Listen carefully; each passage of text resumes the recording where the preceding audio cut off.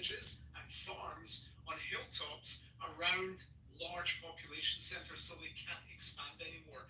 But we're not just building houses for the sake of it. We're creating fields and orchards. We're planting vineyards for wine. We're bringing herds in to make cheese, and it's unbelievable. I was there a number of weeks ago. I visited 3 different families that were set up, one 7 years ago, one 12 years ago, and one 2.5 years ago. And it is incredible what's going on. Judea and Samaria as well, just to let you know, Buttercup, if you're standing in most of Samaria, you can see the whole of the center plains of the country. In other words, you can stand at any point.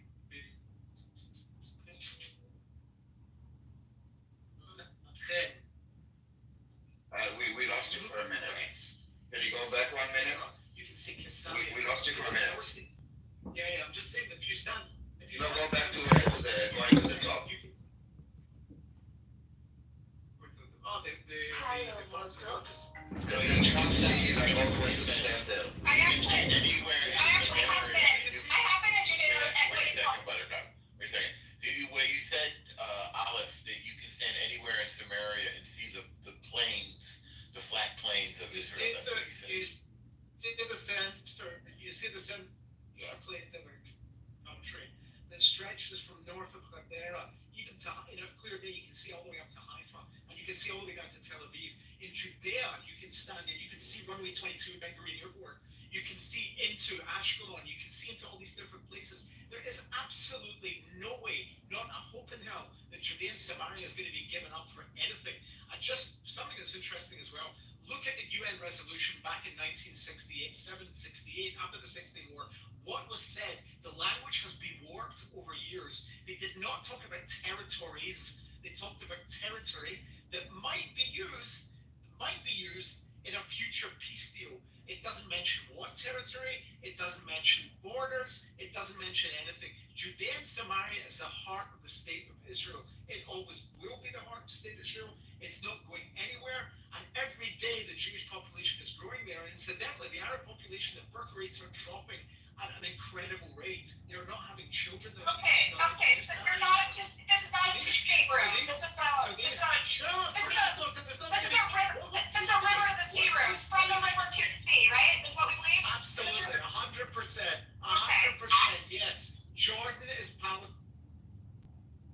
Do you understand how people hear that as genocidal when you see it as a full You think it's genocide. It's in your head. How would it be genocidal when 2 million of them live inside of Israel already? So like that just doesn't make any sense. If they want to live there, they can live there. But it's never gonna be a fucking Palestinian nation there. That's for sure. What do you mean? That's what he's saying. You guys called me an anti-Semite when I presented a one-state solution. You called me an anti-Semite. I presented the same idea, one state. Yeah, one Jewish state. After World War II, USSR redrew the map. What used to be Poland is now Ukraine. They told Polish group, ethnic Polish people, this is now the Ukraine. If you want to leave, you can go to Poland. And they left, they went to Poland. Nobody called it a genocide. You can't reinvent a new meaning for a word. This is a relocation. It is not a genocide. Don't you understand? It happens after every war. After every war, ethnic groups move around. What is unique about this? Why is this ethnic group deserving special rights 80 years after the fact? There's no reason. There's no logic. Whatever, I'm not going to harp on definitions here, whatever you call it. I'm not going to harp on definitions, okay? My point is that I presented... What is the genocide about relocating? Listen, I don't know if it's genocide or ethnic cleansing or war crimes. I don't know how to define it, okay? So I'm not a lawyer, and all I can say... But all of them are negative. Did you notice that all of them are negative? All of them are like... Like I told you yesterday when we talked about this, I'm not calling it a genocide. I'm just convinced by Israeli experts who claim it is. But I don't know. I don't know. So you don't know what the word means, right? I'm not an international law expert, so I don't want to stake a But claim. you speak English? I You speak a little English? You don't need to be an expert on international law. Have you ever heard the word before? Listen, there's been debates among I'm asking you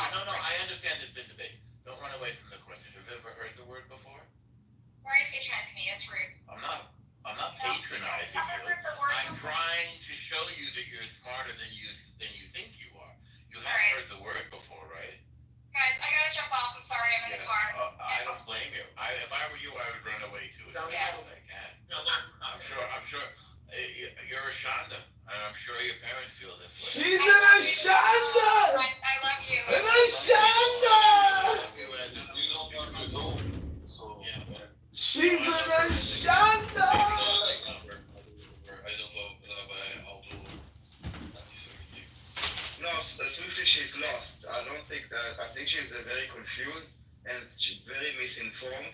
And just so you know, I mean, the Jewish values that we have, like the humanity and the morals, this is exactly why she's triggered about, like, she doesn't live in Israel. So she gets triggered exactly by those emotions, but she's very misinformed like a lot of people. I don't think we need to hate her. We need to help her. She has The scary part is there's a lot more Jews like that in America, just like her. Just like her. Just like her. Got Yeah. like a minute to say this. You have to correct words when people say words like that. I put it in the chat. If you all remember when Sharon sued Time Magazine for slanderous words about actions of the government or about his actions. What are you referring to, Abby? What was that here on stage? Yes, I'm trying to say that when someone uses those terms, they're slanderous terms and they have to be corrected. And you have to Which call ones? them out and remind those people that in the past, when words are used to define actions that aren't truthful, that people, Ariel Sharon won a lawsuit against Time Magazine for the same kind of behavior. And that she said, I just listened to her say, well, I can use this word, that word, apartheid, genocide, ethnic cleansing. Doesn't matter, I don't know what the words mean. She said, kind of like she doesn't understand how dangerous words are. That was my point. Can a country fight The for? words? Sorry, I gotta get off. But I can. It's a person, Sharon, but can a country file like a lawsuit for defamation? They're looking into this now, actually. They're investigating. She has a really hard time with the proportionality of phenomena. It looks like her thinking is instinctual, primatological. Yes, a person can get sued from another country for defamation. Macron, there was somebody in America that was talking shit about him and his wife, pretty much, and he threatened to sue the person. Yeah, and I looked it up, and I was like, wow, you can actually. It did Other sue. countries No, can. no. My question was, can a country? They Yeah, sued the country in can sue. I got another minute. They sued. I'm about to take off. They sued in Delaware. It's in the Delaware District Court right now. Macron's wife. But absolutely. But those are people, Abby. When you sue a country, it's very different. Abby, Did you hear what it did? Abby, Just talking about. Abby, you're talking about For a people. second, I have a minute. You're talking You're about talking about people. You were talking about a country. Country can also they have a government. Where this is my point. Someone uses words and they just absolutely stop them and correct the term. Make her define the word. Make her sit there and read the definition. Like that's you just have to stop them that way. I'm sorry, it's noisy on the phone. Do you follow me? Yes, definitely. Have a safe flight wherever you're flying to. Sure, thanks. Abby, Yeah. just check your WhatsApp. I just sent you a short clip. You've got to look. I will. Well, I will. I'm going into God's word, guys. Have a drink for me on the flight.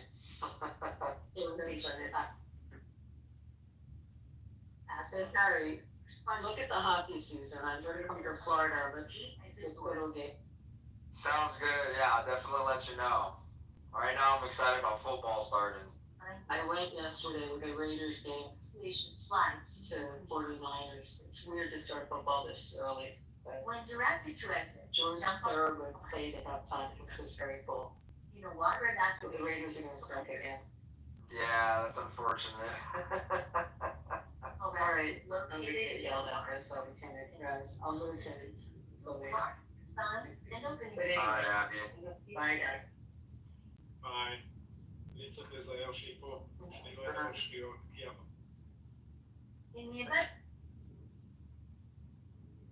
Wow, I didn't know that. היא יושבת ביושבי ראש הדירקטוריון של הארגון שלי.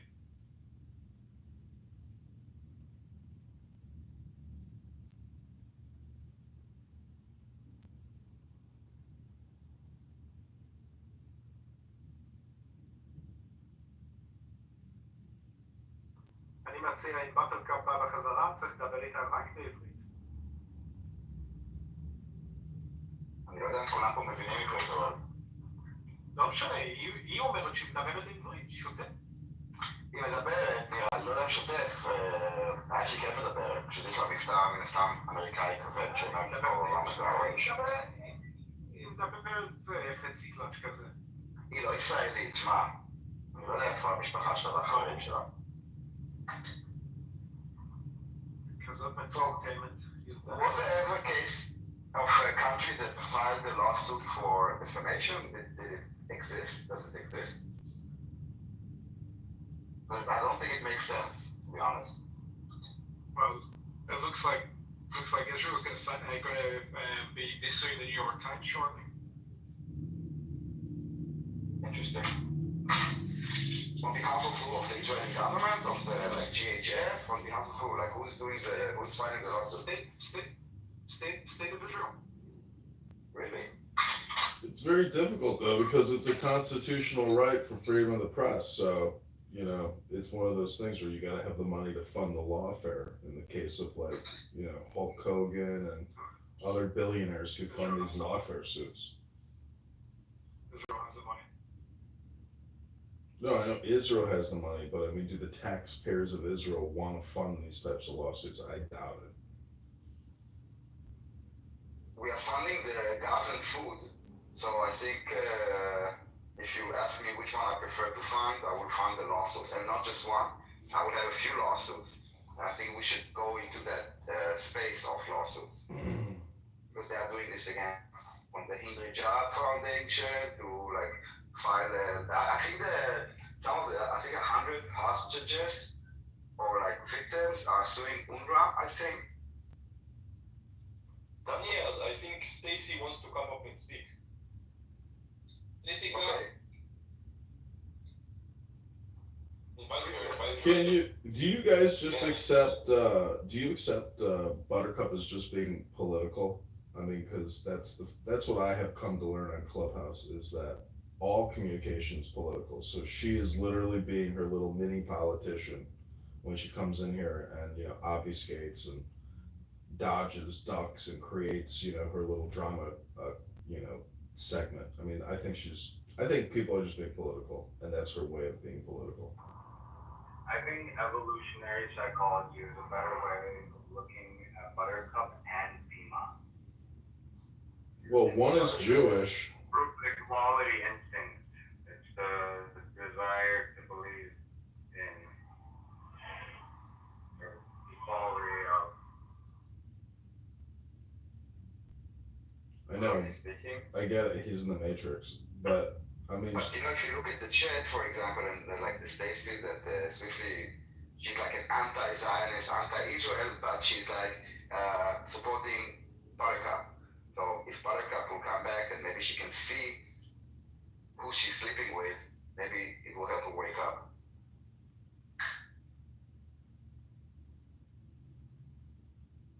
Well, I mean, to say anybody is, the same person or similar is ridiculous. Like Bima is not Buttercup, Buttercup is not Bima. I'm just saying that even within the Jewish ecosystem or echo chamber, there's still a political component to the communication where people are vying for, you could call it political attention, I suppose. That's because some of these American Jews have been so indoctrinated into the left woke, politics here that they strongly believe the views of the woke left, then they would have actually, the homeland of the Jews where we come from. So it's pretty fucked. So it just means that they just weren't either raised by being proud Jews or had any connection to Israel at all. Apparently she says her family lives in Israel, which doesn't mean shit, honestly. If that could be family that she doesn't have any good relationship with at all. So but it's just that's what I've seen. I know Jews like her here in America. She's not the only one I've met here before that talk like that. There's plenty of them. I mean, you can see them all over the internet as well. They're with the Palestinian flags. Notori Karta is a good example. They're pretty much like the same kind of concept what she talks about. Same type of shit. So they're all out there. From a completely different ideology. They're not like. They believe in the same shit. They believe in the same shit. Not really. They believe in a Palestinian country. You know? Not really. They are really just against the Jewish country. It doesn't matter what the solution is for now because these Palestinian bandwagons, though they joined it, but it's not like they really believe their narrative. They just kind of exploit it. I think I'm fine with the believer of Allah. But they're using like a propaganda piece here in America. You see all the postings and pictures with them, and they go out to the street and they go with the pro-Palestinian protesters, and then they use it saying like, look, there's Jews that are for Palestinians, you know, for Palestinian they benefit. They benefit from each other. Well, they definitely do. But it's not the same ideology. Just like it's like the Shia and the Sunni could hate each other, but when it comes to like hating Israel, then they're like best friends. All right. Different ideologies, just for this cause, they are like joining hands.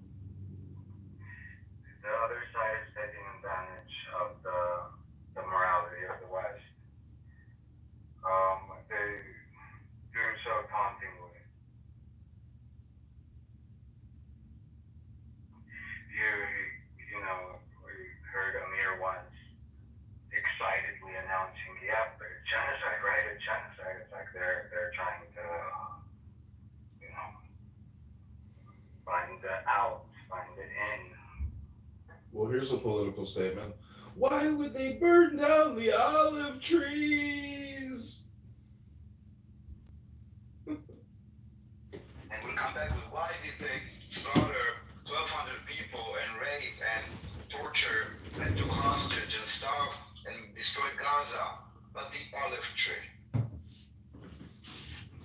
They have a hard time with the proportionality of phenomena, real world phenomena. They think emotionally. They have wishful thinking based on the moral axiom of the past. She loves the most. She knows how much she loves Buttercup. Yeah, you know, she's who cares? She's a troll.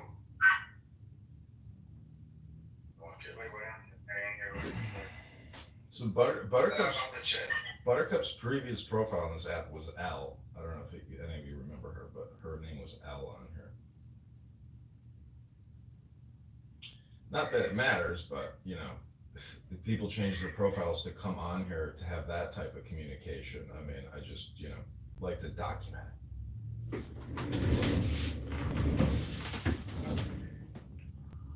Blank slate has evolved into wokeism, which sees all cultures as equal except Western culture as evil and oppressive. But totally blamed on the perceived powerful party, so the perceived powerless party is totally excusable. I have an Israeli Defense League book by Kahan, these Kahanists, everybody throws that term around like Zionist. And this book by Kahan is so mild in terms of, aggression or, extreme behavior. It's a very mild book on organizing and defending the Jewish people. So people who throw that term Kahanist, it's like, okay, well, let's read a Kahanist book and really talk about it and see what's in there about self-defense and security. We should read that book to Amos, because he's the one who throws around that term the most out of anybody on this app, I think. So that's definitely something we should read to Amos one day. You don't need to read it. Just ask him what is a Kahanist. He would not know. By the way, a Zionist, if you ask me what is a Zionist, they would not know. He called me a settler, okay, the other day, because I don't know, one of you kicked him off the stage, and this is why I'm a settler. So those are just words, okay, just like words that I really don't get it. Sounds like Zionist, no one really knows what it is. But Daniel, it's all the same, man. They pretend they understand the points, but the moment you press them, they fall back on the same tired slogans of occupation, genocide, apartheid, because they're not really engaging, you know? They're not engaging. Yeah, and then either they would do like a tantrum that they, I don't know what, and they would leave, or that they would let someone else navigate. They would not be able, this is why I try sometimes to kind of drill down and not let them move the conversation somewhere else, because they would say something triggering, so someone else on stage will come up and take the conversation somewhere else.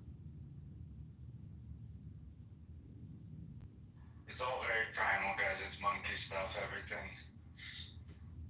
No, it's their safety net, because without it, they'd have to face the complexity and admit the narrative doesn't make sense, it doesn't hold up. And that they supported, but basically, if they would admit it, that like a lot of people in the West would have to admit that they were supporting the Nazis of our days, you know? And that to understand something like this about yourself, they create this self-protection mechanism to take down every truth, so their entire identity will not collapse. Well, that's politics in a nutshell. The reconciliation of justice and truth in the West is one of the most important notes for total human justice. Right now, it's very confused, very confounded. It can be easily explained, but the people who follow that orthodoxy, wokeism, in its most extreme, will not concede those points for a variety of reasons, mostly practical, for social purposes, career purposes. You know, on X Spaces last night, and I hear it all the time, it's that the Jews, the Zionists have infiltrated the US government and we have to rout them out there in control of everything. There's this Jewish paranoia and insanity, you know, this Jewish derangement syndrome that a lot of people come on this app, but also primarily on X Spaces. And it's almost like a category of television or you know, it's like a specific category that they choose to pick up every night and run with that, you know, flag. It's very, you know, to me, it's insane and extremely dangerous. And at 42, I had never heard this kind of, you know, political insanity that Jews are everywhere, you know, and they're in control of everything. It's really scary, sick. And if you ever meet somebody like that in the real world, it's like, holy shit, you know. But the fact that people come on X and do it every night of the week is insane. It's called JQR, which means Jewish Question Radio. And if you want to get your rocks off and troll some people, go into that X space. They hold it every night. It's called JQR. It sounds a lot like what the Nazis did. That's exactly what the Nazis did, you know? So, shit's scary as fuck that this is happening still to this day. That us as human beings haven't learned from history, right? So, disgusting, bro. It's just disgusting, people. There should be no ambivalence in the West. Anti-Zionism is anti-civilization, and anti-Semitism is anti-good. Well, people like I don't want to say M. Kapara, Al, or Buttercup. She's like the low-hanging fruit of that, you know, crisis where I think it comes down to education. That uneducated people. Bro, that's not M. Kapara. No, I know it's not. I tried to fix myself there. Her former profile's out. It doesn't matter. The point is, Buttercup, our sweet little Buttercup. She's not as sweet as she sounds, as everyone has figured out. Oh, we know. Trust me, we know. Oh, she's It's like she's like a really big. She was just in the mirrors room last night, bro. They were playing a recording of when Shlomi first went in there after he, shortly after he got back on the app after being rescued and everything. And they were, the way that, I could tell some of the voices who were asking him questions, I know who they are just from, them being on the app for so long. One of them was Prince, that piece of shit, midget. He was, asking, he was like degrading Shlomi and some of the shit that they were saying, some of the questions that they were asking him, and, hope for his death too. He said, I wish he would have just died, something like that. And she, after they stop the recording, the first thing that they say, she says to them is, "You treated him so well. My God, you guys treated so nice. I'm actually very, very proud of you guys for how you guys treated him." And one of the guys that were on there that was asking questions in a very degrading way as well was Soren, the guy that disappeared. So yeah, you could definitely, everyone knows his voice, and he was definitely asking those questions. So just gives you an idea of how long ago this video or this recording was. And after the fact, they were like saying, "Oh yeah, he was saying that Shlomi was agreeing that there was a Hannibal directive, and all this stuff." And like Shlomi never. And I was listening to the whole thing. I have a little bit of it recorded too. He never said anywhere in that recording that he agreed to them about some Hannibal directive being happening there. So it was pretty disgusting to hear after the fact that she's cuddling them and saying that they treated him very nicely. When in fact anybody with the right mind who would listen to that would know that that was the complete opposite of how they treated him in that I don't even want to call it interview, but whatever the fuck it was, a clubhouse room. So of them berating him with questions. So yeah, she's dangerous. You guys need to watch out for her. Don't let her sweet voice make you guys think that she's she's really wanting to learn, because that's what she kind of said last night. She's like, "I want to see if I can learn, but probably won't." So it's like, then why would you even say that? I'm not trying to make her come to our side or anything like that. But definitely how some of you guys in today destroyed her. I think that was great. That's what we need to keep doing. She's very easy to debunk. When people are quoting The Guardian and Haaretz, you're a joke. Like, that's all I can say. I would just say that all this communication on all these social audio platforms, there's one intention, and the primary intention is to get you angry. And I really do believe that's what most of these people are trying to do by gaslighting and making extremist, profane, vulgar statements, is to literally get you angry so they in turn can get their dopamine feedback. Because It's a clubhouse archetype. yeah, it's like psychology 101. It's very crazy that people want, like, Daniel, I love you, Daniel, but you have spent so long on this app getting your anxiety up, your blood pressure up, your dopamine up, and I salute you for doing that. But on the flip end of that, all these anti-Semitic trolls and Jew-hating trolls on this app and X, they live to essentially catch flies and fish and watch them struggle and scream and go crazy that they've been, I don't speak to those people anymore. I don't go to a newsroom. I don't have any patience to all this El Aqsa and Aziz. I don't even engage with them because it's pointless. I never went in their rooms to begin with. Their sweet voices doesn't mean anything, because the tone of their voice doesn't change the truth. So they can speak softly, calmly, even sound compassionate, but if what they're saying is built on lies and hatred, it's still a poison. And actually the calm delivery makes it even more dangerous, because it tricks people into thinking it's reasonable when it's just anti-Semitism wrapped in pretty language, or not language, like tone of language. The style doesn't matter, the content does. And the content is always about delegitimizing Israel and attacking the Jews. And it's not just random criticism either. For a lot of these people, it's almost like a fetish. It's like an obsession for people like Amir. It's a fetish for them. They've made it their mission to bring Jewish people down and Israel down, no matter what. You can see it in how they twist everything. If Israel defends itself, they call it aggression. If Israel shows restraint, they call it weakness.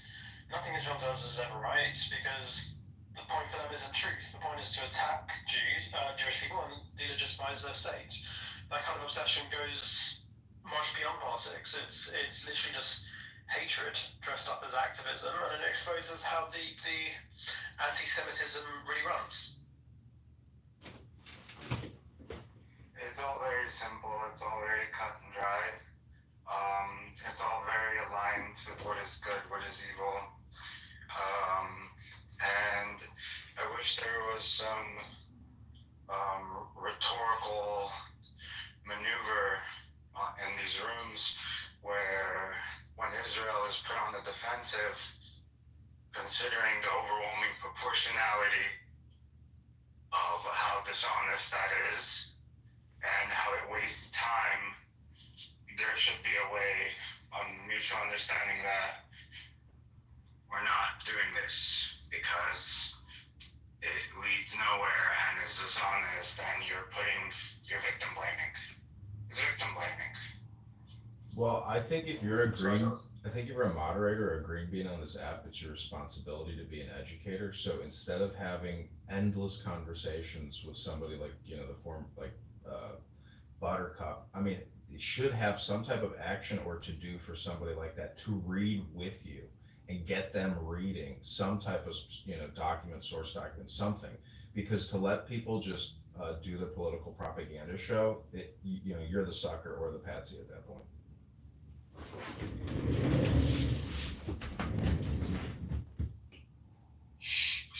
But it is useful to understand them, right? It's a very good learning experience. Yeah, up to a point, man. Up to a point. Yeah. Up to a point, yeah, but it's at such cost emotionally.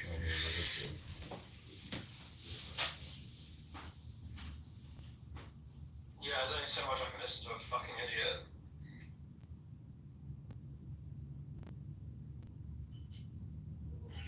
It is what it is. You have to be really far gone to be an active anti-Zionist. And it shows all the different kinds of hate there are, and they all come from same bad place, different bad places. Well, there was a protest outside my former office, and it was all these Free Palestine people, but there were Jewish children, young people mixed in with this crowd. And I said to this girl who was about to get arrested, I said, "Are you Jewish?" She says, "Yeah." I said, "Don't ruin your Shabbos. Don't ruin your Shabbos." And she was giggling, and she got arrested. I mean, I would love to have like grabbed her and yanked her out of that line, but I'm not going to get physical with somebody and next thing have a problem. So these people are totally brainwashed, completely and utterly. And that's why I say, somebody who's a young Jewish girl who has family in Israel, comes out of Israel, is going to come on this app and tell you about, the genocide and the violence of the state and the evils of the state and things like that. I mean, that's why I say, if I mean, I like to read books, so I'm just saying, try reading books with these people. It's no coincidence that they're the most this and that people you know in your life. They're not so smart.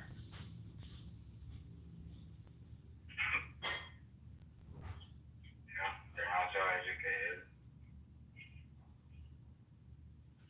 And they tend to be bad people, right? It's clear that the activists personally, they're awful. I mean, the fact that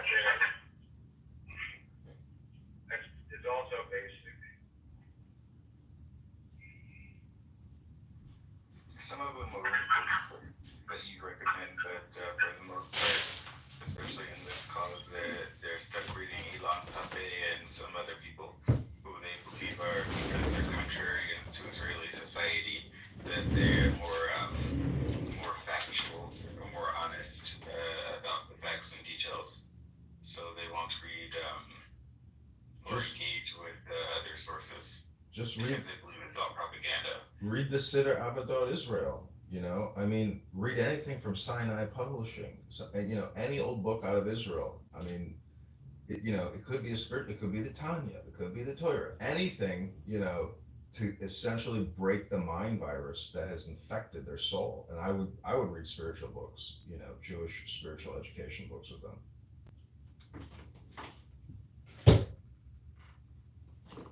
Because they're hyper politicized, and you need to depoliticize their polarity, and you can do that with, Toilet. Yeah, there's some great books out there. Primary, secondary, some of the secondary books go your way. Johnson Sachs, Keegan Hack. So I thought you were going to say Pirkei Avot, and it was your favorite book. all this stuff starts with words. This kind of hatred is very dangerous. It follows the exact same pattern that led to the Holocaust. It never began. The Holocaust didn't begin. The regime didn't begin with before the Holocaust came out. It never began with violence. It began with words, with spreading lies, blaming Jews for everything, and convincing others that Jews were the threat. And the language slowly but surely poisoned society until violence against Jews became acceptable, which we're seeing now. And eventually millions were murdered. History can repeat itself. That's what happens in history. We hear the same kind of rhetoric today, lies about Israel, demonization of Jewish people, constant scapegoating, and it's not just debate. It's a warning sign.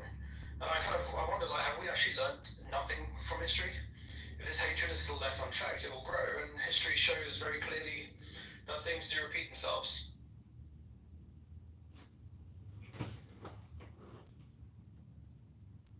Well, it's like an education crisis, because the now is all important. And a lot of people want to play this history hypnosis game about white structural racism, about how, Ashkenazi Jews are Khazarian converts, and this was their land. It was like the whole thing is like a historical revisionism, and they want you to accept it on the spot as if there's some type of historical, professor, and they're 100% accurate. It's dying on a hill and all or nothing thinking. So that's why I say you can break their mind virus, hopefully, with a book. Yeah, I don't know if it's going to be so simple to break because I see it as more than it's an educational issue because ignorance alone doesn't explain this kind of hatred. Like people can be taught history, they can be shown facts, and they can be given evidence. Yet they still cling onto these lies because there's something much deeper and more sinister driving it. So this is about ideology and resentment and anti-Semitism that gets passed down and disguised as some sort of justice. And if it were only a matter of education, you'd expect the hate to eventually disappear once the truth is explained, but it never does. Which shows it's not just ignorance, it's a willful choice to hold on to the hate. So I think it's much deeper and more dangerous than just an educational issue. So Tobias, I know I'm one of these people that you see as being misled by this ideology, and I'm not the only one that feels that, but yeah, go ahead. Okay, I understand. So I wanted to ask Daniel something since he's from Israel, lives in Tel Aviv, and knows sort of the zeitgeist there. I know that, just to give you guys some background, I grew up within this believing what you believe, the same narrative, same story, and I don't think they lied to me about anything. Then I got older and read books by Israeli historians, the new historians, some of whom Benny Morris is kind of right wing now, but the others you probably see as discredited because they're too left wing. But and then it changed my view, and it kind of it's not that I was lied to. I had the same narratives that you had. It kind of shattered my innocence because I learned about some of the massacres in Deir Bala and Lid and all this stuff, right? And I'm sure you guys had similar experiences when these IDF records were revealed in the 70s and 80s. And we found out what the true scope of what happened during 1948. And so I'm wondering, Daniel, how are these books received in Israel? For Tom Segev and Benny Morris and Schleim, how do you guys view those historians? Right, we don't really view them, to be honest. We actually, people, I guess, in the West read books, those about what's going on in Israel. To be honest, it's not part of the discussion in Israel at all. But you said something about what really happened in 1948. What really happened in 1948? Well, so this is the IDF records that were opened in the 70s and 80s. They were concealed to kind of keep this romantic narrative about the independence. And then in 1948, the IDF opened up its records, its interviews and documentation from what really happened. And so that's where what the basis is for these Israeli historians that have the numbers that disputed are how many people died, how many people were killed. I was told most of them fled, right? And that's the narrative a lot of us were raised with. Most of them fled. No, what do you mean? We were not raised by any narrative, to be honest. I didn't deal with this entire... Did you learn about the Nakba in school? Did you have it at Nakba? At all? No. Do you know what the Nakba is? Yeah. It's a brand, okay? And hold on. The branding Nakba, the word Nakba, I don't know if you... Did you read how it's called? Benny Morris? No. The actual private source, the person that wrote, I don't know think it's called the story of the Nakba. This is where the word Nakba came from. It's Right, an I know the Arab. origin. Yeah. Okay, so the Nakba is about it's all about. I read the entire thing. The refugees, which are not called refugees, they're called Arabs of Palestine that fled, and he's actually saying even before the first bomb, our bombs, was shot, like their bombs, I mean from their side, because they launched the war. The coward Arabs, Palestine, the majority of them fled, and the disaster was the Arab pride of 5 Arab armies that were defeated by a one-day-old Jewish state. That was the Nakba. The Nakba, as the expulsion of Palestinians by the Zionists, is a narrative, is a brand. For example, in his book, in this piece, he's talking about 450,000. Then it grew up to 700,000 that were all expelled by Jews, which is a lie. There were over 1 million Jews that were expelled from Arab countries just for being Jews. There is no branding for it. Okay.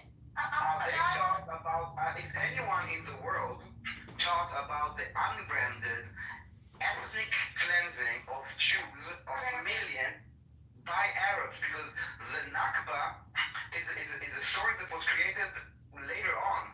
The reason that I was not taught it is because it literally was just invented. Okay, In the 60s, fine. So, and then you're right. Terminology aside, maybe it's bad branding. Maybe it's bad branding.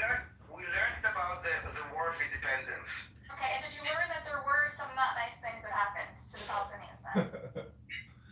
Okay, so when we say the word war, I think it means things don't nice to anyone. No, but you know, people were rounded up, and then there was the call. I think it was Ben Gurion, who was the one who made the call and said, "Yeah, just." It's very simple, Buttercup. We created the state. They went out in all forces to destroy us. You are now here saying, "Oh, but there were some bad things done to the Palestinians." Check how many villages. I agree that bad things were done to both sides. There were no Palestinians back then. Back then, when you said Palestinians, you meant Jews. Those were Arabs of Palestine, many of them from Syria, from Iraq, that they came to work. The story is that they launched a genocidal war against us. This is what really happened in 48, and we defended ourselves. Okay, I agreed. Jordan took the West Bank and named it the West I have Bank not because of disputed the any of these facts. So this is the story. This is what we are Yes, taught. me too. This is what I was taught too. Me too. But we are taught, listen, we are taught history, not branding, not I know. And so and not like those words that don't mean anything. Like actual history, what happened, dates. You're conflating a different history book that I'm not talking about. I'm talking about Israeli historians who, when the IDF records of the 1948 War of Independence, the victory, they opened up the records of what happened then and who made what calls and who said we can kill civilians or can't kill civilians, and it all became public, right? That happened. Do you remember when that happened? It was a big headline. The thing is that you did not read the records, okay? I read the recap. I know. Hold on. You let someone to pick and choose words and sentences from those reports, probably out of context, to create a narrative and show it for you. If you're really interested, don't let Benny Morris, as you call it, and write the new historians, which means rewriting history. And if you want to try and find like problems, you will see, for example, the Nakba story, the way that it's presented. I So probably the idea is it public. Go read it. Daniel, I wanted to ask you, we were talking earlier about education, and I was curious if, because, there are a lot of 20%, whatever, I don't know the percentage, Arabs in Israel, and you want to present history in a way that's balanced, that everyone feels represented, their narrative feels represented. So there are in schools an effort to talk about what Arabs see as a Nakba. Whether you consider it one or not doesn't matter, but they call it that. That's part of their shared memory. And so in Israeli schools, they actually do talk about the Nakba, especially after these records were opened, because they acknowledge that there's two versions of history. There always is, right? And so I don't know where you're getting it, and I will find out what's going on. I'll find a link, but they do teach Nakba in I don't care school. about the links. I will ask people that actually have children I'll in ask school. my sister. She teaches in school, in Israeli And I school. really hope that you're wrong, and I doubt it.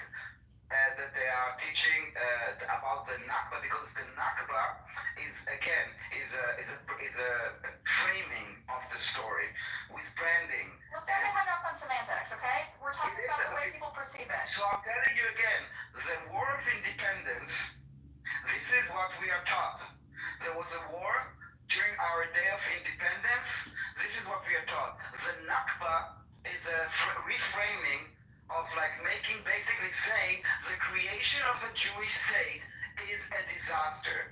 So no, we do not teach our children that the creation of Israel is a disaster. This is a framing that Yasser Arafat and his allies, the terrorists by the way, actual terrorists, not figures, actual terrorists.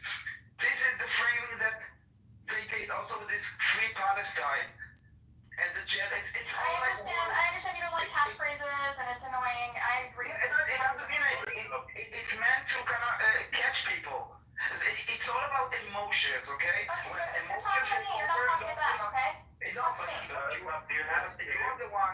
you are the one that are affected by this because the emotions kind of take off the logic and then you don't really have Put emotions. I have the same information basis that you have. I just was added new information. I want you to help me contextualize Not the it, okay? information, the critical I want to thinking. know. Listen, You don't Daniel, need to have all Daniel, stop information. yelling at me.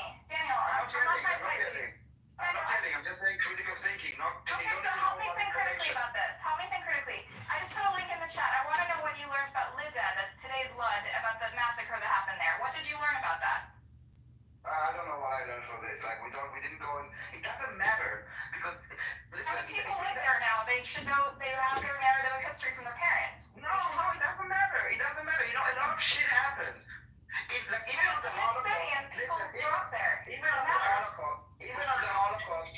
Hold on. Even when they teach us about. One second. I wanna so you will understand. Even about when they teach us about the Holocaust, we don't go to every city, every town, and every village. And you know what? Even like decades later, I heard stories about the Holocaust, which are like crazy, like big stories.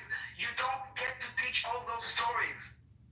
And the war, and when you teach history, you talk about like, I don't know, like You talk about the major battles. No, this was a major battle. The conquering of blood was a big battle. After all the new information you received, are you ashamed to be a Jew? It's a serious question. Are you ashamed of I mean, my culture is literate, and we read books and we accumulate information, and we're intellectually honest. So I don't know about your culture, but mine is literate. The question was about you. Answer the question though. After all this new learned information you've received, are you ashamed of your people?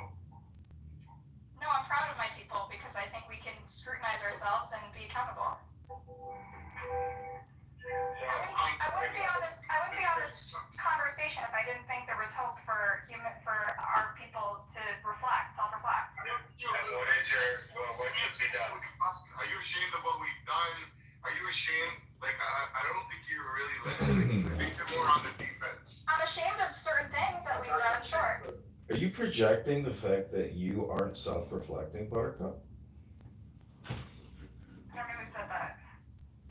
I think that's fucking very important what he just said. Listen. She just let everything go past her ear. I'm talking to Daniel who actually Yes, knows but shit. you doesn't listen. You just come here, and before Daniel finish, you already formulate the next question. The next question. No, Daniel and I have been in a conversation for a couple days now, and it's very Yeah, but enlightening don't and listen. You helpful. just take up people's time. And Daniel is a teacher. She's very passionate about teaching writing, right? And she find that you are very misguided and she tries like writing, right? Is he? He's he. Yeah, Daniel's the key, bro.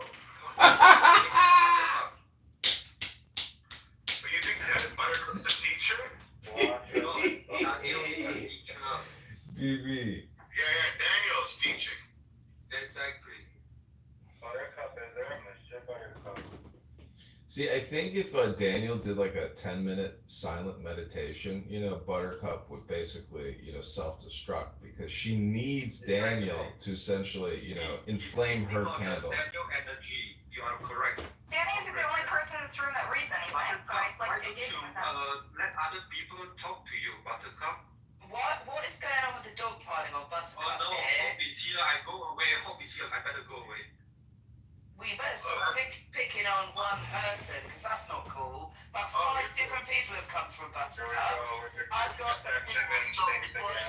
Before you jump on the bandwagon, nobody's picking on her. She's actually picking on herself. She's picking on Jewish people. She's picking on the fact that she's ashamed of what Jewish people. So before you open your fucking mouth and start like. Oh, hi, BB. You're not going to be respectful today then, huh? Because I said something you didn't like. Typical. No, because you and I have talked. You and I have talked many times. But you jumped in yet again with misinformation. I've not spoken to you for months. I've spoken to you for months. You jumped in yet again. I've not spoken to you for months. You jumped in yet. You didn't have to speak with me. I'm in rooms that you speak and interrupt and say things that are out of context. So nobody's picking on Buttercup at all. Buttercup is picking on the fact that she's a Jew, and she's picking on every Jewish. I said dogpiling, not picking. The two are quite different. About 5 different people. About 5 people.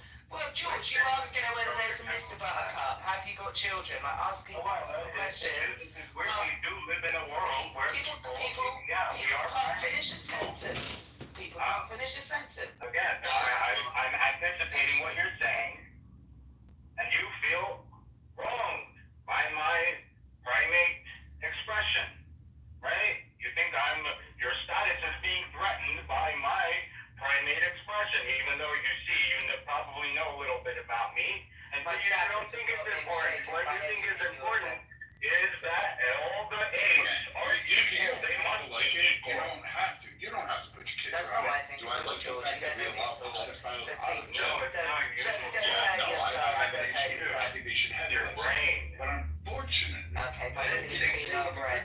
I don't get the new I'm not a judge. If I was really. But anyway, at least I stopped the 5, 6 different questions of Buttercup at the same time. You didn't stop believing, actually. You didn't. So you just put a pause on it. Politicians to have a partner, to have. It gave her a breather anyway. BB, you and I have always been fun. I don't know why you're being like this. It's wild. It's get that new JC out. Daniel, I just want to say Luda is a major turning point in the war. It was a big conquest. So I'm surprised you never heard of it.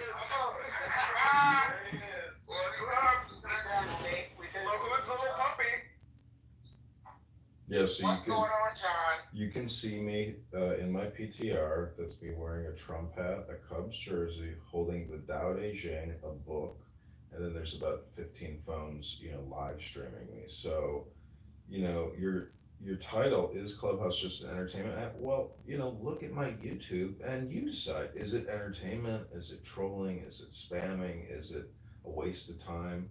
I think it's art, really. And that's the best way to describe everything is the word ART, art. It rhymes with fart. That's what I've been saying, John. I'm saying that you're either a madman who needs to be put in a straitjacket, or you're a genius performance artist / social media artist. I just wish I could get into a movie theater and have an audience and say, okay, everybody, let's look at my YouTube for the next 4 hours and force everyone to watch this incredible Clubhouse experience. Well, you can if that's something you really want to do. You can rent out theaters in Chicago, and I understand post-COVID, they've been quite cheap. You can rent out a whole theater for a couple $100. Good point. You can do that actually. Yeah, just rent out a theater, and then if you become a hit, obviously I'm assuming that he'll be able to get into more theaters, right? So, have you ever looked into that? You should take advantage of what you're doing. Yeah, I'd have to do an Eventbrite and try to do a Facebook, event, and actually do a first stage theater, for Clubhouse, and make it an interactive show, like the Killed Tony show. So I think you could do a cross combo entertainment event experience for people and introduce them to Can we Clubhouse. change the title? We're gonna give we're gonna give John the stage, but let's change the title to How to Properly Lose to the Hood.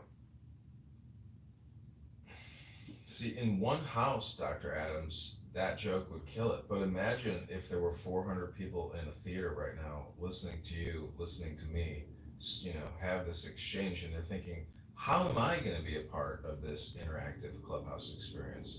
And this is where I turn around and say, all right, everybody, pick up your phone and type in clubhouse into the Google app search field. Download the app, type in your profile name, type in your first name, last name, and everybody go to the one house, and the room title is how do properly lose to the hood. I like it. That's an ebonic with the hood. And also, Dr. Adams, I swear you are the funniest person on this app at this point right now.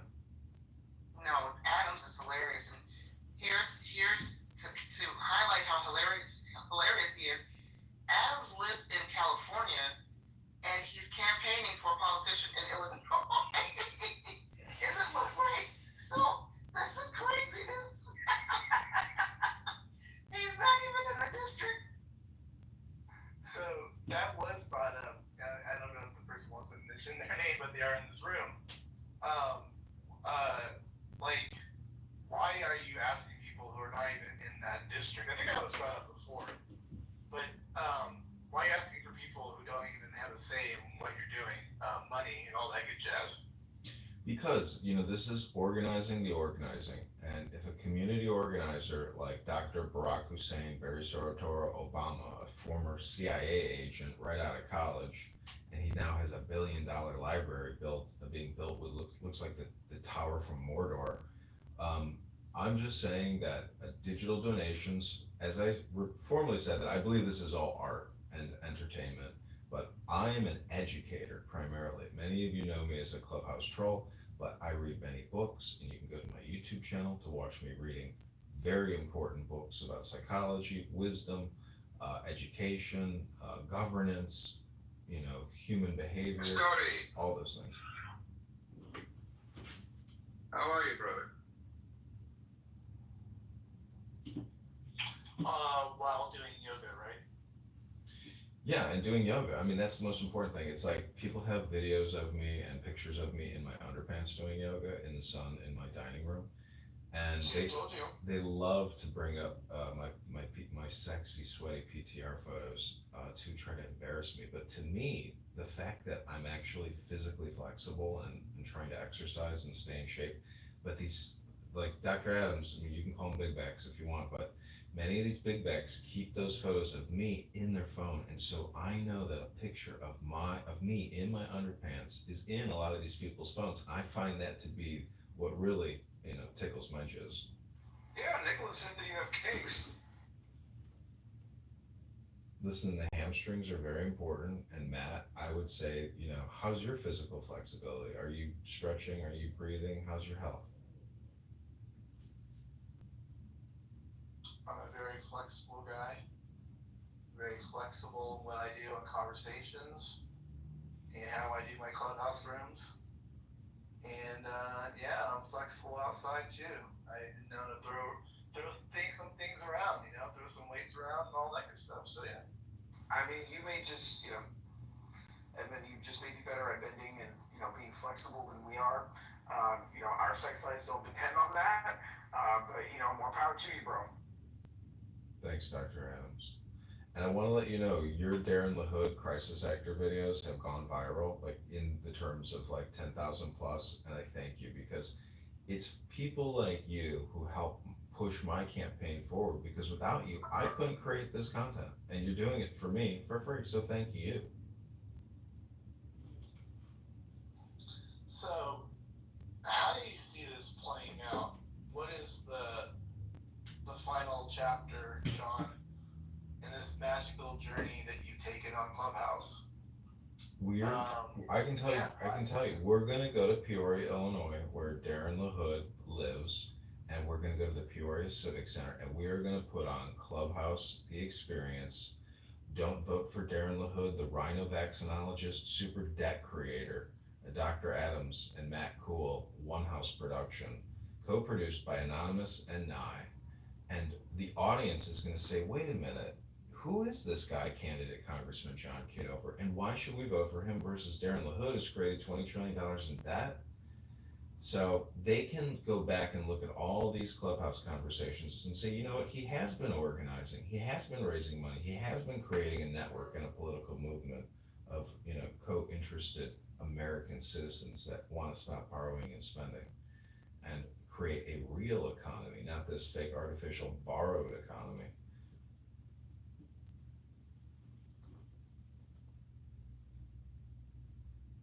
Don't ignore me. I said how many. Well, I'm gonna stand on what I said earlier. I'm assuming it was streamed, or maybe it wasn't. Now it is, which is fine. But probably tonight there will be a formal title that will be proclaiming the end of your campaign. And I just want to give you a heads up on that tonight is your last night campaigning, and I hope you have some other things lined up. Maybe some more book reading by yourself, or book reading in yoga pants and whatever you do on Friday nights. But I think the campaign is coming to an end. Is that surprising to you, or how's that working out? Like, what do you think about that? I think it's very interesting that you would project the end of my campaign tonight when I know that that is not the end of my campaign. The end of the campaign to elect John Kitover will not end until we basically don't submit on October 27th. If we can't get the, minimum number of signatures, that is when the campaign will truly end. Which But is what?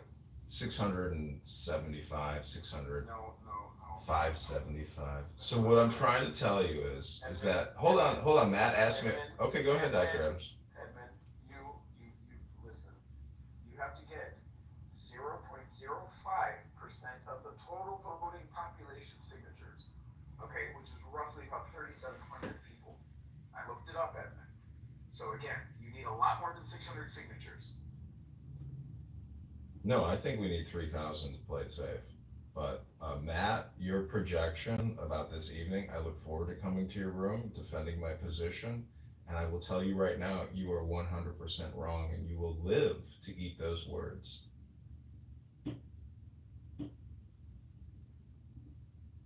Yeah, I guess we will see how that goes. But the signature thing is an issue. I know that you've been vocal about your disappointment in finding a person to help you gather signatures. We talked about that the other day, I think. And as far as I know, that outlook has not changed. It's looking pretty dismal on the collection, or finding someone to collect on your behalf in that way. Now, I could be wrong. Maybe things have changed in the last 48 hours, but I do feel that is a big hurdle that you're going to have to overcome. The Low team is way ahead of you on that game. You're correct. So, but things have changed. We did put up a new solicitation on Craigslist for the city of Chicago. I will post it in the chat. And anyone here in this room or house can also apply, or anybody watching these videos. But we did get some high qualified responses today from actual Republicans that work in digital marketing. So the campaign is rapidly taking off Monday. And again, Matt, your negative outlook and the lack of help that you provide the campaign, the fact that you call yourself MAGA and have held all these pro-Trump rooms on this app for years, the fact that you don't help out a fellow pro-Trump Republican, to me, shows a lack of leadership, character, and intelligence on your behalf. Thus, why you're predicting my campaign is going to end tonight. And I challenge you or anyone else on this app to come to that room. Bring your evidence, bring your screenshots, bring your recordings, and I will put my recordings, my screenshots, all of my media and all of my art, as evidence against whatever kind of BS you think you're going to pull out of the woodworks.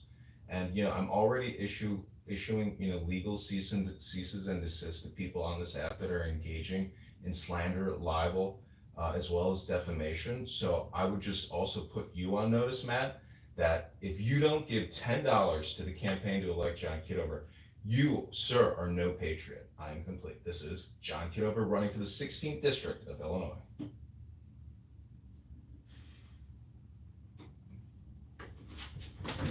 I think you have a better chance at winning the gold in female gymnastics with your flexibility than taking over Darren LaHood's seat.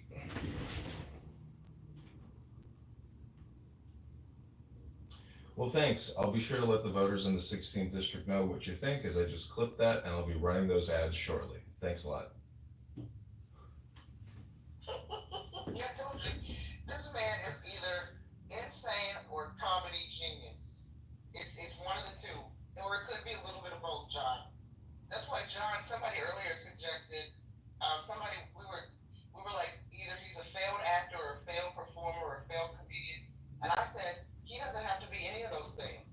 You're funny as shit. I don't know why you're not a stand-up comedian, to be honest with you. Well, see, I think even if I lose the primary, I think having this content as role playing a congressman is actually enough content that it will essentially condition the situation in the future. So this is all performative, but also educational. So to me, this is what I think AOC is. To me, this is what I think, Ilhan Omar. I think these people are just content creators and they want to watch America burn. And the fact that I'm trying to kill two birds with one stone here. So that's why I am legitimately asking you for your support. Hakima is a campaign contributor. He has reached deep into his pockets.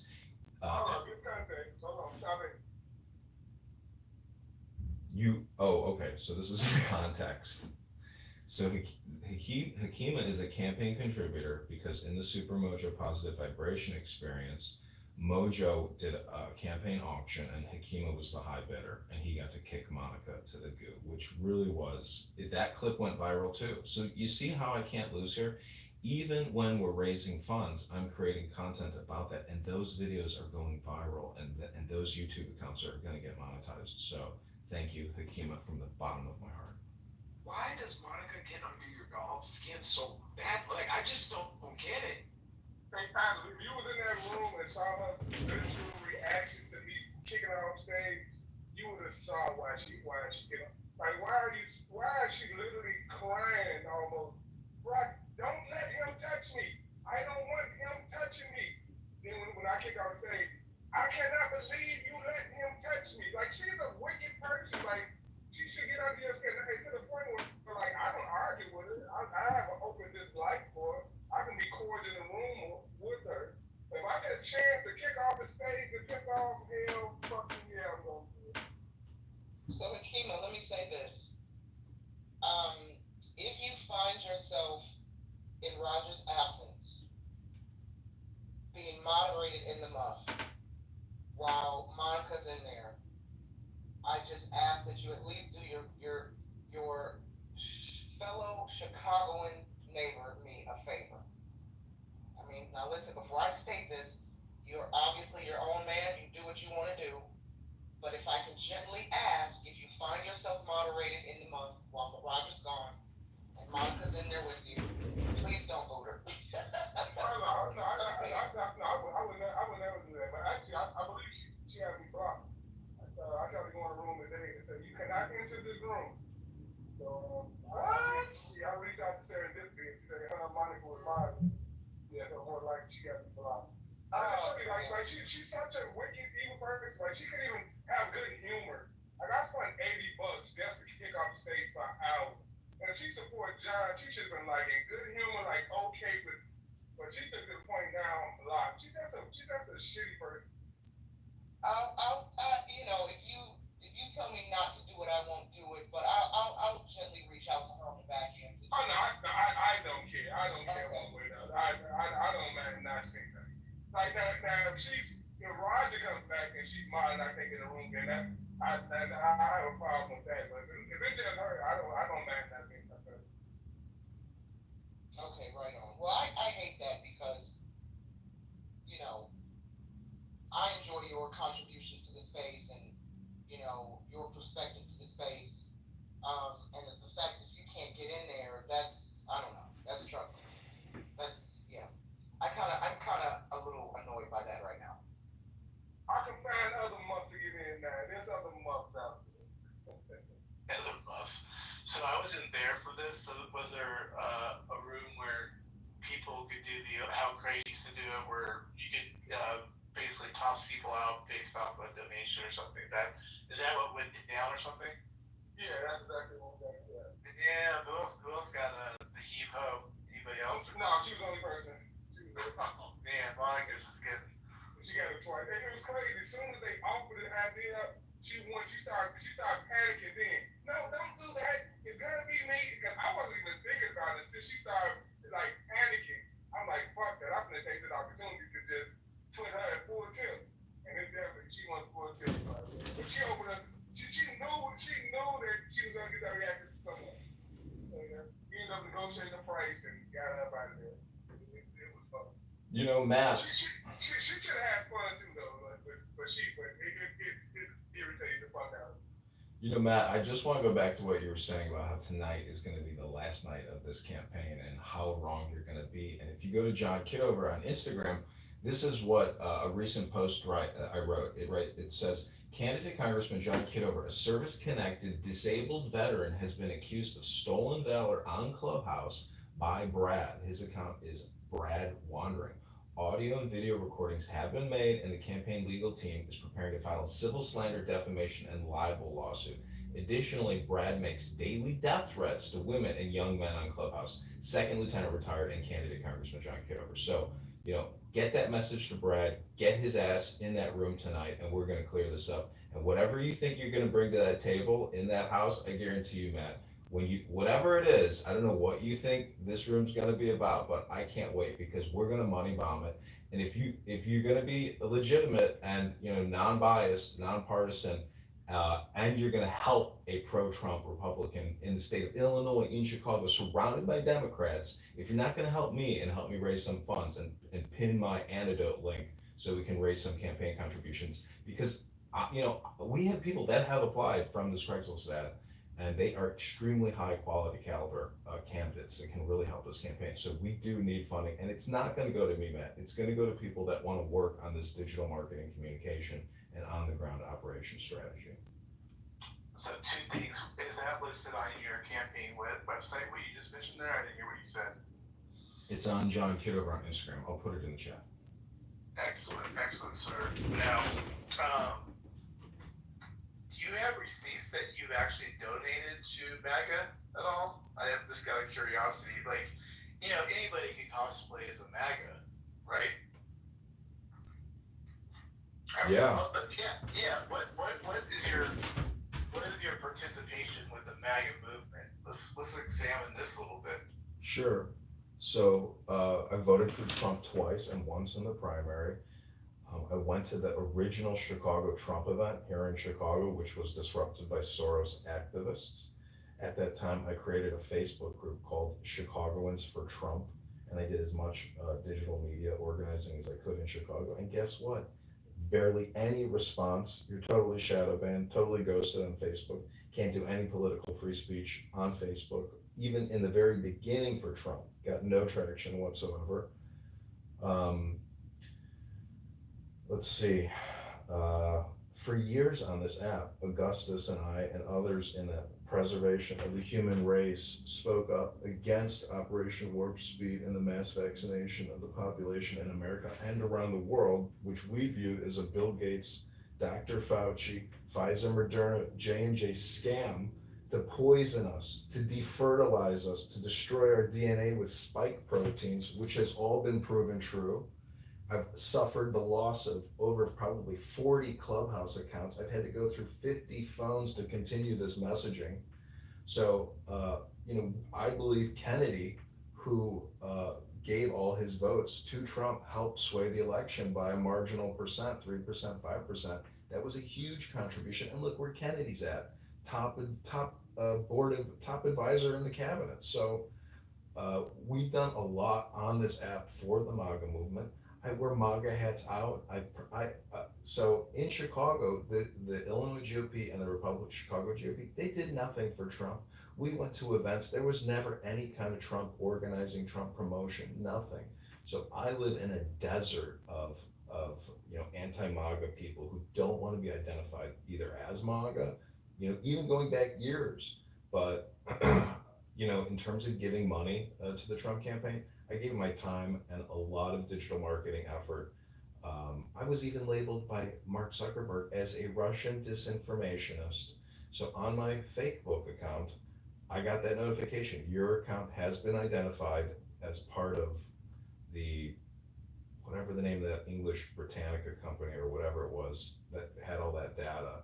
Somehow, Facebook and this is in collusion even with the whole fake Russian narrative is that, even Facebook was putting that out. So, you know, don't forget also Zuckerberg platformed Fauci on Facebook live streams over and over and over again about getting vaccinated. So, Darren LaHood has received millions of dollars from big vaccination, big pharma companies, health insurance providers, and he promoted. You can go to his X account and type in vaccines and see all the promotion propaganda he put out to tell all of his good-hearted constituents in the 16th district to get vaxxed, or you can't have Thanksgiving or Christmas, you can't go back to work, and you can't end the pandemic until everyone is vaxxed. He put that messaging out over and over and over again on his X account, on his Instagram, on his Facebook page with over 30,000 followers. So, that's my involvement in MAGA. Matt, I know that's a long-winded answer. No. You are a good salesperson for sure. And I'm assuming that all those things that you mentioned are true. And if you thought they could fight in Chicago on behalf of MAGA, obviously I appreciate that, of course. Did you ever run into Mark Carter in person or on the app? I don't know if are you No. familiar with that? No, Yeah, no, I don't know Mark Carter. No. Really? Okay. Yeah, he was a big MAGA, a black guy. He was a big MAGA guy who was basically drafting everything that went on for MAGA in Chicago to be able to turn the tide, so to speak. Are you talking about King Carter? Oh yeah, King Carter. I think his full name is Mark, though. Maybe I'm wrong, but I knew this person. Even had King Carter for a while. Yeah, exactly. That guy. Does that ring a bell? I don't. By the way, I didn't mean to dox anybody. That was. King Carter is his name. Was his profile name on Clubhouse? I think it was King Carter. No. Yeah, that's what. Yeah, he's not acting for nobody. Yeah, I said Mark, but he said his name before plenty of times. So, my question. Now I lost my question. Oh yeah, you have any. I'm assuming you have some audio of you speaking highly of MAGA. That's my question. Well, my big focus going back to August of last year, of 2024, was recording Adrian Dittman, who is Elon Musk. That's his burner account on X.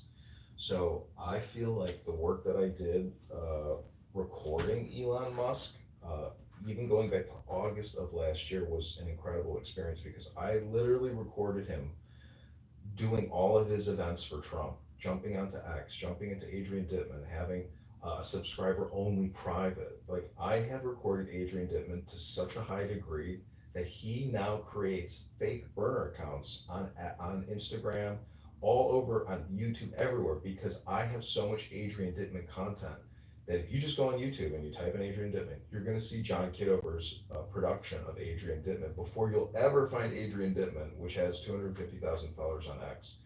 My Adrian Dittman account on X also shows up because most people don't spell Dittman with 2 T's and 2 N's. They just type in Dittman, and I have Adrian Dittman. So that work I did with Elon and recording those rooms and all his conversations, to me, was a little bit like an espionage thing because these are unrecorded rooms, and I have Elon Musk saying all kinds of things. I wouldn't really call them profane or vulgar, but all kinds of, like, his baby pull-out game. That's like a #1 video of mine. It's him talking about his sexual experiences and never pulling out. Things like that. Those videos are what upset Adrian Dittman, aka Elon, because I am in possession of them. So, I don't know if it's a good thing or a bad thing to be hated by one of the richest men in this world, but Elon Musk definitely hates John Kitover, but he would probably give to me before Darren LaHood because LaHood brought us the big, beautiful bill. You can look it up. He's one of the primary sponsors, co-founders, organizers. The big, beautiful bill adds 2.4 trillion to the national deficit. And Amazon, Apple, Google, J&J, Coca-Cola, $500 billion a year in tax credits to the Fortune 500 over the course of 10 years. So you have to understand, this is taking us to $40 trillion in debt, and it's only going up. You can't keep kicking the can down the road when it comes to borrowing and spending. We have to have a real economy. That means there's going to be winners and there's going to be losers, but we can't artificially inflate and create an economy. It's not good for the long term, because this is real money that we owe, and everybody owes it, and it's about 110,000 a person, and with the unfunded, it's 400,000 plus per American. If you go to Norway, they have a $1.9 trillion sovereign wealth fund. If you go to Saudi Arabia, they have a $10 trillion sovereign wealth fund. We are a debtor nation. We are totally bankrupt and completely in debt. We have communication spammers who are lying to you about the true nature of our fiscal crisis. We have to bite the bullet sooner or later. Guys like Thomas Massie, Rand Paul, these are normal Americans telling you the truth about the insane spending that your government is doing. 25 years of war, a massive scamdemic, plandemic to eat out our substance. They have bankrupted us with this. So that's why I'm running. And, if you register with that message and you believe it, which I do, I'll put the link in the chat to donate to my campaign, or you can go to tonight's Stirring the Pot session, where hopefully Brad will come in, Matt will present his evidence, and Dr. Adams will present his evidence on why they should vote for LaHood versus candidate Congressman John Kitover, who's willing to sit here and answer the tough questions. Well. That was a little bit on the edges. I'm not feeling the MAGA from you, unfortunately, at this moment. I see you have a hat on that's MAGA. I mean, anybody can wear a MAGA hat. Give me this. The fact that I'm willing to wear a MAGA hat on camera, walk around town in a MAGA hat, this is more dangerous than walking around as an Orthodox Jew, Matt. So, I got to tell you, it's a lot easier to do it on live stream than it is to walk around town. But there is a political and a cultural crisis. If I walk around town in a MAGA hat, I probably will get attacked, or people will run up to me and shake my hand. You never know which way it's going to go. So, but I don't know why you don't think I'm MAGA. I've voted Trump twice. I voted for him in the primary. It's technically 3 votes for Trump versus Tim Walz and Kamala Harris. I have videos of Kamala Harris, like politically correct rooms. I did a lot for the MAGA campaign in terms of surveillance and counter communication, reproduction on the internet to fuck with this app. There's nobody on this app who has fucked with the Democrats in a way like I have, in terms of causing them chaos in their rooms, disrupting their brains, republishing them, replatforming them. I've done a lot of work on this app for the Trump campaign, and for you to say, you can wear a MAGA hat, but Matt, you're gonna have to come over to my side, because there's nobody else here, and where are you, Matt? I mean, I'm trying to do actual political reorganizing and fiscal reorganizing. Darren LaHood has been doing this for 10 years. First of all, he signed a pledge to not seek re-election after 3 terms. He's already in violation of that pledge. So there's a lot on Darren LaHood that you don't know about. His dad had $50,000 in cash from a Nigerian scammer who was blackmailing him. The FBI took Darren LaHood's laptop to search it. I don't know why you think Darren LaHood is MAGA. He's not MAGA. He's not Republican. He's a Democrat. His daddy's a Democrat who worked for Obama. Why would you support these criminal lawyers who kick the can, rob you blind, and stick you with debt that you don't even feel yet, because we have the world's currency supply? They're fucking you over, and they've already pulled the rug. You just don't feel it yet. I hear you. I understand where you're coming from. Now, I want Adams to, hopefully he stepped away from his phone, maybe put some earplugs in about what I'm about to say. Now, what are your thoughts on an individual such as Marshall? Where does he line for you in terms of his beliefs or his thinking, or like I don't know if you know that he tends to lead more on the Republican Bush side of things. Like what do you what do you make of someone like of his like his lineage? You know? Yeah, did you ever see that movie with Lenny? Where they're living on the farm and he kills the pet mouse, he kills the dog, Yes. kills the girl. Marshall is that George Bush ranch hand who's never going to bite the hand that feeds him. And Marshall voted Joe Biden and Kamala Harris, but he has the gall to come on this app and call himself a Republican political consultant. The guy is chronically drunk. He mumbles all night long while he's laying in his bed, high on whatever kind of psychiatric he has to take and the booze he drinks. So I take everything with a grain of salt. You don't know people's health struggles in the real world, and I think most people who are on this app, no offense to anyone present in the room, but if we all had better things to do, we would be doing them. And a better thing to do is making money or having a job and responsibilities.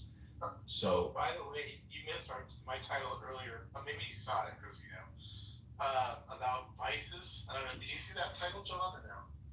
no, in one house, no, I haven't seen this yet. Yeah, in this house, I was talking about our vices, so that's kind of fitting that you brought that up. But carry on. No, I didn't interrupt you. Go ahead. Yeah, I mean, I drink and I smoke cannabis, but I also go to the gym and I also sit in the sun and I also go for jogs and I also have healthy meals.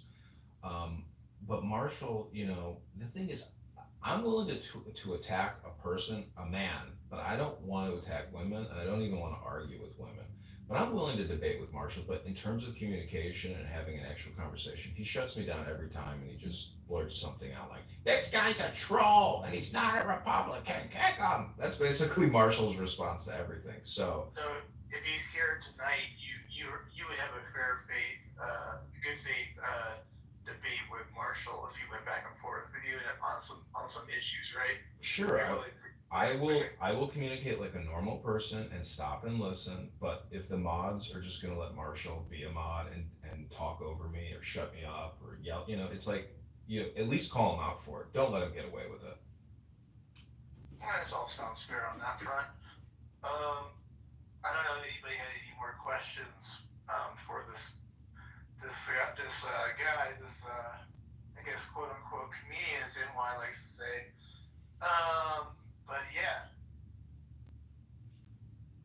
Yeah, thank you. I mean, my messaging is actually what the normal messaging should be, which is stop borrowing, stop spending, and stop creating, fake political content on platforms to basically hide what you're really doing, which is giving away hundreds of billions of dollars of American treasury to either corporations. It's primarily all corporations because the big beautiful bill is basically a $500 billion giveaway to the Fortune 500. And a lot of the things that I'm saying, I've done the research on Grok. I have the numbers and the names of the corporations tied to it all.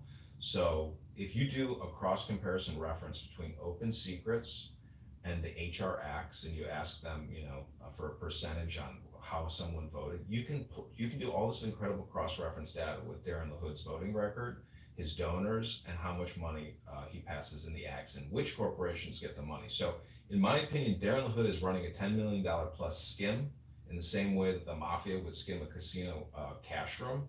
He does the same thing by passing HRX. He's done it 10 years and he will continue going on doing it because there's not one actually there is another Republican candidate running. And there's 3 more Democrat candidates running. Wait, who's that one? You'd have to Google 16th District Congressional, I don't know his name off the top of my head, but he doesn't have any social media. Do you know who the Democrats are going to be putting up against you or no? I know 2 of them. One's a college professor. The other one is a younger guy. But they don't have any digital media footprint, very few followers. So I don't know what they're planning on doing in terms of their communication strategy. But yeah, if we could get them on this app to do a big debate, because LaHood is never going to join. But if you could get LaHood to come to this app or reach out to them, this could be something for you, Dr. Adams, or you, Matt, or you, Nye. If you could reach out to the Darren LaHood campaign and say, hey, we want to hold a digital media town hall and online debate with all the congressional candidates, you guys would be legends. We are in touch with them, but that way we're in touch. Okay, great. Because, I tag him on a lot of stuff, all my Grok queries, and, I got no shame in my game. So he knows who I am because he posts a lot of stuff personally. So he sees my things and my stuff's getting views on X, and you can go to his comment section and you'll just see people tearing him apart. The most horrific things you could ever imagine people saying are in his comments, and these are his voters. These are District Illinois 16 citizens that hate Darren LaHood. Um, a lot of stuff about Epstein, that he's covering up the Epstein files. There's a lot of dirty stuff. Politics is dirty, and just the fact that even Brad, supposed conservative Brad, non-Christian Brad, Viking warrior Brad, I mean, basically for 2 days trying to destroy me, and then finally I post my military ID and my veteran's ID card, and finally he goes away. And he says, "Well, maybe he is a veteran. I didn't really know." Blah blah blah. But that's the thing is you have to keep track, and Marshall too, and others who are also making all kinds of claims about how John Kitover is insane. All kinds of statements like that. That's libel, slander, and defamation. Coming from an alcoholic who sits there and mumbles in his bed at 3 in the morning, "I can't fall asleep." So I'm just saying, I record everything, and that's why I kill two birds with one stone, because everything I say is recorded. I wouldn't be on this app unless I'm recording myself, and I've been doing it for 5 years. And a lot of people don't like me for that because I record them saying profane, vulgar, slanderous, obscene things, death threats. So, it's not a good idea to come on this app and make death threats while people are recording you. But I'm just anonymous.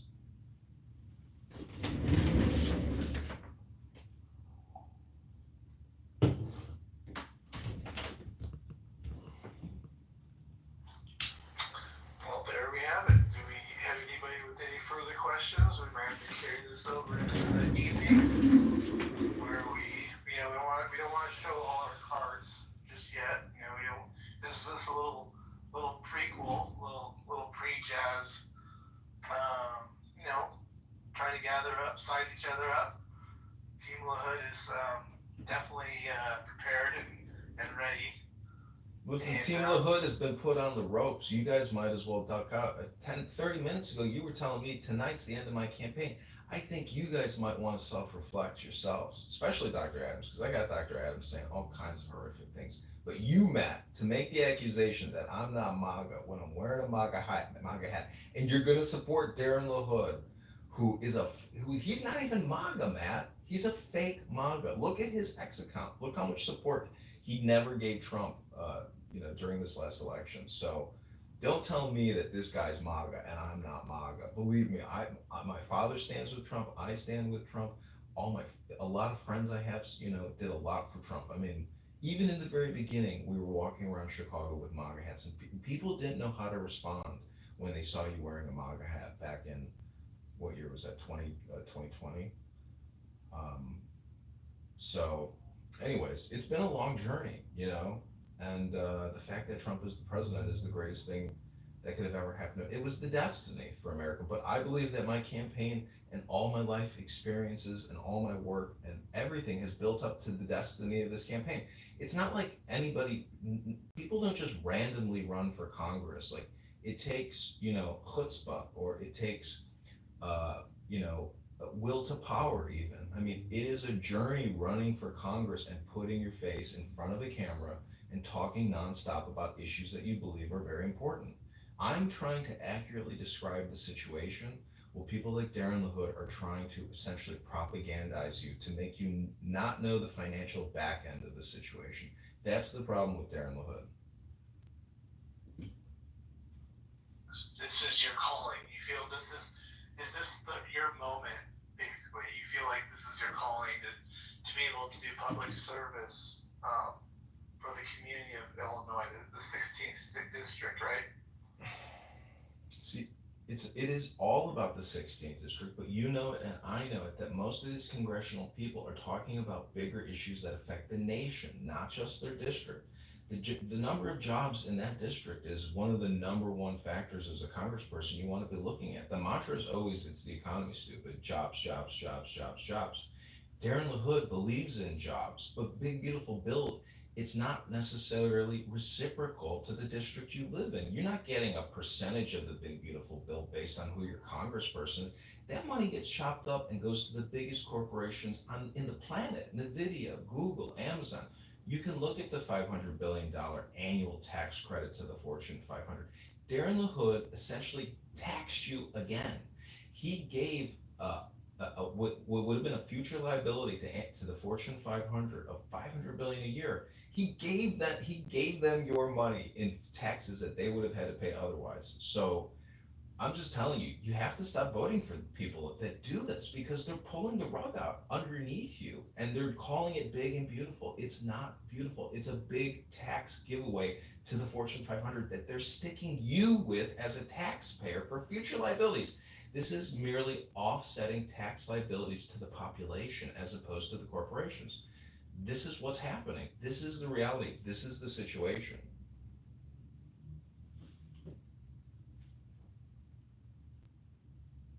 It's not fair.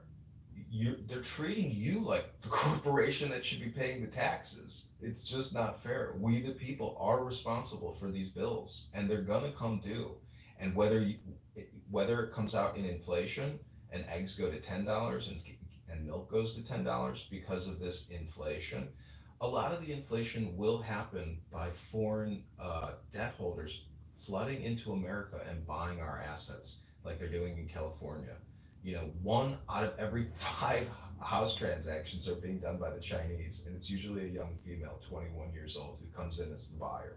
So they're going to buy up our assets because our money is out in the world, and America is a good place to spend it because we're the source of it, and we can keep it safe. We've got a big advantage, but we have to stop creating a fake economy. 40% of the economy is all based on borrowed money or future tax responsibilities for the American people. That's the situation. If people disagree with me, tell me where I'm wrong in my logic.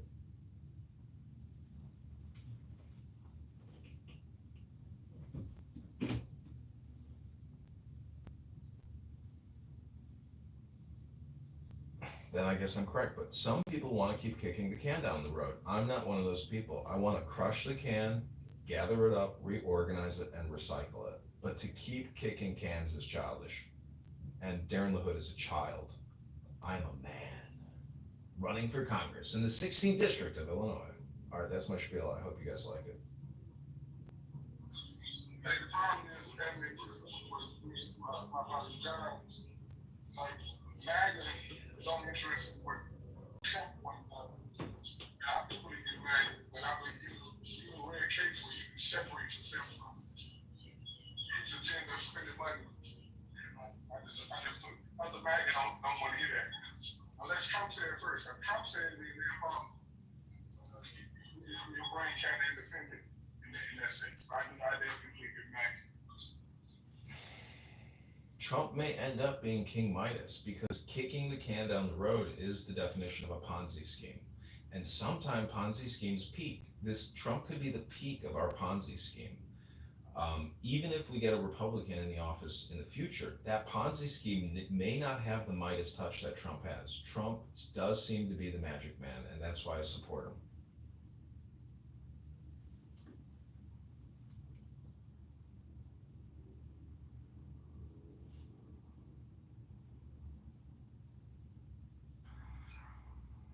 Yeah, well, I have to admit, if Akima signs off that you're MAGA, I might have to rethink this.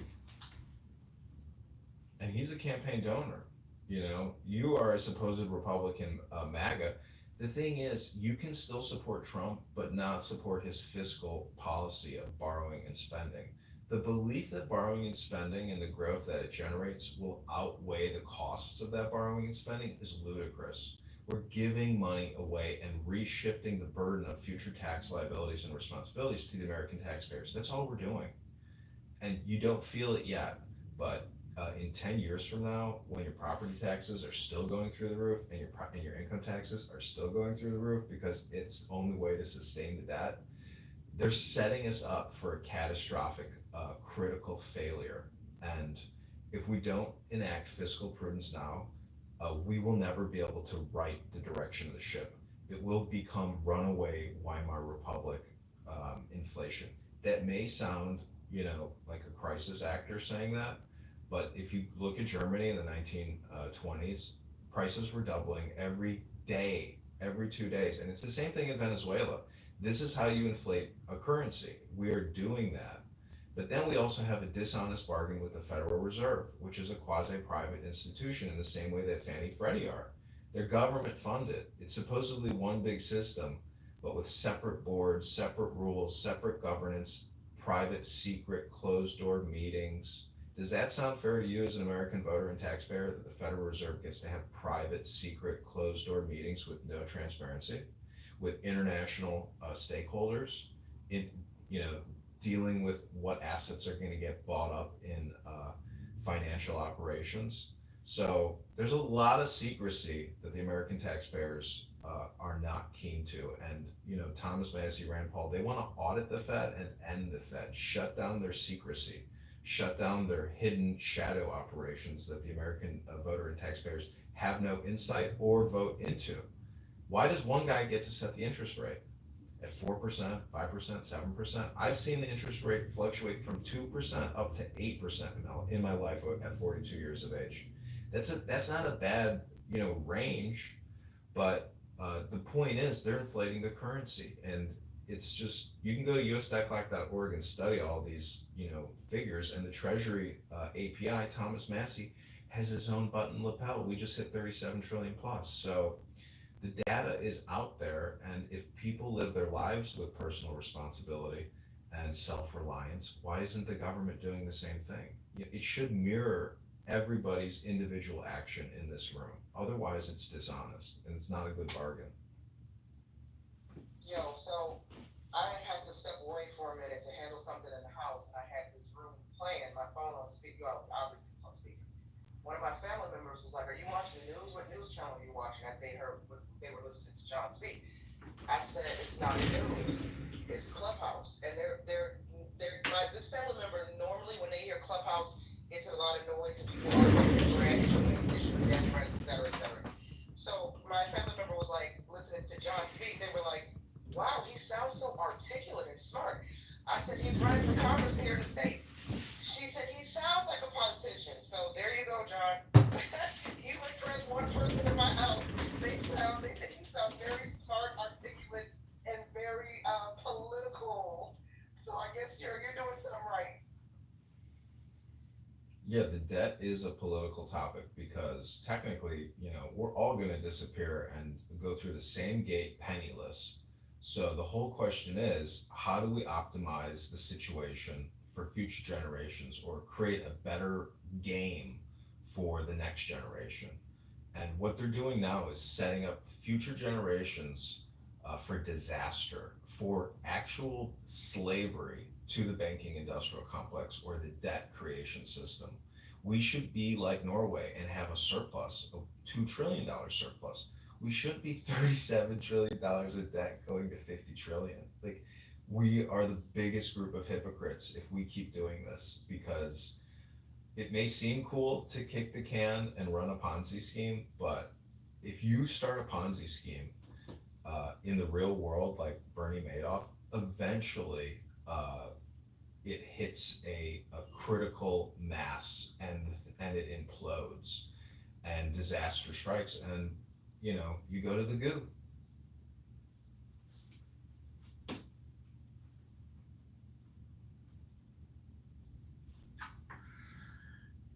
Well, fascinating. It sounds like you got one vote from the NY household over there at this rate. I mean, next thing you're going to be sending them the pledge donation link. That's not good news for the low vote. We will. Wait, there's one more thing I want to say is that Dr. Adams was talking about sexual harassment in the Dare in the Hood campaign in one of my videos, where he was mentioning his penis and his butthole hair, and I want to thank you for that video, because it is critical content like that is going to embarrass the Dare in the Hood campaign, that an aide for the campaign would come on social media and use such vulgarity and profanity and attack the campaign to elect candidate Congressman John Kitover. It's shameless, and you, sir, are no gentleman. We will also be adding you to our list of defamation, libel, and slander. So you have been put on legal notice. Not too much of my buddy Adams here, okay? We're Team La Hood. We're all in on this. You're officially gonna be finished off tonight. Pause on that. But let's it's a nice day. It's a nice day here in LA for me. It's a beautiful blue sky where I'm at. It's there's grass. There's just things to do right now, and I went way over my time, my grand opening of the one, and I really appreciate everybody showing up. And we are definitely gonna have to continue this spirited debate of your ending of your campaign, John. No, this is your theoretical opinion that the campaign is ending tonight because you think you're going to organize another room and the chandelier is going to come crashing down. But it's not going to come crashing down on John Kitover's head, Matt. It's going to come crashing down on your head, Dr. Adams' head. Down the side, my friend. Oh, I'm not. Matt. In your core. Matt. You are done. Matt, I have been preparing for this moment. Matt, please hold. I have been preparing for this moment my whole life. I've never attacked you, made slanderous libel, claims against you. You to me are a fun, intelligent, and great guy. And I just got to tell you, if you can say it, it is not true. That's an ancient American saying. If you can say it, it is not true. So your clickbait, your fake news misinformation about the campaign ending tonight, I appreciate it. You're technically setting, the stage for this evening. But I just want to let all the campaign contributors know, do not fear. The only thing you have to fear is fear itself. I played Franklin Delano Roosevelt on Broadway in Annie. Okay, Matt? I've already played the president. This is a downgrade position for me. Darren LaHood is a cheap suit, a failed federal prosecutor in a lousy suit. He's created $20 trillion and skimmed 10 million of it, and it's sitting in his bank account. And plus, the guy's going to get a pension, and he's already made millions of dollars. And his father's family's law firm is involved in all types of federal legal legislation and billing. So, you want to talk about parasites and people who suck from the system and put on a big smile with their suit and they shake hands with cops and veterans. That's all a show. This guy is the biggest thief among us. I'm trying to expose the fraud, waste, grift, corruption, and basically the skimming with the lobbyists on K Street. This is how business is done. I say no. Vote Kitover. He's gonna put your grandchildren in the hood because there will be nothing left because they've already skimmed it and it's all gone overseas to offshore bank accounts. So Dr. Adams can claim that LaHood is good for the hood. But truthfully, he's putting us in the hood. He's stealing from us. He's not filling the treasury with reserves and flooding our savings. This guy is stealing from you and creating liabilities for you. Well, respectfully, John, that's your problem here in Chicago. I feel that my expertise being here in California, that the hood is better for the hood over there in Chicago.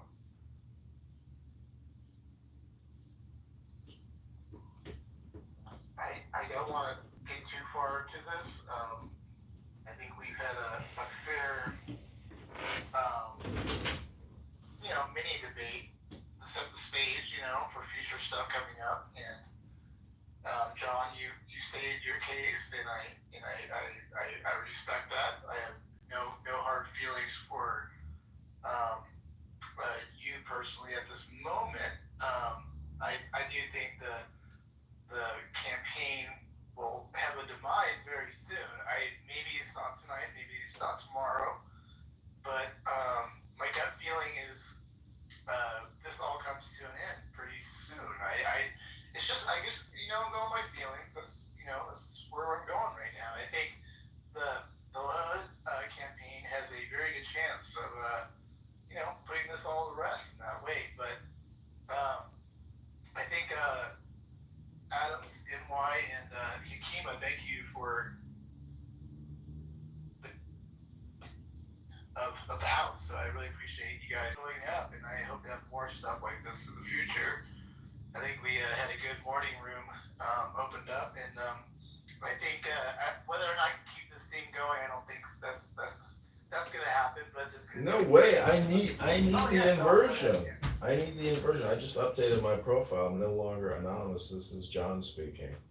You know, I want to set the record straight. I want to set the record straight and not be anonymous. But you know, I'm gonna pin because this room is on record, and I think you know the One House is a great rebranding effort. And I think you know if you had the attitude that this is one house, and you really did realize that we are all on the same ship, whether it's the United States ship or the world ship, just depends on a question of your relativity, you know, and how far you can zoom out and how much compassion, friendliness, and kindness you have. Um, but you know, I got to tell you, this is a runaway pirate ship, and there's a lot of people sitting on the deck, smoking cigars at the pool, ripping you off by giving away hundreds of billions of dollars a month in future tax liabilities that you are responsible for, the voter. And you know, if you listen to Ron Paul and his farewell speech to Congress, he says we are bankrupt, but we're not gonna admit it. And the truth is, at $37 trillion, you are fucking bankrupt. And I just think that this artificial economy is one giant deception, and it's a word game. It's hypnosis, and the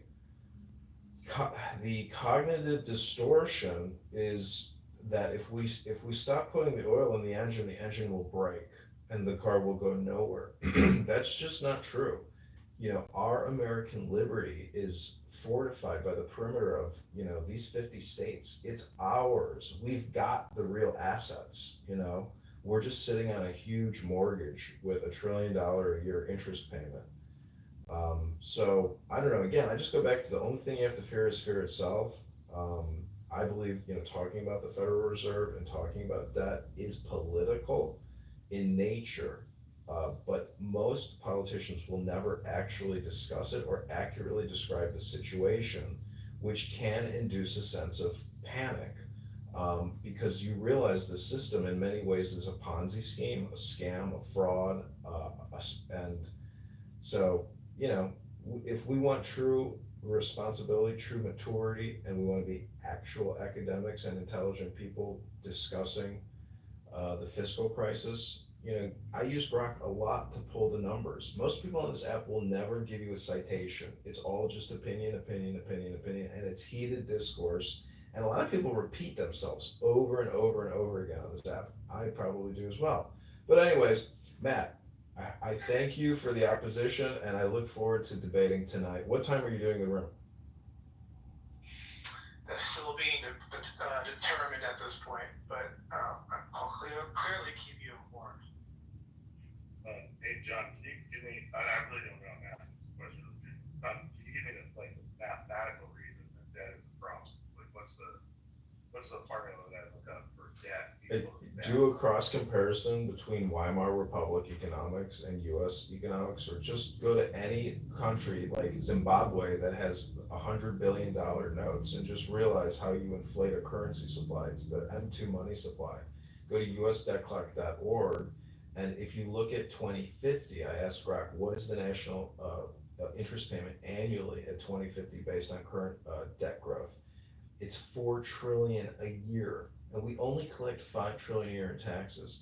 So if we're only left with $1 trillion, but we're still spending $7 trillion, we're just essentially creating a massive pile of forever debt, which will result in a critical breaking point.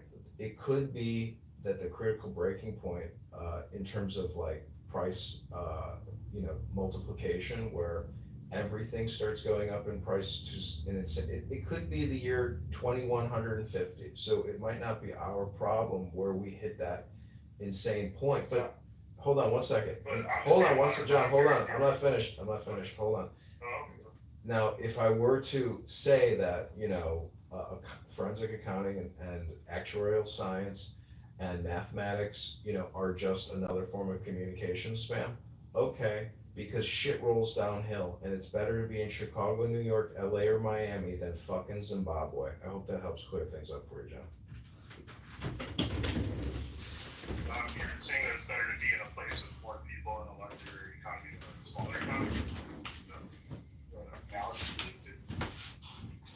Let me just tell you again, when you're sitting in a $2 billion Federal Reserve office in Washington, D.C., talking to the White House, that's where the ball of shit starts rolling downhill, okay? And it's better to be at the top of that hill than the bottom of that hill, which you could call Zimbabwe.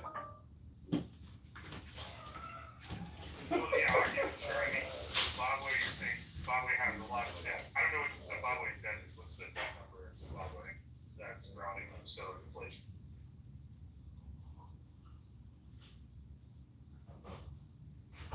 So you do have recurring debt, or are you talking about mandatory spending? Because I don't know anything about Zimbabwe.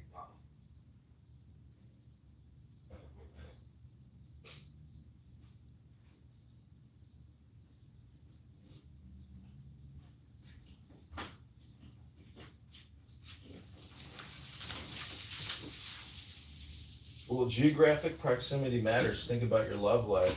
Most people's love life is within 5 miles of their immediate point, of reference. So I'm just saying that, in my opinion, as an American, I would rather live in New York, LA, Miami, Chicago, Austin, Dallas, Seattle, anywhere other than a mud hut on the Congo.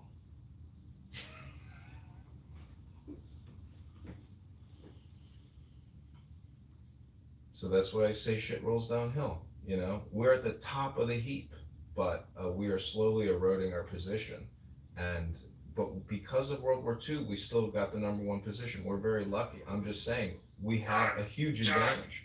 John, your campaign is circling the bull. I'm telling you, it's circling the bull. No, I know this show is almost over.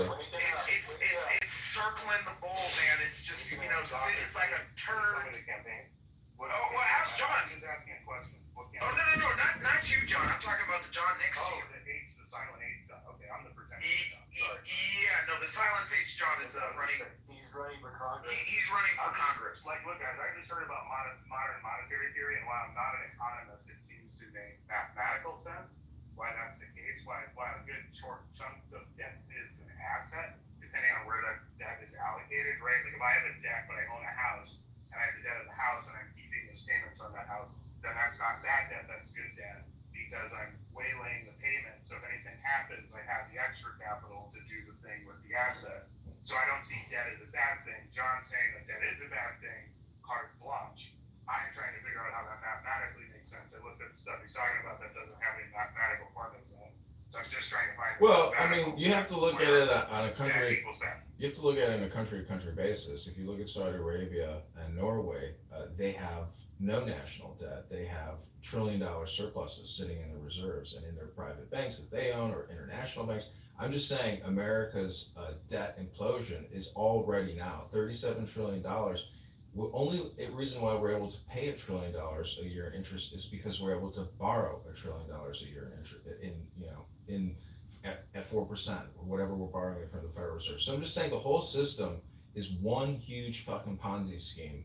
And that's what's called kicking the can down the road and creating more omnibus, more HRX, and continuing to fund hundreds of billions of dollars a year to Fortune 500, as well as other, tax redeferral and tax liabilities placed on future voters and future taxpayers. It's one giant scheme to skim as much as possible out of the substance of our country. And a lot of this goes to international offshore banking in the Caribbean, et cetera. Do you remember the Panama Papers? A lot of the money generated from Afghan, Iraq, Halliburton, all these big corporations, so much profit has been taken from our treasury and put offshore into international tax, economic zones, or free, liberty zones, basically, where they don't have to pay taxes, like Switzerland. There's a lot of very rich families out there that have stolen from the treasury of the U.S. because of Congress and the never-ending HRX. They're giving our money away. John, that's how you get rich, though, man. It's exploit the system and not get arrested for it. That's how you get rich. I got a question for you, John, with the rates. Like you talked about the debt, the house debt and the good debt. Now imagine you got a debt on the house, but yet the payment is more than your income. So therefore, now you got to go out and steal money from your neighbors to keep paying that debt. Would you still consider that being a good debt? Well, I would say that you have to pay the debt. You're talking about stealing. I don't know if it's qualified like that. I would say that you're increasing revenue to cover the debt. Like I think most business people have debts where they're like the average small business, like the medium-sized business, has debts that they're trying to pay with revenue. Yeah, They're not creating new revenue. 100% they are. Yeah, they're creating new revenue. Taxes? No, they're energy production, primarily. Like the energy production and then You think that's gonna pay the debt?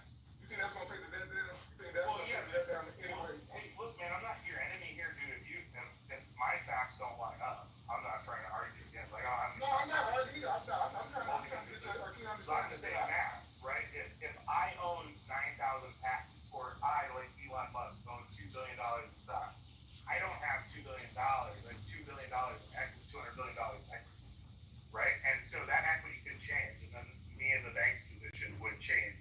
And at some point, they may sell off my equity because I owe too much, right? That's what Elon's doing. The U.S. is doing the same thing. The stock, in essence, is the things that are built on the land, the infrastructure, the people, the IP. That is equity. And so if you look at the debt alone and the payment on the debt alone, and you leave out the equity, just like somebody's personal financial position, you're not looking at the whole picture. You're looking at a slice of the picture, and that's kind of like because bias, I guess. It's opportunistic. You know what I'm saying? Well, the thing is, if you're not in that money supply, if you're not in that network, I mean, this is the thing about having a social security number. We have a solidified network of Americans. And if you're outside of that social security number network, life is more difficult. So the question to me is, how do we optimize the spend?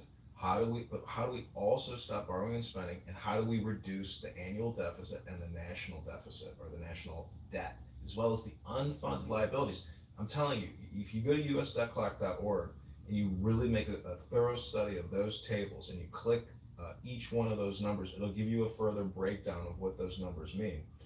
And at every individual level, you're already born $120,000 into debt, and every American has $120,000 in debt. That's with the unfunded liabilities, which is $100 trillion, and so that's a 4x to what the current debt When is. you do that number, right, indulge me for a minute. If you take the entirety of the wealth of the upper 1%, that totally wipes out the debt owed by the 99%. And so if you have a group of citizens that are all kind of in this together, and we all live here, their worth, the reason that we don't have inflation in Zimbabwe, is because the total net worth of the people who live here that are paying taxes is greater than the amount of the debt owed. Yeah, that sounds good. I.e. Apple is worth the entirety of the national debt. Not even close. So if you go to usdebtclock.org, you can also see there's something called hidden assets, which is over $200 trillion. So if we were to liquidate a lot of U.S. assets like federal buildings, federal lands, federal mineral rights, and we were to liberate our economy, we could generate trillions of dollars a year in revenue to start paying down the debt. But we would be giving up our most precious reality, our actual physical land, to foreign investors who would come in and bid on those lands. Plus, it would be like giving away Indian reservations with unlimited opportunity. It would be giving away our very soul, which is, in time of need, we want that land and we want to expand on it, because 300 million people could become a billion people. Everybody that I know that makes over $1 million pays from an equity position. So they own things, they paid on those things to own them, their money's parked there. And those are all assets and not liabilities. So as the price value goes up, their total net worth goes up. And that is essentially inflation. I think the capital underlying the difference between what wages should be and what wages are, i.e. the $300,000 worth of debt owed by every American citizen, who should be in the $63 an hour range, where capital is taking advantage of them through Congress and through lawmaking and through bureaucracy, etc., is the real problem with the national debt, not what the 1% is paying, because they're paying like 20% of the taxes. Well, the 1% are paying 50% of all taxes. No, okay, I mean, mine had 50%. But the point is, to steal from the rich to pay the debt doesn't solve the problem. We could just stop the borrowing and spending and let all sleeping dogs lie. If we were to just spend $5 trillion a year as opposed to $7 trillion and only spend what we take in and have a balanced budget act, that would be a much more common sense approach to running this economy as opposed to creating $2 trillion in new debt every year. I mean, if you can lower mandatory spending and all that, I mean, I don't know what your plan is, right? But you got to cut something, right? So what do you pronounce to cut out of our mandatory and, you know, our other spending? Yeah, I would cut spending by $2 trillion a year. I would take $1.8 trillion out of Medicare, Medicaid, and $0.2 trillion or $200 billion out of the defense budget. So that's $2 trillion a year, brings us back to $5 trillion a year. Boom, Medicare, Medicaid, National Defense Authorization. Pass it. Let's get it ratified. I'm on board. Let's go. Well, the point is you actually stop passing acts, you stop creating bills, and you cut the budgets now, and you stop borrowing and spending. That requires no new HR acts, no new omnibuses. You can't keep creating more cans to kick. I want to see the math, bro. I'm totally like, let's share a Google sheet. We can have AI write most of the math out here, write a script, pull the numbers, little beautiful soup with Python. Let's put the math together, look at where those cuts would be, and actually write the bill. I'm 100% on board. I'll throw $100,000 into writing that bill. It's probably going to cost like $300,000. So I'll throw the money into writing the bill. We can make the national debt better, and I don't know how that better supplies for people, but I'd love to see the numbers. If the numbers make sense, let's 100% do that. If that makes people's lives better.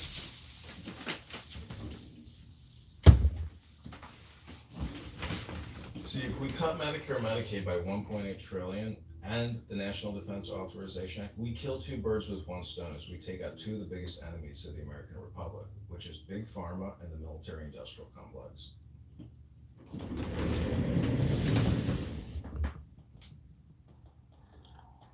Really quickly, Matt, when you have this debate room tonight, please ping me, just in case I don't see it in the hallway.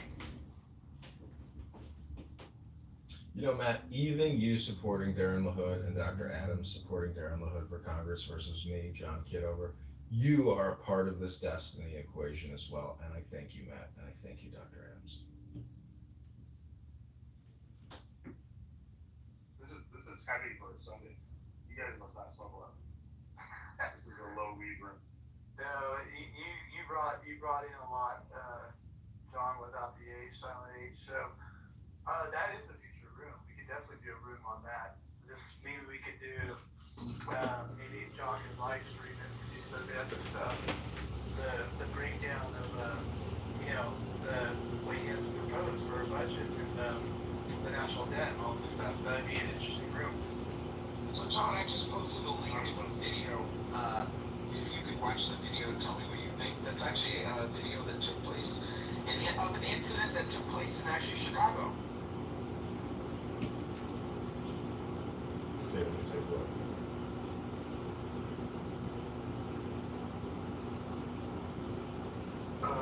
John, silent age, John, ball out. Just the grand opening of my house, so pretty dead here. Sorry, Adams, it's your personal Instagram, and unfortunately, it opened it in a browser, so I couldn't see it, but feel free to describe what it is.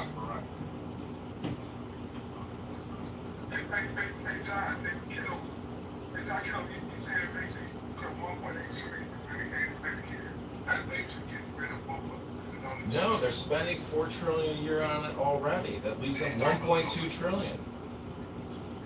That's how their budget is $2 trillion. So what I'm really interested in is when you cut that amount of money, what does that money represent? More interesting parts. The amount of money you're cutting, what does that represent? The stock market and all corporations associated with that budget cut will implode, and those companies will go from 90 PEs down to 4 PEs. They will not exist in their current form.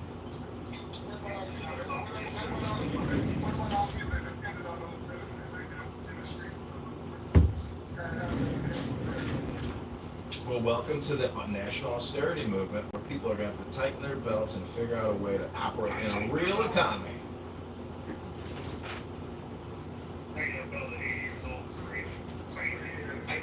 Well, see, gentlemen, all you're proposing is kicking the can down. You gentlemen are literally proposing that we continue to operate a Ponzi scheme, gentlemen. You gentlemen want to operate a Ponzi scheme. I'm trying to stop the Ponzi scheme, and you gentlemen just want to keep operating a Ponzi scheme and kicking cans. But that might be what you guys like to do. Do you gentlemen like to kick cans and operate Ponzi schemes? I don't. I'm fighting against it. You guys are merely trying to support it and say my positions are wrong.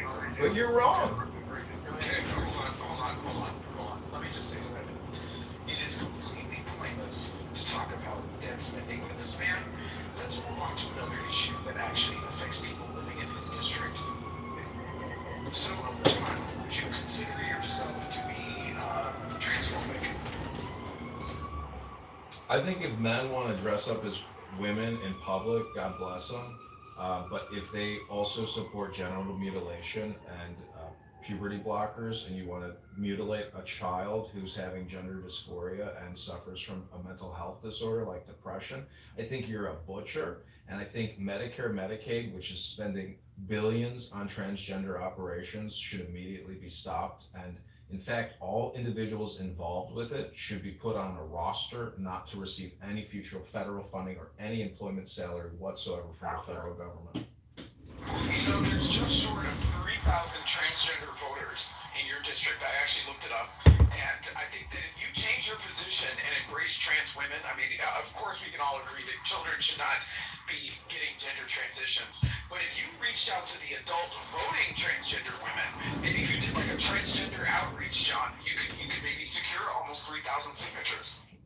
Well, that's where guys like you come into. Hold on, John. John, hold on. He's asking me a question about the transgender voters in the 16th district. I want to let them all know in this clip, which I'm going to post to a short on YouTube, that I want your support. But people like Dr. Adams are actually the hypocrites that live amongst us.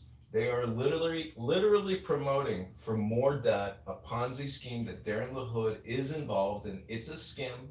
He's created $20 trillion in debt and has over $10 million from Big Pharma, Big Health Insurance, and Big Telecom.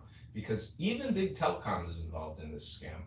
Darren LaHood has voted on the Rural Broadband Act and has given Comcast, AT&T, Verizon $65 billion not to build any additional fiber or network in this country. No one's getting it. All this money gets used up in their current operations and there's no deployment. It's just another giveaway. So though the trans voters in the 16th district may not like my position on LGBTQ or the transgender movement, all I can say is you're still on the same boat as I am and everyone else is. This debt is also trans debt. So we need to essentially stop borrowing and stop spending, or the trans people will have, no house or room to complain in. I think you were missing my whole point. So let the record reflect, okay, that if he does not win, it's because he didn't take my suggestion and do enough transgender outreach. What district are you running? I don't. 16th district in Illinois. The biggest towns are Rockford and Peoria, Bloomington, Normal, Illinois. Oh, right. Yeah, I left as soon as Trump got, not as soon as Trump got, like, right when I saw this on the when I was So, Matt, I don't know if you're open to this, Matt, but we do have another job applicant to the campaign to elect John Kitover. So if you'd like, we could do a conference call and live stream an actual applicant into a room. But that would mean that, it'd have to be uninterrupted because I don't want to waste these people's time. But if you want, and I asked them prior, say, hey, you're on an online conference call, is it okay if the call be recorded? I'm sure she would say yes, but she's interviewing for the position, so we can do that interview if you want.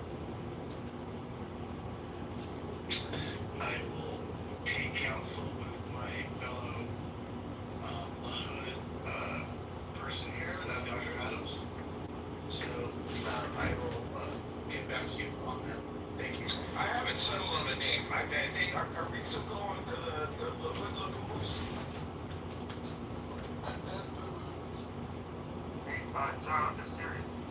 On the business itself, Yeah, so look at my PTR. You want to see my business? Look at my PTR. It's about 15 cell phones. It's got about 30 YouTube channels. I'm an online media creator, John. I've been getting paid 5 years here to record Clubhouse on your taxpayer dime. Adams is easily triggered. Adams is easily triggered. Easily triggered. Same person that we want in Washington. Like, are y'all okay? Are y'all okay? Like, John, I'm just asking for like, can we sit down and like do an SEC filing? Sir, please check my profile. I know you're new. I know you're new to the campaign. I know you're new to the conversation, but this has been going on for many weeks now. And I don't have time to sit here and pull everything in this room because I've done it all in so many formal rooms for you. But feel free to find me on Instagram. To answer your question, yes, he does. Unfortunately, he does. Like, I don't know what you do. It's in my profile. It's in my profile. It's in my profile. It's in my profile.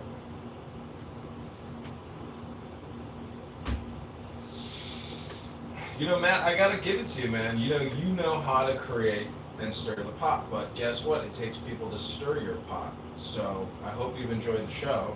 And, I thank you also for the Pepe and Dr. Adams show that I piped into Mojo's room and recorded. I thought that was a lot of fun. And Dr. Adams and Pepe put on a great show. And Matt, you're basically, if you look at that house, it's technically a circus. And you are the circus master. Congratulations, Matt. You're doing a great job.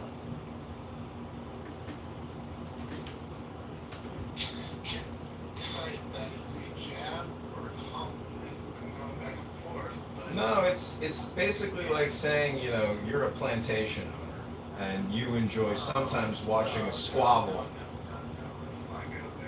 Well, you're the green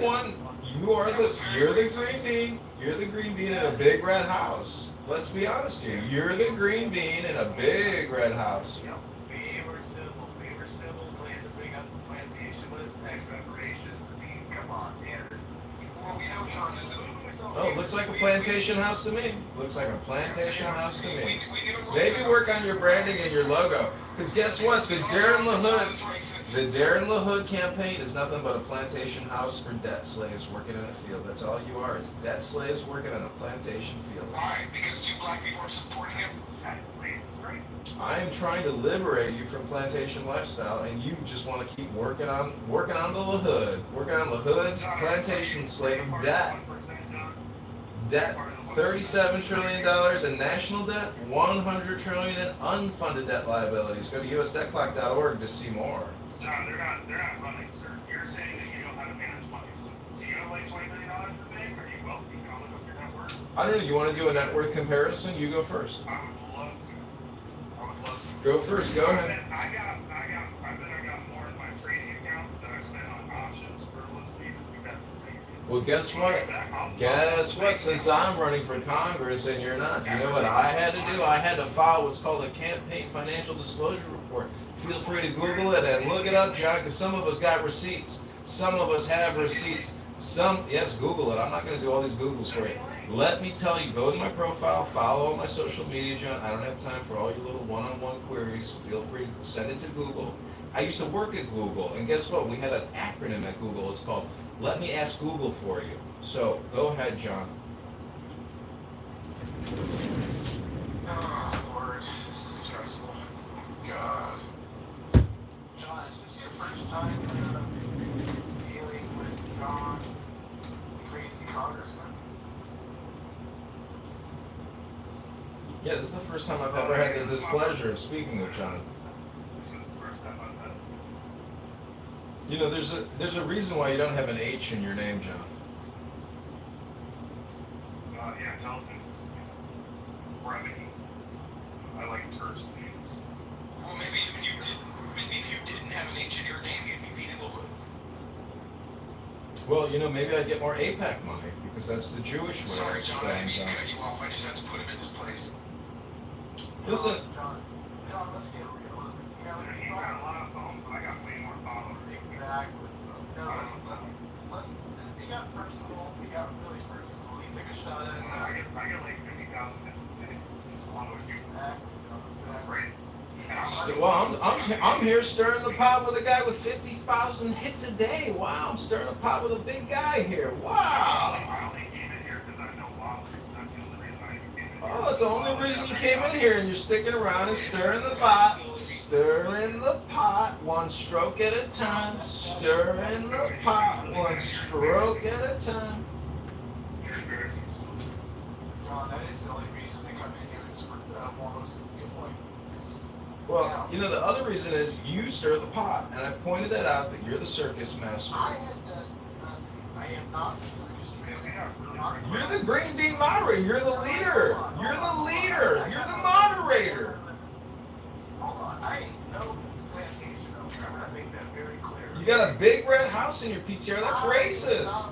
That's a PTR for a racist plantation house. You're a racist. Not what that is. You are racist. That's a plantation house in your PTR. That is slander. One red house? That's a plantation house. You're racist, man. Hakima's giving me emoji approval. Hakima is giving me emoji approval, Matt. You're the nasty person. You're the one with the plantation house in your PTR, and you create hate rooms with Pepe doxing our beautiful mojo, ruining our positive vibrations. How dare you do that to Roger? Letting Roger get doxed. You're putting Roger's life at risk with these people, Matt. You are putting Roger's life at risk with these people, Matt. Take ownership. Take responsibility for what you're doing, Matt. That is my hood. He's for the black community. You're not. Final. Period. Take responsibility for the hate speech rooms you're creating, Matt. Listen, I just want to chime in and say, y'all better leave Roger alone. That's it. I'm done. Yeah, that's right. People are on the property. Wallace is great because he doesn't run his mouth nonstop.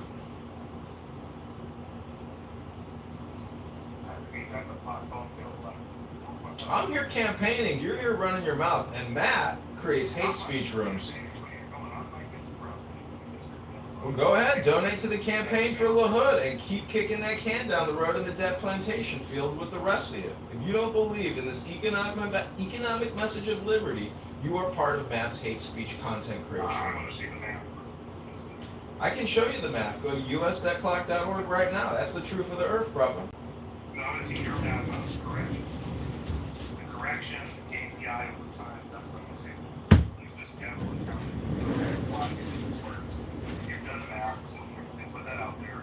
It shouldn't be proprietary. Yeah, it's all comes out of the Treasury API. Thomas Massey's got a little lapel pin that says $37 trillion. It comes right out of the Treasury API. Sorry, John, but those are the numbers we go off of what the government puts out. It's called the Treasury. I worked there for the past 5 years, but now I'm campaigning for Congress in the 16th District of Illinois against Darren LaHood. And Matt, I'd like you to pin the link to my campaign donation page, if you may.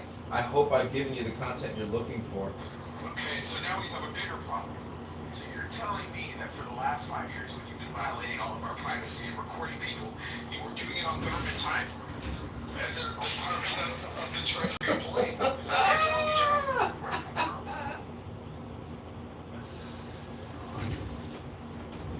Listen, I fulfilled all the responsibilities of my position. I work from home. Everything is documented. Everything is paid for. I'm paid by the Treasury. I pay to the Treasury just like you, and we all have $100,000 to $400,000 in future tax liabilities. If you're with the campaign for Darren LaHood and you're not with John Kitover, you stand with Ponzi schemers, you stand with can kickers, and you will never give liberty or justice to your fellow citizens because you're too stupid to know what liberty and justice is. This is John Kitover for the 16th District, and I am finished speaking. And when I am finished speaking, you are entitled to your time because I will listen to your long, drawn-out, numberless bullshit of telling me about KPIs and his... I'm done with it. I'm done with it. Get this guy out of here. Don't ever turn in my house to hit this plantation. I'll make sure that the last plantation that you're on that you'll never see again. You just watch your mouth. Little stinker.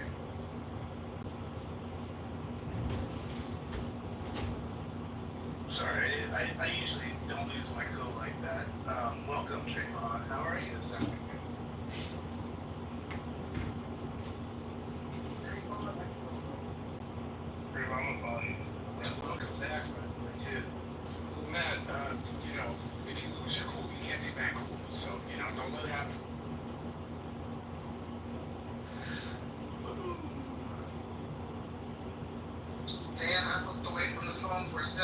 gonna put the congressman in the booth. This is diabolical. Just joking. He makes more sense down there and why than up here. Last I heard, he was accusing you of being the plantation owner, man. The nerves to come into my house, and accuse me of having a plantation. This is the guy. This is the crazy congressman. Oh goodness, I love it. Listen, John calls it clown house, and it's the perfect term for this app because I swear, like I keep saying, it doesn't matter what room you pop into, there's always at least one character, cast of characters. John, respectfully, you seem to be the star of Clown House. Every man and every woman is a star. And I'm so thoroughly entertained. That's what he calls it. Congressman calls it Clown House. So what is it gonna anger? I'm just losing the math, and I have never seen any politician show me the math of why their idea worked. And it's spreadsheet with a garbage. And can we just not do a fuller plot on why this works and where it pulls what? Transparency, like some good Microsoft BI. Do you not have somebody? I'll do it for free. Send me the spreadsheet, and I'll create you the graphs and show why your idea worked. I'd be happy for you to be told. I'm so looking for a narrative to be better, like not words. Let's do it. I'm just curious to know what John thought your plantation would be called. Like, did you think it was going to be called like Cool Cotton Farms, or I mean, like what? Yeah, like I'm trying to understand. That should have a plantation, man. I'm in favor of you having a plantation. I don't think that's a bad thing. Black people step it up. Let's make some pairings. Let's get the cotton. Throw the sugar. Matt, John's trying to come back up. This is your house. I'll let you handle it. Your space. So that's on Matt if he wants to bring the congressman back. Let me consult my counsel here. Dr. Adams, what do you think? Yeah, let's let it back up. Yeah. Doctor, I think first, Oh yeah, no, his county is over after that. You know? Okay, John, let me just answer your question about the economics. I'm going to stay calm and composed because it's a very simple, sweet answer. You run a business for a profit. And so as employees of the federal government, should be a national endeavor to run the government as a for-profit business as opposed to a debt liability creator and a tax debt creation system. In the same way that Norway or Saudi Arabia runs their government at a profit, they have a national sovereign wealth fund. We have a national debt wealth fund, which is not wealth, that's tax liability. So run the government like a business and we will start to solve our problems in a business-like way. Otherwise, this is Clown Town and it's a clown show and you can use your cute little questions, but we all know that it's not being run like a business. And if we're adults and not children and we don't want to act like clowns in the Clown Town or in the tent, and we want to be responsible adults, we run this like a business. Sure, I don't agree with you that the government should be profit. I think building infrastructure, building transportation, and taking care of healthcare is totally a business that you're going to lose. You're going to lose money in. The customer acquisition for one, and I'm educating everyone about how healthcare works, how the trade system works. That is not profitable to do in a good way. So that's not a profitable business. You're going to lose a certain amount of money. That money is then paid for by the taxpayers who are using that system. So therefore they pay for the system. And that's how you control pharmaceutical costs, is that the taxpayers are paying for the system. There's only a certain amount of money per taxpayer. So that's the cost that we charge the taxpayer. And the amount of money that we give the pharmaceutical company with research and tax rates makes up for the fact that they only get $25 per kid. So I think that's a perfectly workable system. That's reasonable. And I think those numbers are reasonable. I can tell you why. Okay, can I respond? That the health of the population, hold on 1 second, that the health of the population and that being greater and their upward mobility being greater is therefore producing more of a profit. And that's how you get a profit from the mechanism. You don't get a profit from the sure, go ahead. Okay, this is my response. I listened to everything you said with incredible attention, so I knew how to really appropriately to respond to what you're saying. And John, let me just tell you this. When you run a business to the ground, there's a lot of hurt feelings. And sometimes when you restructure a business because it's not making a profit, the outcome is a lot of hurt feelings. And I can promise you, if I get into Congress, I'm gonna hurt a lot of feelings because K Street and all the lobbyists that let Congressman LaHood skim $10 million out of the 20 trillion in debt, I'm gonna hurt their feelings by giving them no more money. We're cutting 1.8 trillion from Medicare, Medicaid, and 200 billion from the National Defense Authorization Act, saving us 2 trillion a year and bringing our annual expenditure to $5 trillion a year, in line with what we collect at the IRS through the Treasury. So that's my official economic position. We have to run the government like a business. We can't spend more than we take in, and we are now running at a profit. And that means paying down the debt at 37 trillion and $1 trillion a year in national interest. So until we stop acting like children and run this like real businessmen, we are running it to the ground, and we're gonna hurt feelings either way.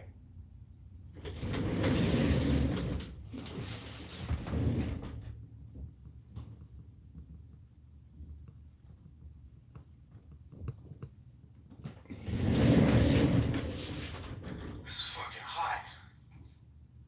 Is it hot out today? My gosh.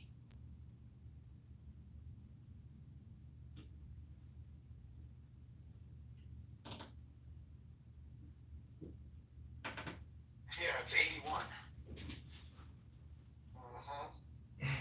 So has anyone up The here? thing that we have in business is we have like a variance.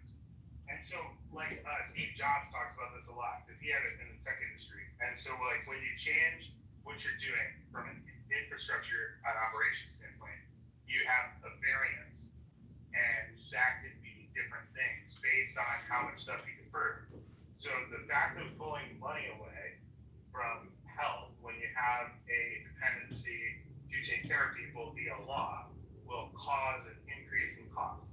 So your 1-to-1 ratio that i.e. this cut equals such an expenditure to be less is incorrect and will probably cause a 300% larger expenditure. I believe that mathematically, for reasons of redundancy and replication within the system, you're kind of nesting things in the system, and when that happens from a functional standpoint and a mathematical standpoint, you defer the cost like maintenance. If you defer the maintenance cost, that maintenance cost goes up exponentially per quarter, whether you like it or not, and then at the end of that transition, you did save money in the short term, but in the long term, the projection is for deferred maintenance, which costs 30% more, which is now hundreds of percentages more points than you would have paid had you done maintenance on the schedule, i.e. the mandatory spending. So I think in a mathematical breakdown, you'll look at these points and you'll see that the variance month over month, as we just normally calculate it in the business, is greater than spending the money up front. You disagree about that, I get that. Okay, let me reply. Let me know when you're ready for me to reply. Go ahead, John. You're replying to something you haven't heard before me. There's something I want to, there's a little clip. Okay, there's a little clip I want to play you, and this is how I would describe my economic policy for the American people. I have the structured settlement and I need cash now. Call JJ Wentworth, 877 cash now. I have an annuity, but I need cash now. Call JJ Wentworth, 877 cash now. That's me, that's my iPhone. I don't even know what the hell, what was that? Like, I'm just. He's saying that he wants the way that they couch this in intellectualism is they want a profit first agenda, which, I mean, you can say from a business, but you know, when you have a profit first agenda, you still need to work. He can't run a business. You think that he owns a copyright to that jingle? Okay, he just aired it on Clubhouse and on freaking YouTube. Like, this dude is not, like, he has a really poor business acumen. Guys, I'm not a great businessman or anything. Like, I lost a good salary trying to sell Christmas trees in Florida, so I'm not like this great business mind. I'm saying that like running a business that's semi-profitable in the American economy isn't very hard, and the rules are favorable to doing that. If you're worried about taxes, that's a weird thing, because I don't know.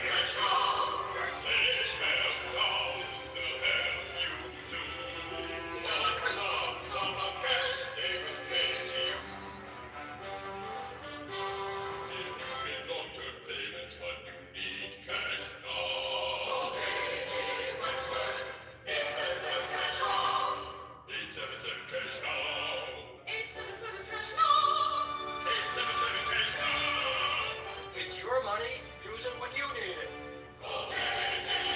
That's the quote I wanted to get to. It's your money, use it when you need it. property and tie it up in, legalese until they leave. So it's a It's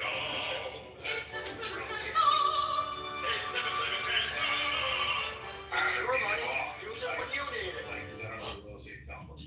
I have no fucking idea what I'm done. I'm just saying that, rich people that I don't know any rich people, hanging out with rich people all week, and none of them seem to talk about taxes. They don't talk about Trump, they don't talk about taxes. Like, what they're most worried about is, like, a service or a thing that they want that's not currently available. Like, I don't hear any of them talk about, like, profit tax. Only poor people. I mean,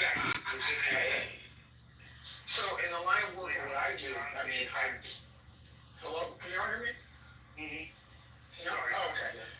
No, you're good. So the line of work of what I do is, I encounter wealthy people on a daily basis. And they're very much so concerned about taxes, especially in the line of work that I'm in, where you have somebody who is towards the end of life, and family members and financial proxies are having to make decisions in either raising funds to be able to pay for that end of life, and the given situation that I mentioned with that mansion tax. The mansion tax doesn't just apply to homes that are 5,000 square feet and above. That's literally the definition of what a mansion is. A mansion tax basically is a tax on a property that is worth $5 million and above. That could be a 2-bedroom condo at the beach in certain sections of Los Angeles. So, it's Blazing Crown Heights, I know what you're talking about. You see what I'm saying? So, it's a lot of people are practically having that conversation, and, it is a very relevant thing. Now, as far as the income taxes, everybody can always want to make more. You do have wealthy people that would like to pay no taxes. Seriously, you do have wealthy people out there that would like to pay no taxes. So I just, I'm pushing back respectfully just a little bit in saying that that's disingenuous intellectually to say that wealthy people to a certain scale don't complain about taxes. I know plenty of wealthy people that would go to federal prison to save time, to save a buck on taxes.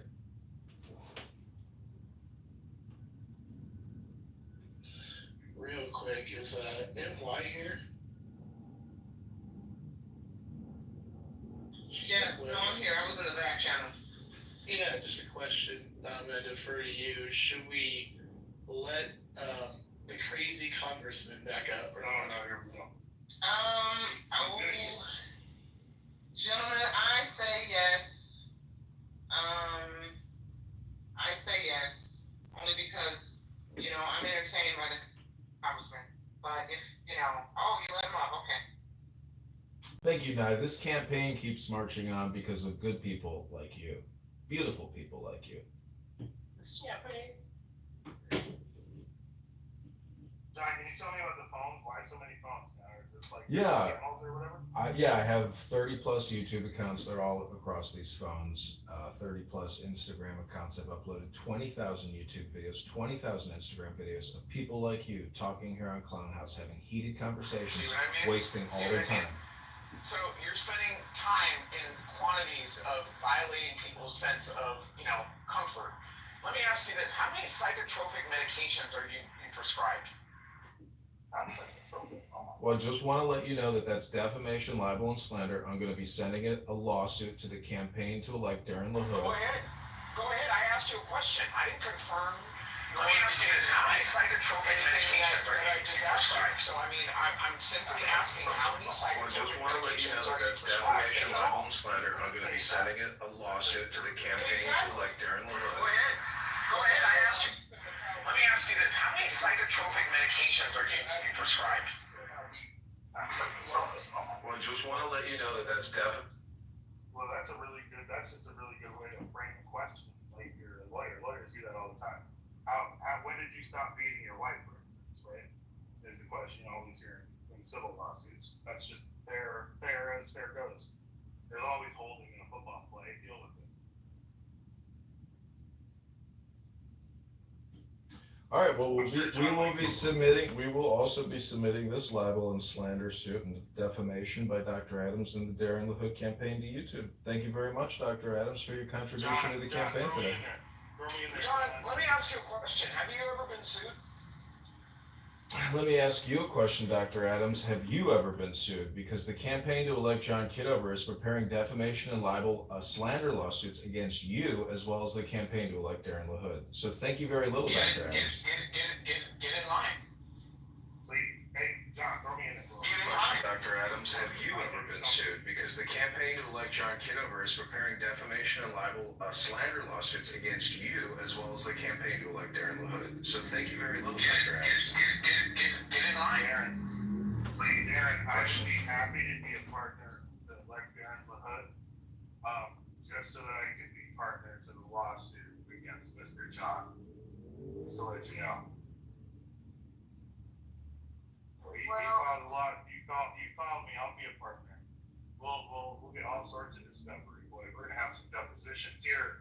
Woo! We're gonna have depositions. Well, you might get your chance tonight because Matt's going to hold a round two to this incredible conversation, and we're going to get Marshall there. We're going to get Brad there. We're going to get Mojo's positive vibration experience. John, you might be there. I know Hakeem is going to be there, one of my #1 campaign contributors. Oh no! Nye's going to be an organizer. Thank you, Dr. Adams, and thank you, Matt. Incredible conversation. Don't get too excited because let me tell you what's happening right now. Right now is the viewing, right? Tonight is going to be the funeral of your campaign. Oh my God. Wait that up. And I think it's safe to say that Mojo will likely not be there, so let's not put him on the cloud. Let's just let Mojo on that one, yeah, just for the record. By the way, a little house cleaning note, and I will be leaning on John for this particular piece. Even sometimes useful idiots become useful. Yeah, no. John. Real quick, I also came in here because Agent was in here, and I fucking love Agent. They're genius. Oh, so wait, Agent is not John? Agent is a real person. It's not a John account? No, it's a real person. Oh, okay. But let me just say this. John, if you were streaming that live room of Pepe reading out Roger's information, I'm telling you right now, you contributed to the problem, and you've now memorialized that said information on YouTube. So again, unintended consequences. Doctor, can I get you guys? I know y'all like trying to go off, but can you tell me what happened with Pepe? Because I ain't been here for like 6 months or 8 months. Let me just 1 second, John. Yeah, go ahead, man. Do your thing. I know what happened. So we have a team. Yeah. No. Actually, John, I was gonna ask you, how long do replays go for before I have to cut them off?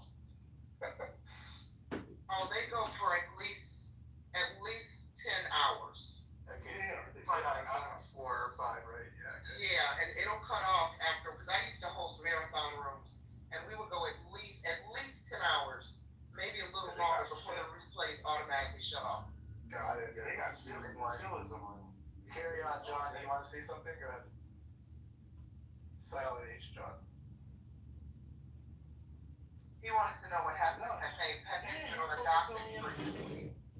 Pepe went and doxed someone that ran a very entertaining house on this app. Someone who allegedly, according to the haters, offended a lot of people over the past couple years. And someone who others greatly appreciate the spaces that he holds. Darren LaHood, who's going to be good for the hood. Okay, and you're gonna lose. He decided to dox this person live in his room, from what I understand. This one's a girl, man. I don't believe that. That's a new update. Oh, I keep telling you that has nothing. He admitted it. He admitted it, though. Yes, and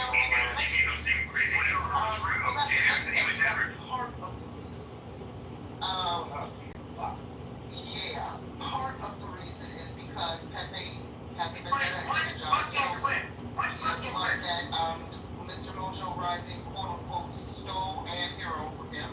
And there's another reason that is because he doesn't like the way Roger mods and hosts his rooms. And so Pepe admitted on Healthy Debate stage yesterday that basically the reasoning behind it is petty and out of anger and just, he didn't say this exactly, I'm just paraphrasing. He's attempting to humble Roger because Roger is a bully and has been a bully on this app. And he put, this man's address is out there. Allegedly this man's photo was out there, and I need somebody to go look at Rich's account. Rich has been messaging me in the back end. He's changed his PTR, his Messy Clown Drama account. I don't know if that's the Roger photo that Pepe's used, right? I don't know. I didn't see the photo yesterday. I didn't see the photo on Friday. Isn't the photo of the brown, the man, the heavier set man with the brown top? With the brown background? Yeah. Yeah. I don't think that's him. It's even Uncle Steve, which I trust Uncle Steve. Okay, I fuck with Uncle Steve. Uncle Steve and I live in the same damn city. I gotta say that I know the people. I don't think they care. So no, but I'm just saying. Uncle Steve said that that's not him. Yeah, I don't think any of those people are being very anyway. Just saying that's what they are.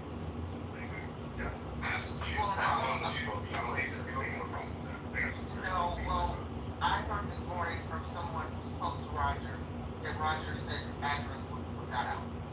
And so,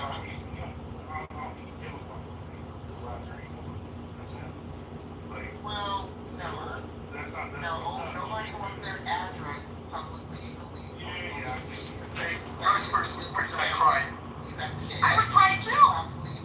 Personally, if I was in prison, I would. I'm just saying in general. Nobody wants their address. The largest. That's the thing. Nobody wants that. It's not cool. Let me explain to you. Everybody goes after their fucking dad. Okay, I'm telling you right now, that man is a serious one. Okay, but number two, that's my fucking dad. Okay, I'm coming for your neck at that point. Okay, room creators and hate speech indicators on this app who even up until yesterday continued to do hate speech nonstop on this app.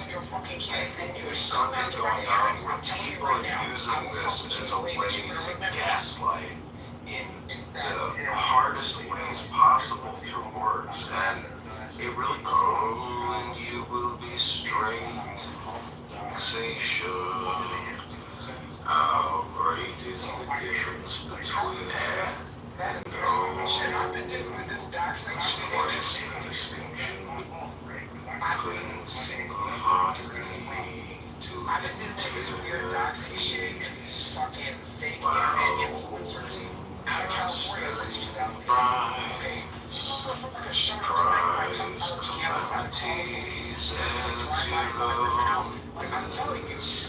How many wanted to stop in time?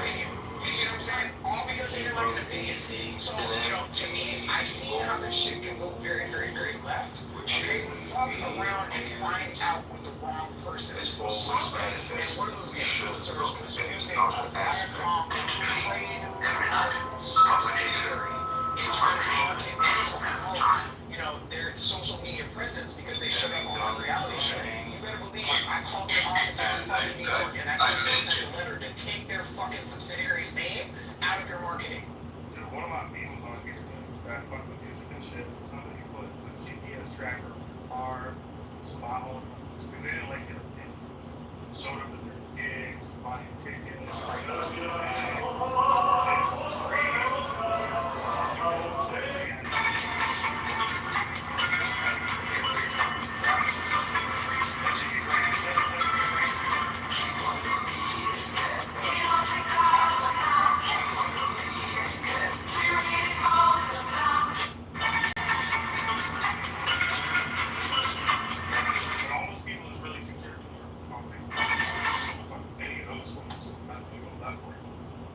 Amendment. Hit that like button. It's 312-49.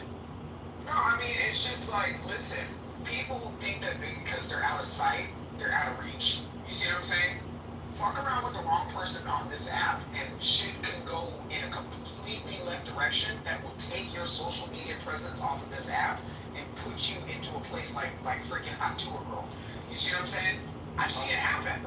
I've seen somebody that I'm actually very close with on this app. She made a comment. I'm tuned to this incredible conversation. We're going to get Marshall there. We're going to get Brad there. We're going to get Mojo's positive vibration experience. John, you might be there. I know Hakima is going to be there. One of my number one campaign contributors. Actually made it onto a national podcast.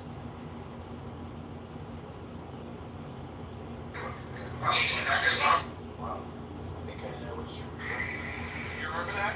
Oh yeah. But there's a couple things like that on here.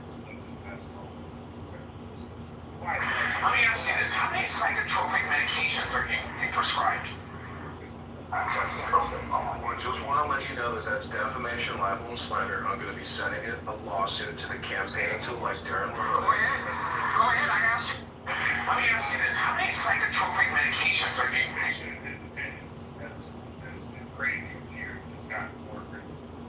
As time's gone, it's gotten deeper. Not like more open, not more progressed. Not use the wrong terminology, but like informed, I guess, maybe is the right terminology. It needs to become less informed. I think these lyrics when we read free speech, I think it's lyrics. Safe. It's pretty great. So, Silent Agent John, we've been fairly quiet. Let me ask you this: how many psychotropic? Quite defeated today, right? The LaHood team showed up today, and I'm pleased with our effort. Camp LaHood, we're not directly nor officially affiliated, okay, with the LaHood campaign. I want to make that very clear. Okay, we have never represented the fact that we are a part of the LaHood campaign. I actually kind of reached out to the LaHood campaign to bring them out here. I have no dog in this fight. I live in California, but again, I feel that LaHood is best for whatever district that freaking John is running in. Okay, I would quicker. Let me tell you something. I would quicker vote for Casey Anthony than I would vote for freaking John Kitover for that district. Doctor, you have a disclaimer. John, I'd like to go after you. Go ahead. No, you have a disclaimer. Doctor, you have a disclaimer on your profile. I'm just saying, this disclaimer, don't get tossed out. That is being a disclaimer for legal position.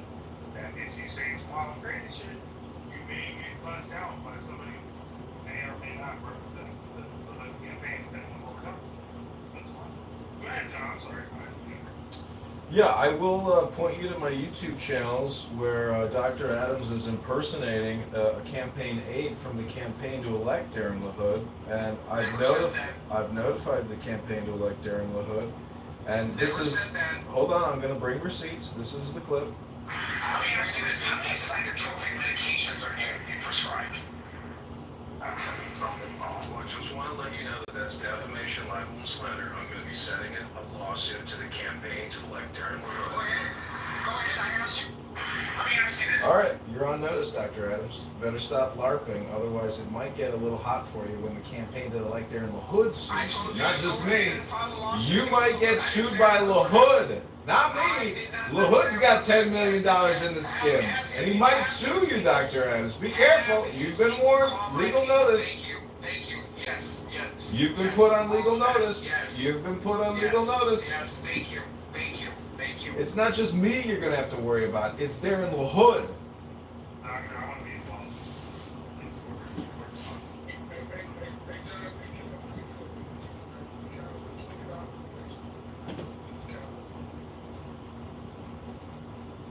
Can you get my new salary you want? I'm on the side of the parts of the you want to break that. I want to break it when it comes. Hakima, man, I'm gonna pay for you to come out to a campaign event so we can get that testimony in the video. All the anti-black things that Edmund has said, okay, and you're gonna side with him over me?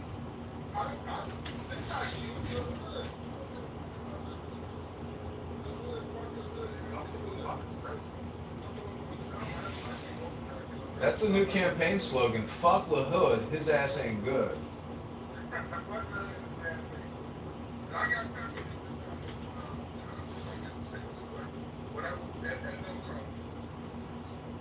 Wow.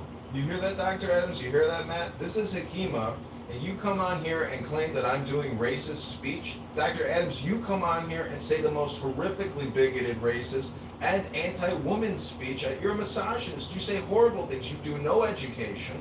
All you do is come on here and stir the pot and scream your bullshit. So take your criticism of my campaign, and I will, and again, Dr. Adams, you've been legally warned that the things you're saying against me as a candidate constitutes slander, libel, and defamation. I could legally sue you based off of the audio clips that I have right now.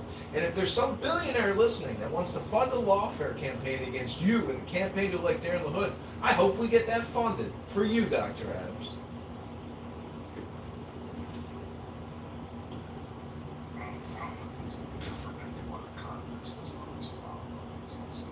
Listen, I don't know if you know what it's like to wage war, but this is a defensive communication war. And I'm not going to let Dr. Adams or Matt or Darren LaHood spread all kinds of lies, defamation, and slander to confuse the voters about who the enemy of the state is. It's not John Kitover, it's Darren LaHood who is putting you into a debt slavery that you have no vote in.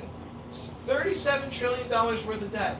$100 trillion in unfunded debt liabilities. This guy's been in Congress 10 years. That's $20 trillion in debt he's created. The numbers are all in Grok. I've done all the research. You can see all of our position statements at johnforcongress.com. Let me put the link in the chat again to make a campaign contribution right now. Guys, I don't know if you know who Levy is, because it was a chess YouTuber. Something about Levy just did a chess game between a chat engine and where the chat engine was teleporting pieces. So while the movie seemed very convincing, that data is not necessarily factual. Looking supports your position. Just needs an audit. That's right. LaHood's gonna wipe the floor with you, motherfucker. The link is in the chat. Make a donation now. John, would you consider giving $10 to the campaign to elect John Kitover right now? After all this communication, transparency, honest opinion, are you not willing to give $10 for some of these opinions?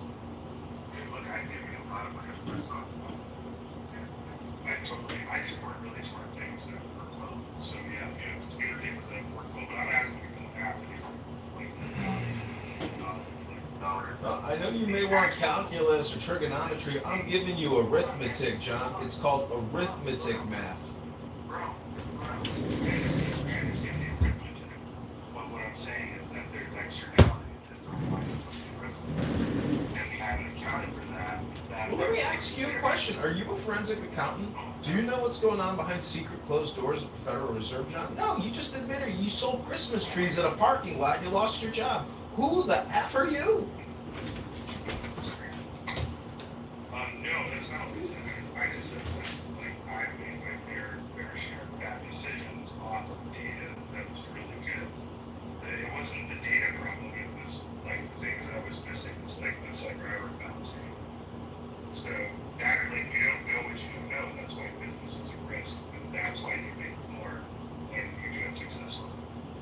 So yeah, no question can you do business successfully, and that in essence certainly matters to you. Is that while you could have the greatest intentions, you could be missing something. So perhaps we should do that in order to find out whether that is or is not true. Get it work. Yeah, with logic in it. John. John with the H. There's rumors swirling around your campaign that Mojo has stepped down from your campaign. Can you confirm these rumors, please? Thank you. Sure. Dr. Mojo, the Super Positive X Experience, was never a campaign manager. He was simply running rooms here on Clown House at his own free will, not as a contractor or an employee of the campaign. So to say he stepped down from a non-existent position is absolutely ludicrous, Matt, and just typical of you to stir the pot and try to be the circus master that you are. Congratulations, Matt. You failed again. And I'm sure tonight, when you think that the campaign is going to end, What role did he play in your campaign, sir? you can see it all on the live streams, on the YouTubes, on the Instagrams, on the X's. Everything has been live streamed for the past 2 weeks completely. Please refer in my profile to my Instagram, to my YouTube, and take a look for yourself. Answer a question. Typical circus master, typical troll, typical pot stirrer Matt. The fake MAGA comparing saying other people aren't MAGA. Where's your MAGA face with your hat? Where's your red hat at, Matt? Show us your red hat. Take a selfie, Matt. Where's your red hat? Take a selfie, Matt. Big talker. Big talker. Big talker. Where's the money? Put up or shut up. Put up or shut up. Money talks, bullshit walks. Money talks, bullshit walks. Link is in the chat. Link is in the chat. Link is in the chat. Okay, again, defamation, slander, lawsuit. Link is in the chat. Learn how to deal with your emotional response to heated conversation. What do you think Clown House is? It's an anger management simulator. I'm here, I'm hypnotizing you for hours now, and now you're getting angry? Go ahead and send me money now. $10, $100, support that campaign. I helped you stir the pot, Matt. I hope you like the soup. I hope you like the taste of the soup, Matt. You stirred the pot. Here we go. It's crazy. Oh my god. Like, listen to his voice. Like, now I have to poop. I gotta take a big He's got to take a shit now. You know, he's the typical politician. Just a lot of shit spewing out his slur pipe. And nothing ever changes. I mean, he thinks he's the big change agent. Yeah, well, he needs to go change his little poopy diapers that he wears on camera. He's a sick individual. And he needs to, realize that he's not going to win this campaign. It's officially over. God,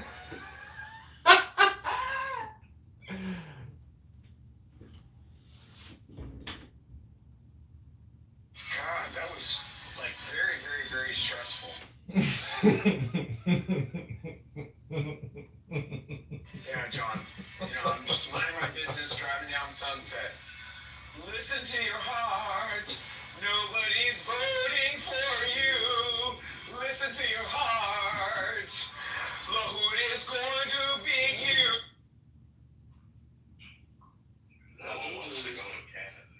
Now, there is one thing that was mentioned in chat too. Just great questions coming from the goo today. Great questions. Maybe they'll be carried over to tonight when John, the crazy congressman, ends his campaign officially live in the One House. And will you submit your medical records to us, John? You can write that in chat. I don't know why you're running. I sure as hell don't know why you're gonna lose to Lahud tonight. No, it would sound like KKK members. But with the hood, that's where the name came from.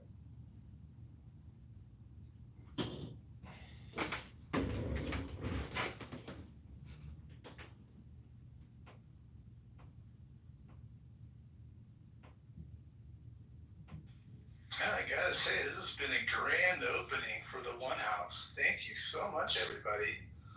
Really appreciate your attendance. It's been very therapeutic and very eye-opening, needless to say, throughout the last couple of hours. I think my the replay, for some odd reason, would not go away. I think I know why, because it's been such a tantalizing space. Thank you guys so much for coming today. And I hope to have the repeat of this, in the evening. We'll figure something out, possibly. We'll see how that goes. And I really appreciate everybody in the group for hanging out and being yourselves. Thank you, NY, for coming. I really appreciate it. I just want to say that replay was anointed by the Lord, okay, to bring out the truths, okay, of the Kitover campaign. And, it has truthfully touched the shoulder of our good brother Darren Lahud. And, we'll see you at the finish line. And this guy thinks, he has the nerve to think he's going to have the last word. What a clown. You must got us fucked up.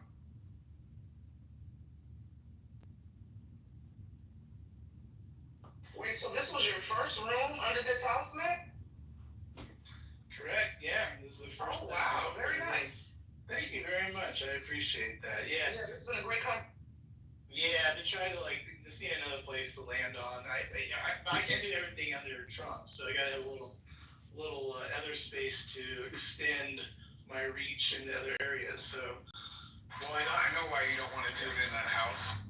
Why? I think you don't want to repeat the emergence of usual suspects that kind of accelerate. Yeah, I've been knowing you for a long time. Hey, those suspects aren't gonna. They'll come around anyways around here too. So, that goes back to all our stuff about guilty of association. We don't want to go down that road. That's another room again. But it's been good. You got Al Sharpton in the room. You see Al Sharpton in the say? So you got Al Sharpton in the room, you at the bottom. Let me go look at Al Sharpton here. Oh yeah, that's Al Sharpton. He's a good man, that guy. Who is his hairstylist?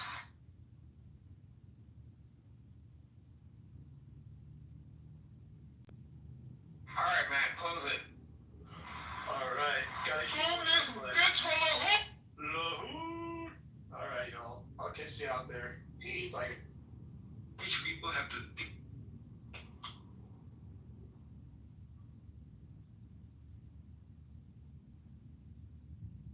Thanks.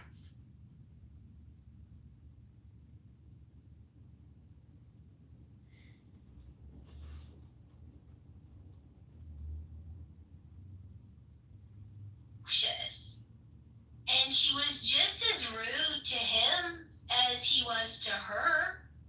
Yeah, that's right. Rabbi, be nice. Tell us, Rico, how you fucked her on top of the millions table. Let's go. Tell us, Rico. Look for this big picture, and the Kurdish people in Iran has zero negotiation, then the whole thing will collapse. Then nobody win, nobody win. So we have to figure out. But all this is ongoing discussion, again, ongoing discussion. We had more Iranian coming here to express how they want this friendship, and from the biblical point of view as well, the Jewish people want to pay back to. May I say something about psychology of the Iranian people? No, the whole point is not about psychology. Yeah, just a little thing. I want you to understand about the personality of people in Iran. They are power loving. They are very submissive people. But from you see, it's no good if you try to. I am not talking negatively. I'm just giving you information.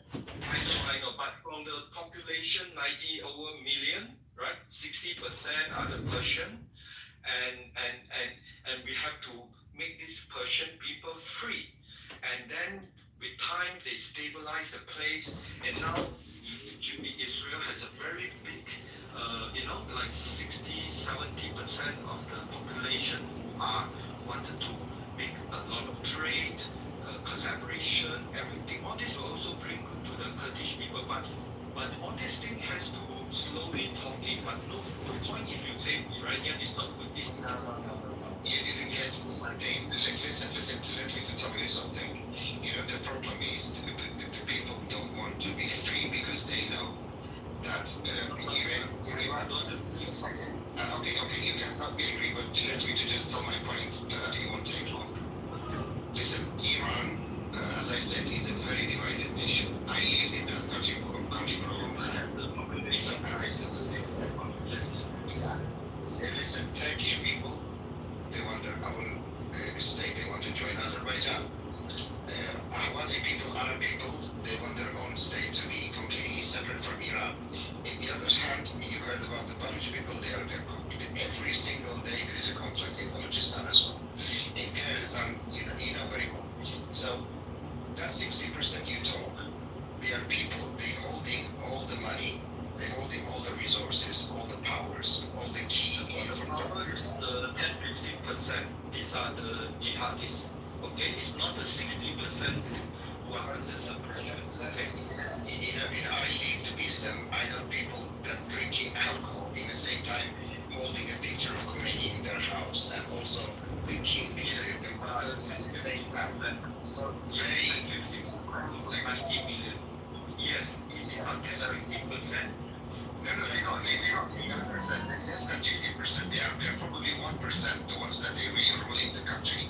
But because 1% cannot suppress the other 99. I think he's talking about 50% support the Islamic regime. Exactly. So the 1% pay the other 15%, mostly civil servant. And again, this is the playbook. Of modern caliphate. They use 40 years to figure out how you from 1% to reach the mayor, and then from mayor to 10-15% of civil servant working in underneath the mayor, and we are start seeing this in UK, and we are very worried now, and this is going halfway now in Turkey. Okay, so we are seeing all this playbook again. So what the West want is, if you throw everything, all the problem among the Islamic country, they will give up. They will give up. So what we need is, we have to make sure Israeli people are very united. All these Westerner like Buttercup trying to come in indoctrinate, you have to speak up and say, you are American people with utopia ideology. It doesn't work for the Middle East. The Buttercup has understand, she doesn't understand the Middle East language, right? Only the Middle East language will understand how to achieve peace through strength. And now Israel has the strength. And let's work with Israel, and then step by step. Everything is possible because what Israel wants is peace. They only ask for peace, but step by step, okay? And at the same time, attack as many as possible the useful idiom in the West. I just have a question about the Kurdish people in the UK. The only Kurdish person I know from the UK is, what is his name again? Ali Dawa. And Ali Dawa, I heard that the Kurdish community doesn't want to have anything to do with him because he became a Islamist. Is that true? No, he's not Kurdish. And that was from another country. Really? It's Kurdish. No, he's Ali Dawa. Ali Dawa is actually Turkish. He was interviewed in James. Later on, it turns out that he was some kind of connected to the Angels of Brotherhood. One drunkard takes care of another. He completely distanced himself from You know, walking through God in Kurdish is Turkey. Turn away for a minute. So I went to Turkey in June, and I told people, because I didn't hear many good things about Kurds in Turkey, and I said, well, I live in Western Europe, and we have a pretty good image of Kurds because Kurdish people fought ISIS. I don't expect them to say anything because she did build their agenda, so I expect true dimensions. Existence is kind of connected to our conversation and people imagination. Turkey, before the funds come out there, is always speaking about the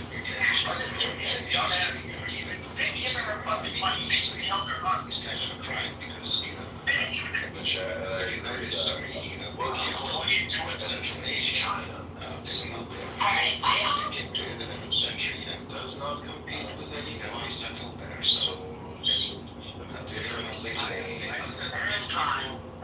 honestly cannot tell the difference in phenotype between an Anatolian Turk and a Kurdish person. And then one Turkish person said to me, we probably descend from them. We're probably... In some cases, even if it's 20% Central Asian, the rest is mostly Greek and Armenian.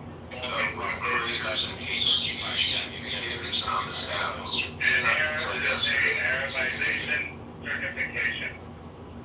Sounds delicious. I am the beauty of the perceived. That sounds like convention. That sounds like pretty much the whole world, to be honest. I just wanted to say that because a comment was made about Iran and that they are a very divided nation, I wanted to say this is not true at all. Like even 1% is not true. Open your eyes into her I've eyes. heard about the Mahsa Amini death, right? She was a Kurdish girl, and what the Kurdish people who want separation did was to change the narrative, the whole narrative, and make another story for themselves to say that Iranians and Persians are killing Kurdish, and this Kurdish girl Mahsa Amini is the result.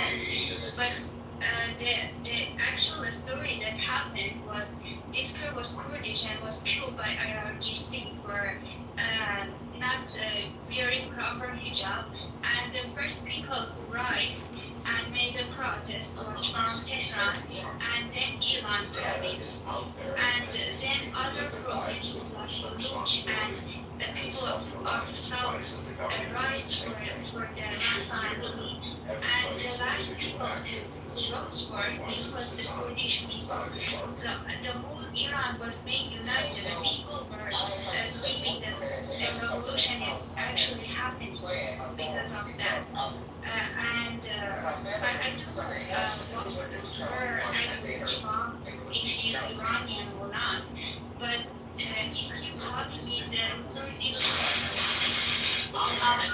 Kurdish if you guys go and talk with Iranians who are Kurdish Iranians, many of them just support Reza Shah, and many of them want to be in a community with all Iranians,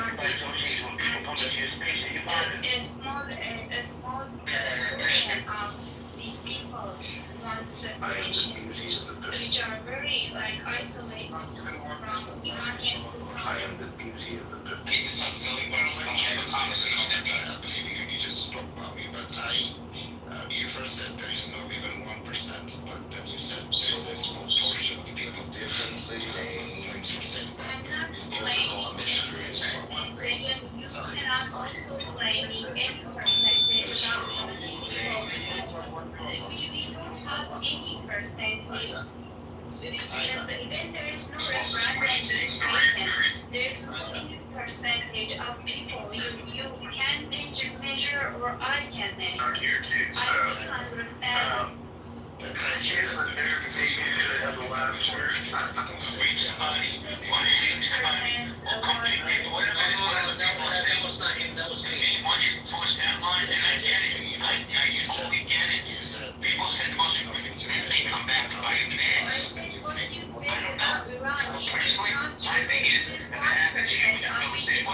I didn't say 1% of the population. I said what you say is not even the closeness of 1% to 1% population. Question. Let's ask you one question. We both have one problem, and that's IRGC. IRGC. Are you from Iran or Syria? I'm from the southern side by Iran, and if you ask for the cities, Okay. Okay. So, now I'm just asking one question.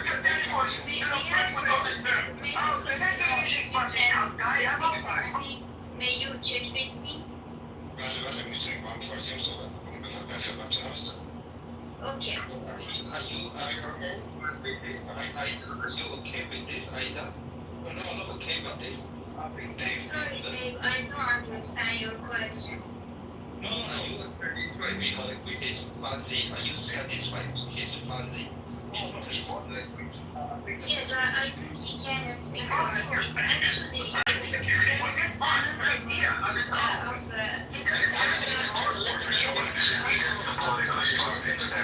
let me just say something. There was another blog for Iranians. There were supporters of Reza Shah, and there was another guy like him joined the community, and all he was talking was a lot of nonsense. That how do I know Reza Shah is the chosen one by Iranian people, but there's no referendum yet, and Reza Shah has released a notebook for you that he has explained all his plans for the technical areas of IRGC, and this guy didn't even, I'm not saying I am saying another Kurdish separator. That guy even didn't Go find a better partner for yourself. It is good advice to separate. You want our border of Iran. You want to separate the land Iranians, you want to separate one part of that because you are claiming that it's 1 minute. You said Reza Shah, but it was in UK. There was a campaign that Reza Shah himself and people endorsed him, and he couldn't even gather 50,000 people to sign for him. So how you want to suppress somebody? No, over 5 million. Just a second.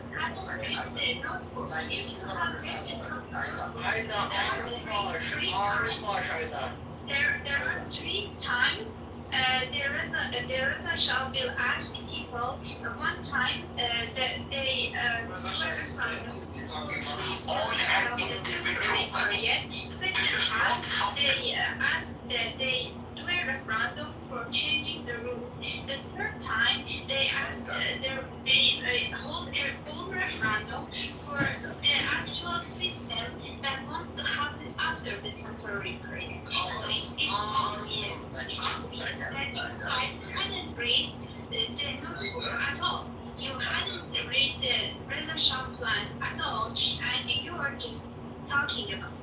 Okay, Okay, just give me like the 30 seconds. I mean, look, we really want to have this area peace, but also, you know, if it is very challenging that when trying to help Iranian to free, at the same time there is a change in the border, which I think the Kurdish people inside Iran want, and so this complicates the problem, you know, because Kurdish people are distributed in multiple places. If the Kurdish people get the border change in Iran, then the Kurdish people will fight for border change in Turkey, Syria, and Iraq. So but these are the things that we you asking the same thing that you want. This is not fair. You want one thing is 1 second right here, 1 second. Dave, just 1 second to understand each other. You talk about something coexisting with people that they want to wipe you out, and we are with people that they don't want to give a minimum rights to Kurdish people, like even studying with your own language, like a self-determination. Sorry, Reza Shah has also in the notebook, Reza Shah has cited that in the ethnicities, they study their own dialect and their own language. So after Reza Shah is the leader, the Kurdish people practice Kurdish language and the Kurdish people will practice Kurdish language. And the people will practice language. Let's keep. Just give me a second. On this thing you say, many Jewish people don't have the historical background to understand you. Okay? 35 years. Again, look, over the last few months, occasionally we have Kurdish people, they come, and then I also see that some of the Jewish people respond to them. So what you say that nobody cares is not correct. Okay, the reason why we care and we want to understand, because we want to figure out a very challenging problem that the Kurdish people during World War I, they will promise something and they will abandon, they will betray, right? And this was like close to 100 years ago. Now we want to slowly figure out but the problem is the Gaza problem is dominating the whole entire discussion. Okay, it's a Gaza problem with your enemy. The people. Yeah, IRGC is our enemy. IRGC is both of us enemies. IRGC wants to both and IDA at the same time. Let me explain. IRGC is the mother of Pentagon, right? The proxy like how. Sit up in there and say, "Oh, I just posted a picture." No, you didn't. No, you didn't. And Edmund was live streaming that room from your room into the other fucking room where people heard you. Oh, speaking of which, he's in the audience. There he is. Future Congressman Kitover.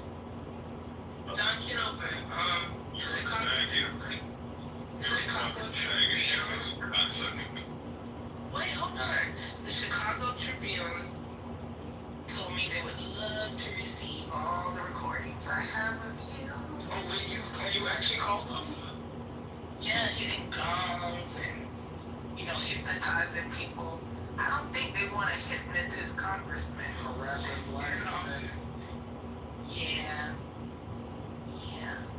And Rich brought up a good point. I know you don't like Rich Adams, but in the state of Illinois, anyone that donates to a campaign and it reaches $5,000, that politician has to submit a list of names and addresses of everyone that donated, and it then becomes public.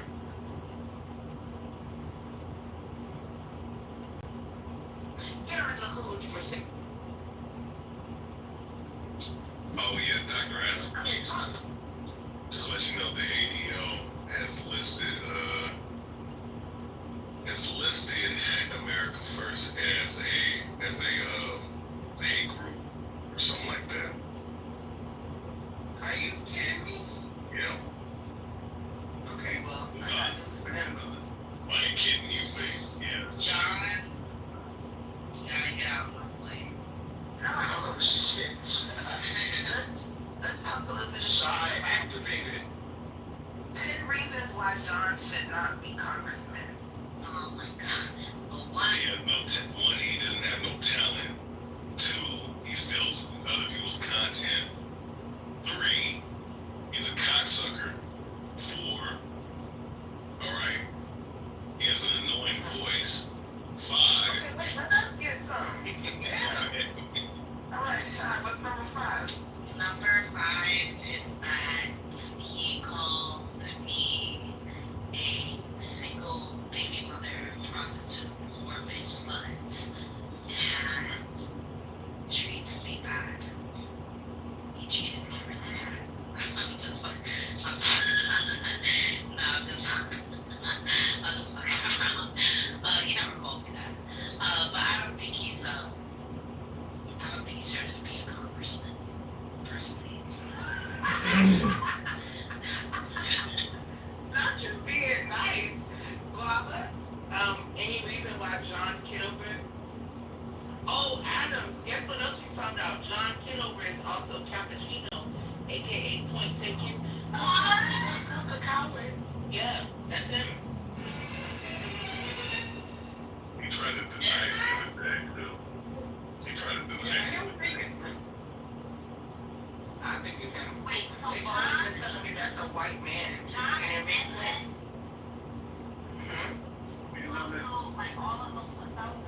Yes. Sorry, y'all. I had to sit down and take a kid. Which is a reason, this is another reason why this nigga should not be a congressman. He had 35 phones that he strings from all day in his boxes with his big swollen balls that need to be released. Stuffed up in some boxer briefs. Didn't anyone say that, John has some cape? I do have the picture Jazzy was talking about in my PTR. I like his balls, personally. I think they're nice set balls. I think that's swollen. Have you ever heard the Lord of God? Have you guys seen his balls? Charlotte's He opens his legs on his Instagram lives, which is reason number 7 why he shouldn't be a congressman, because he opened his legs. And when Jasmine Crockett does it, they all have something to say. Well, I'm against it.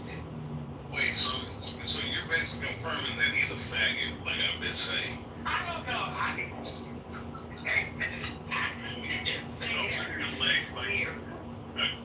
A grown man opening his legs on camera is a homosexual. So, Congressman, or theoretically, you're not a congressman yet, right?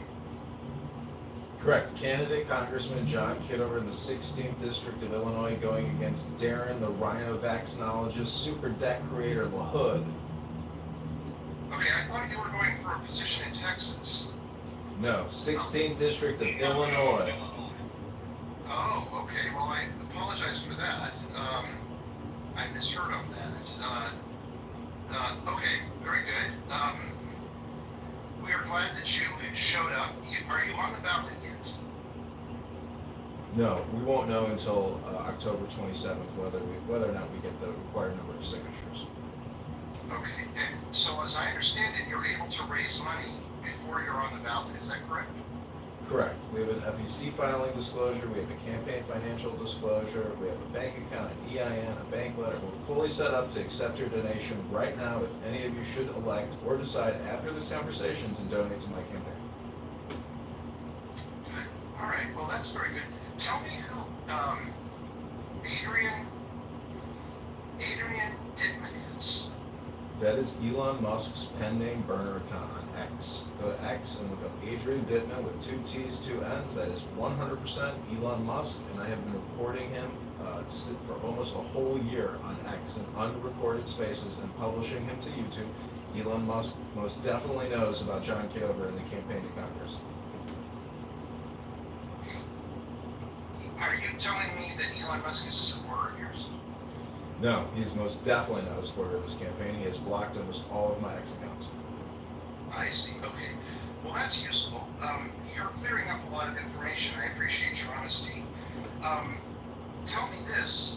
What do you think of Donald Trump's recent adventure with Vladimir Putin in Alaska?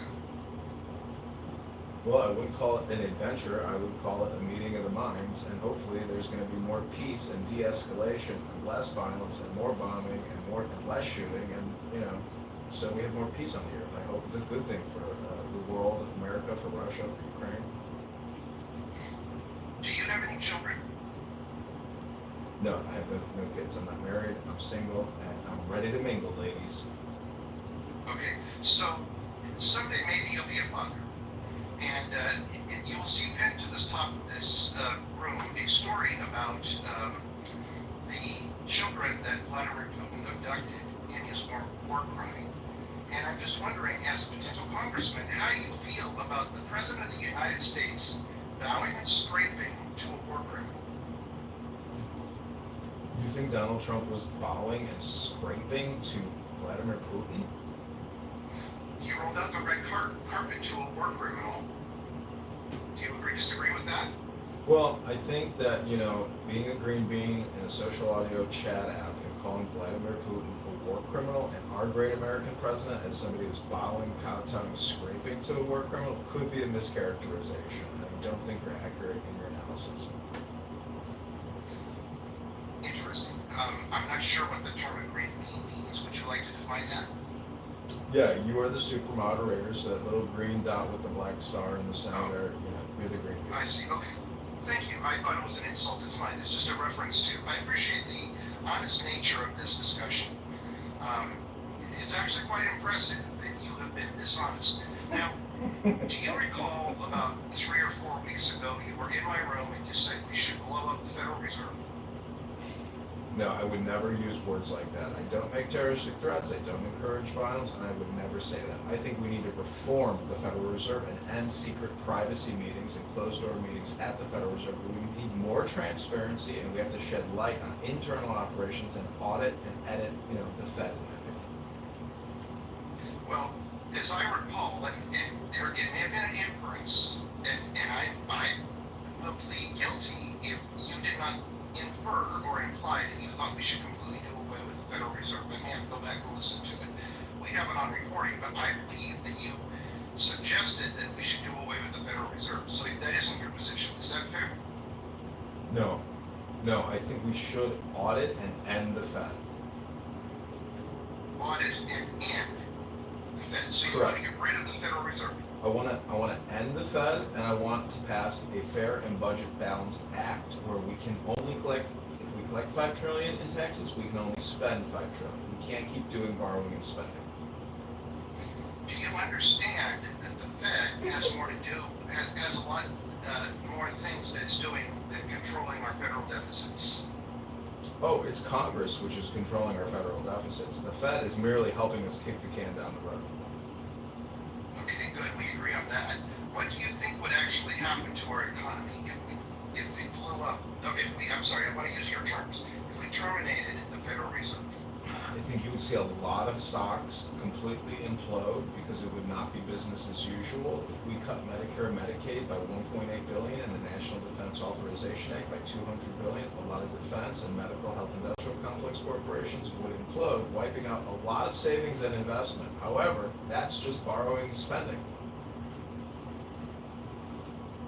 So you're okay with the kind of implosion that it would cause, and I'm putting words in your mouth and I'm inviting you to correct me if I get it wrong.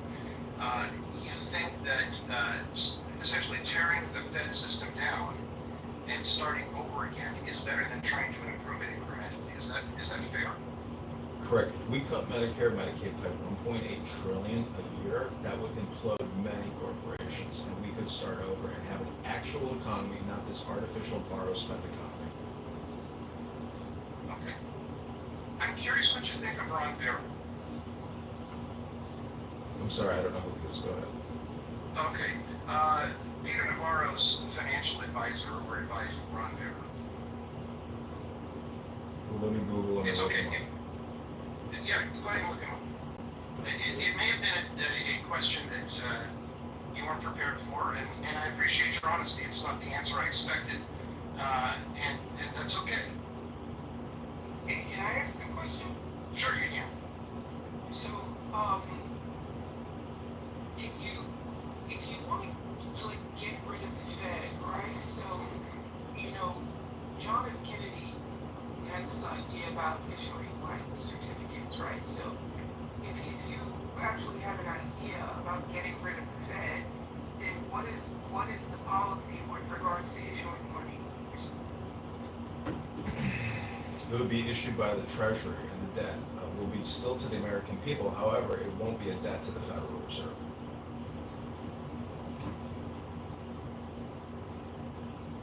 And so, so how long, because you have money that's in the system, right? You have money that's, even though we don't all carry cash, you have money in people's pockets, right?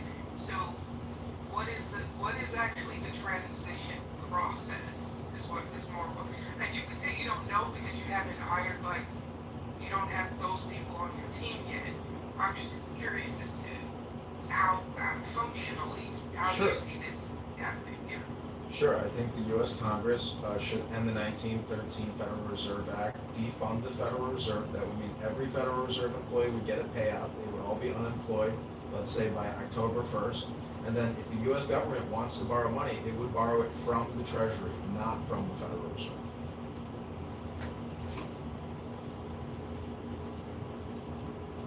Yeah. What would happen to interest rates? That's what I was. The Treasury would set the interest rate, but I think that we would open up more competitive bidding to alternative interest rate providers or banks that would not operate off of a federally set rate. There would be an open marketplace for rates and lenders, as there already is. So a lender who's in trouble in Chicago goes to a bank that may be even in more trouble in California and borrows. And there's a chain reaction. Who prevents that? It's the FDIC. And so the FDIC, we would also end that agency and end all federal funding for it and no longer collect from banks that fund the FDIC. You understand that the reason you have the FDIC is because of, banks like insolvency. And, are you basically saying that you're trying to create a society where, banking institutions aren't like the central structure for holding money?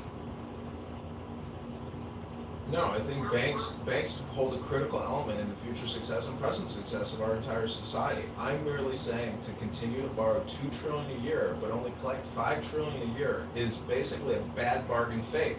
The big beautiful bill transfers $4.2 trillion off of the future tax liabilities of corporations like Amazon, Apple, Microsoft, Coca-Cola, and gives it to we the people. It's simply a tax liability transfer from Fortune 500 to the American people. Do you understand that? Not really, I really don't. This is the first time I've heard such a Yeah, I looked it up. This is what the query was that I asked Grok. I said, what are the Fortune 500 corporations that benefit the most from the big beautiful bill? It spit out 25 Fortune 500 and how much they anticipate gives them in tax credits. Yeah, no, so that part, again, I guess I'm trying to figure out what does that have to do with getting rid of the Fed? And Alan's question about interest rates, are you are you thinking about, like we have treasury securities, right? So the Fed rate tends to, move up and down with the bond. So I'm trying to understand what you get rid of the Fed, right? You said something about tackling interest rates, but there's something I guess I hear what you're saying. I understand Rob gave you an answer, but I don't. Well, I'm telling you that we're $37 trillion in national debt. We have $100 trillion in unfunded liabilities. We need consolidation. The Federal Reserve is losing $100 billion a year. Their annual budget is $60 billion. We need consolidation. In a bankruptcy, you consolidate. You run the ship like a business. The federal government is not being run like a business. Norway, Saudi Arabia, Dubai, United Arab Emirates run at a profit. The United States of America is spending $2 trillion a year that it does not have. We need to run this like a business, or we will destroy this business. How many times did Trump declare bankruptcy? I'm sure he has launched many bankruptcies. Dozens, probably. You don't even know about. At least 7. He has declared at least 7 bankruptcies. Now, if you had money in one of his businesses and he went bankrupt, what happens to your money? First of all, let me correct your title. The name is spelled Kitover, not Kitover. Thank you very little. Correct the title, please. Spell it. How should it be spelled? It's in my title, in my profile, Kitover, K-I-T over. I see a T instead of a D. Okay. Well, I was trying to make a little bit of a joke. Does it disturb you that many people on this app think your candidacy is a joke?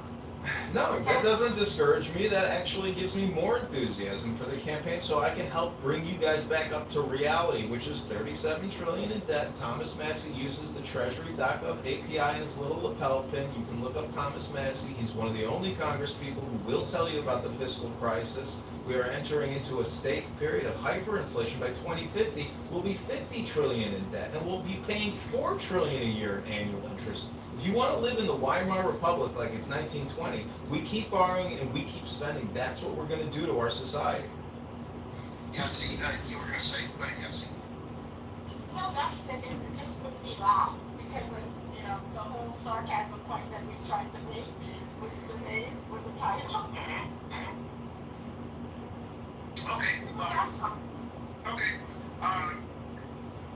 So all of this idea that you want to do away with the Fed, the Federal Reserve, and I apologize, I shouldn't have said blow it up, but that's essentially what you mean. Defund it, get rid of it.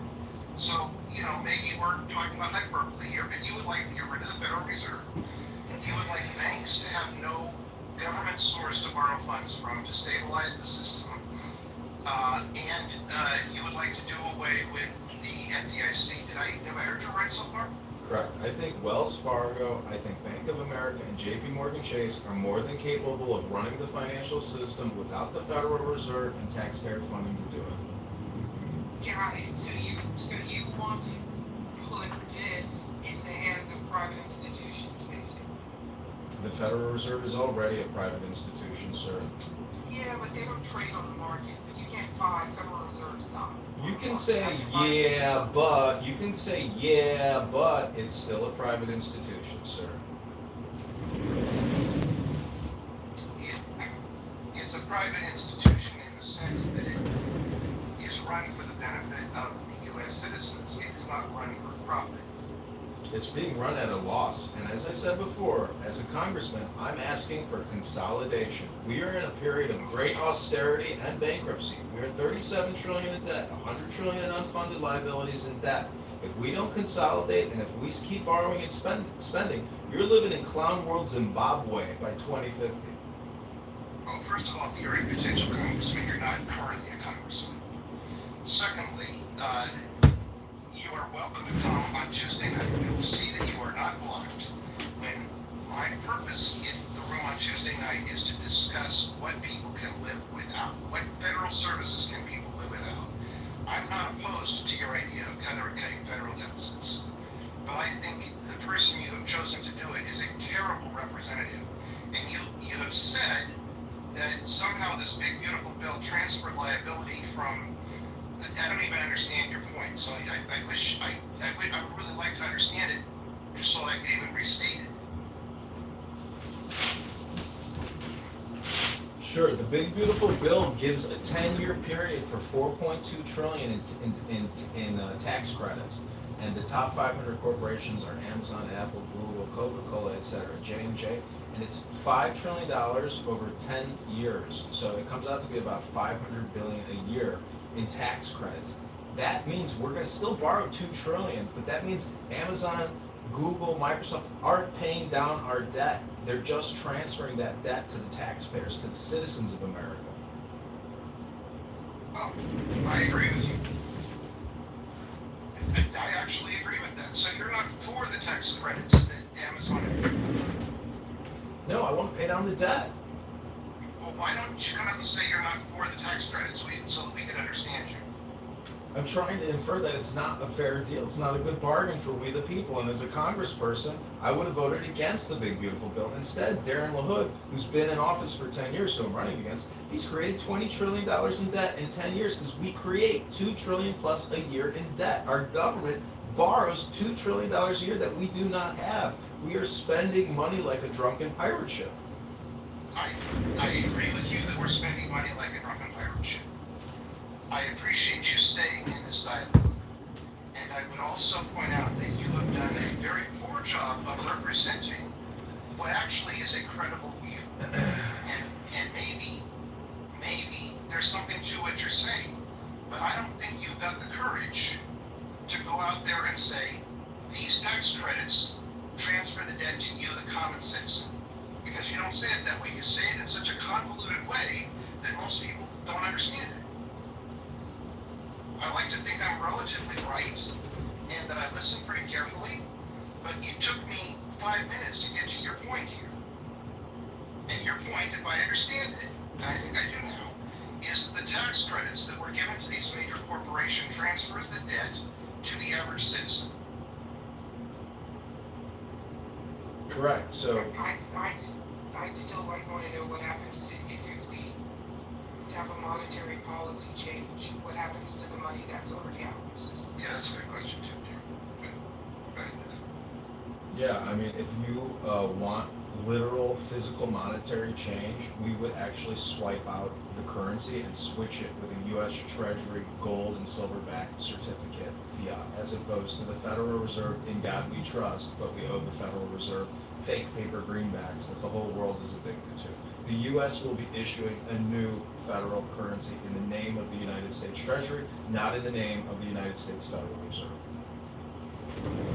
And so all of the countries that are currently sitting on our current currency, that currency is now worthless to them?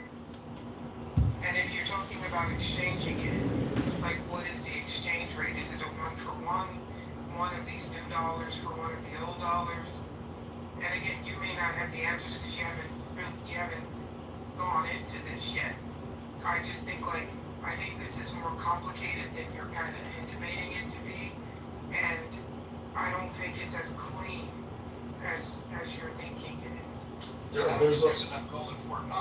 There's a lot of complexities to this, but having 37 trillion in debt and 100 trillion in unfunded liabilities is a huge catastrophe, and we can't let Congress keep passing HR acts and omnibuses to get the Federal Reserve to print up trillion-dollar tranches for us. We are addicted like a heroin addict to debt.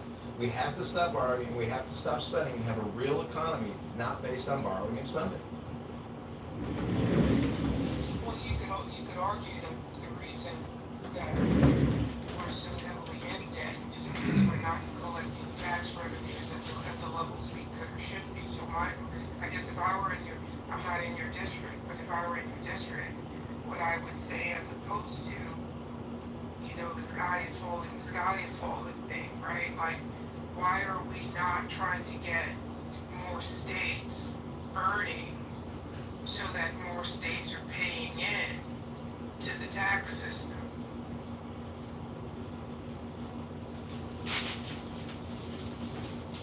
Chairman Powell says that we will do whatever Congress wants us to do, but don't tell us what we should do in terms of financial operations. So that was a quote from him recently. He said, we don't ask for financial advice and we don't give spending advice. So the way that the Federal Reserve is acting is so childish when Chairman Powell says things like that we will do whatever Congress tells us to do. We don't care who's in charge. We will print if you tell us to print.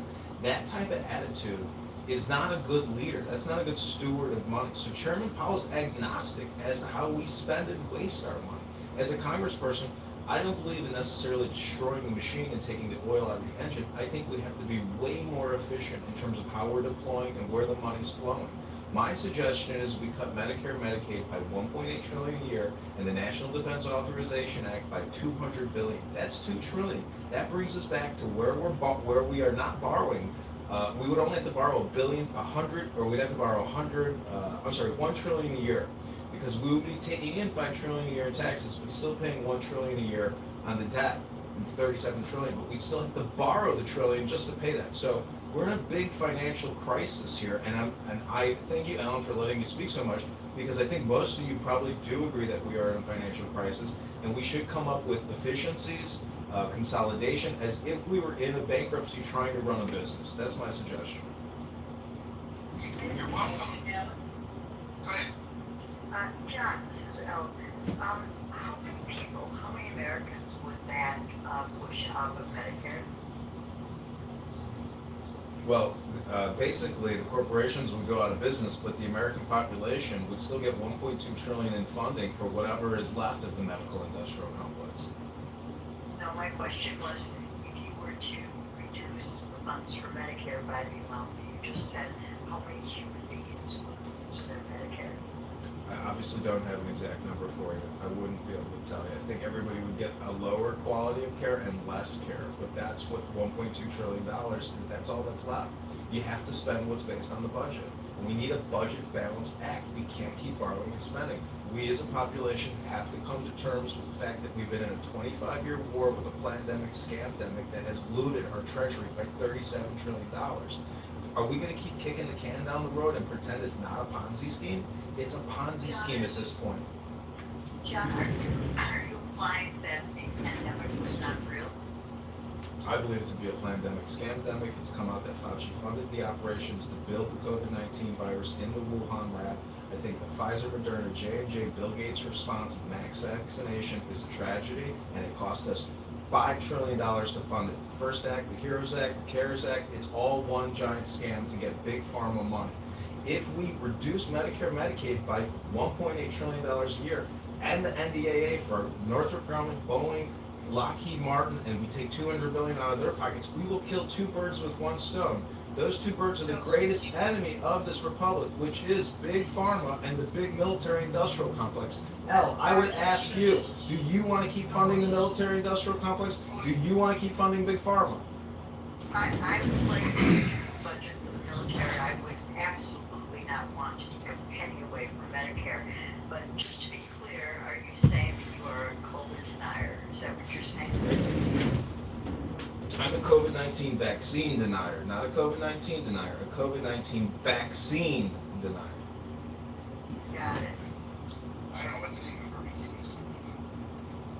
is. I'm saying that if you go to Die Suddenly on X and you look at all the tragedies of young people and military personnel that have long COVID or have clot shots, the spike proteins are not vitamin boosters. They're not good for your health. In my opinion, Dr. Fauci and Bill Gates should be arrested for crimes against humanity. I think it's going to get down here. I try to say this in hold it, just a second, Scott. Why don't you? Oh, why didn't you just go ahead? Just balance what you want. Obviously, your next 5 years gets you $4.7 trillion. That's a good budget. Okay. Go ahead, Scott. Yeah, I mean, look, I think we could cut the entire military budget, right? The entire thing. And we still have a deficit problem, right? I do think the congressman brings up something interesting that and I, where Elle says, I tend to be sympathetic about not wanting to cut Medicare or Medicaid, but I don't know how do we get to a sense where we're not in fiscal crisis. Now, most people say if we even just get to where our deficits were 40 to 60% of GDP, I mean, we'd be in the right direction. But what I don't know what we cut, like, or do we do? I mean, I think that basically, I mean, I don't know what you're in favor of cutting, but I think generally, I think most people's approach to deficit is that we'll put our head in the sand until everything collapses, and we just won't talk about it. I mean, Simpson Bowles, we had that, in the Obama administration. Now it's just put in the drawer. I mean, I don't know. I think the congressman-elect has a congressman candidate, Kitover. He's extreme on this stuff, but I don't hear many people in their criticisms What was that? the rational alternative or any alternative. I think that it's just, hey, What's wrong with that? Also, I think that's a real one. That's a real one. That's a real one. That's a real one. All across the board on your sheet, what the budget is, what department, you have to cut your expenses 5% every year for 5 years. We have a balanced budget. Light the economy on fire. Well, I clearly. was going to say it was the two, if you just give me a second, John. The area in the United States where we spend the most money is on Medicare, Social Security, and disability insurance. Disability insurance makes up the largest share of that, and that's about $3 trillion a year. And so you then have the interest on the debt, which comes in at about $1 trillion, and then you have the military budget that comes in about $900 billion, and then you have everything else we spend money on. So the quickest drivers of our debt and deficit happen to be mandatory spending programs. I'm not saying you get rid of them. I'm just saying we should all be clear on what the largest driver of debt is. Thank you. Hanson, I'd love to know what you think about this. Well, I just popped into the room. How long have you guys been, how long has the room been open? Are we just getting started or are you winding down? No, we're just getting started, actually. Okay. This one does not have a time limit. I am very grateful that the prospective congressman, who is not even yet on the ballot, and is aspirational, is willing to come and express his positions. Whether I agree with them is not the point. The point is we are having a civil discussion, and I'm excited about that. Go ahead, Hanson. Yeah, I've just recently met John, and we've exchanged some views over in the rational discussion room. In some cases I disagree with him, but that's beside the point. He can engage.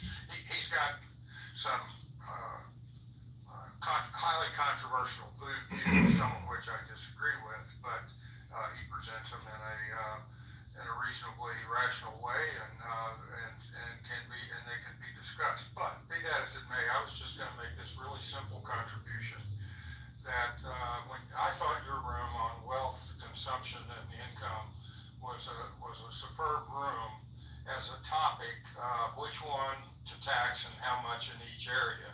Obviously, we didn't reach any consensus, but I thought it was a good discussion. But then I sent you a text afterwards that I just made the observation, assume that our budget is $1 trillion, deficit is $1 trillion a year, just $1 trillion, which is higher than that. Solution, cut $500 billion in spending and increase taxes $500 billion in each year in order to eliminate that deficit. We can't even agree on where to cut spending by a couple of $1 billion or raise taxes by an equal amount, much less what is rationally required. And I'm not an economist, I don't know all the ins and outs, but I know that if my deficit was $1,000 a month, I'd either have to go work at Walmart to earn $500 a month and then cut another $500 a month in my spending in order to balance my budget. And until somebody can explain a path forward to that kind of a resolution in understandable terms to little old me that doesn't know much about economics, then I'm going to be skeptical and I'm going to be very, very concerned. Hanson, thank you, and I did see that message, and I think we'll get there.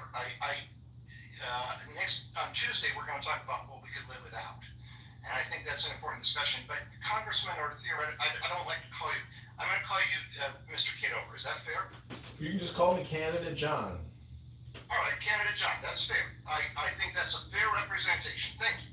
All right, Candidate John, I believe it is my understanding that we are making payments on the federal deficit as a part of the budget that is adopted every year. Do you accept that notion? Yes. Okay, so if we were to balance the budget, we would eventually pay off the federal deficit. Do you accept that notion? Theoretically, yes. Good. Wait a minute. If you balance the budget, you don't eliminate the debt. You eliminate the deficit spending for that year. That's true, Anson, but the point I'm trying to make is, you're right, okay?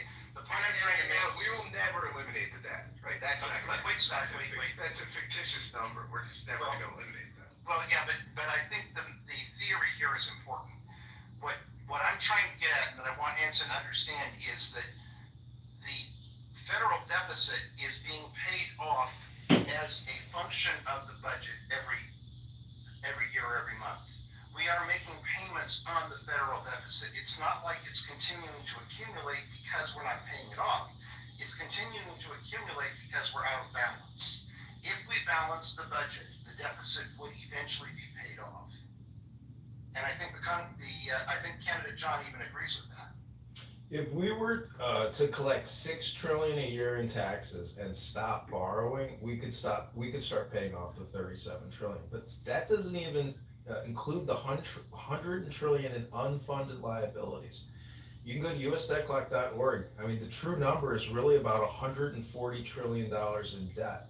So maybe that is the reality, and we have to figure out how to optimize and make it more efficient, because maybe that is the real reality, and we're never going to actually reverse the tide.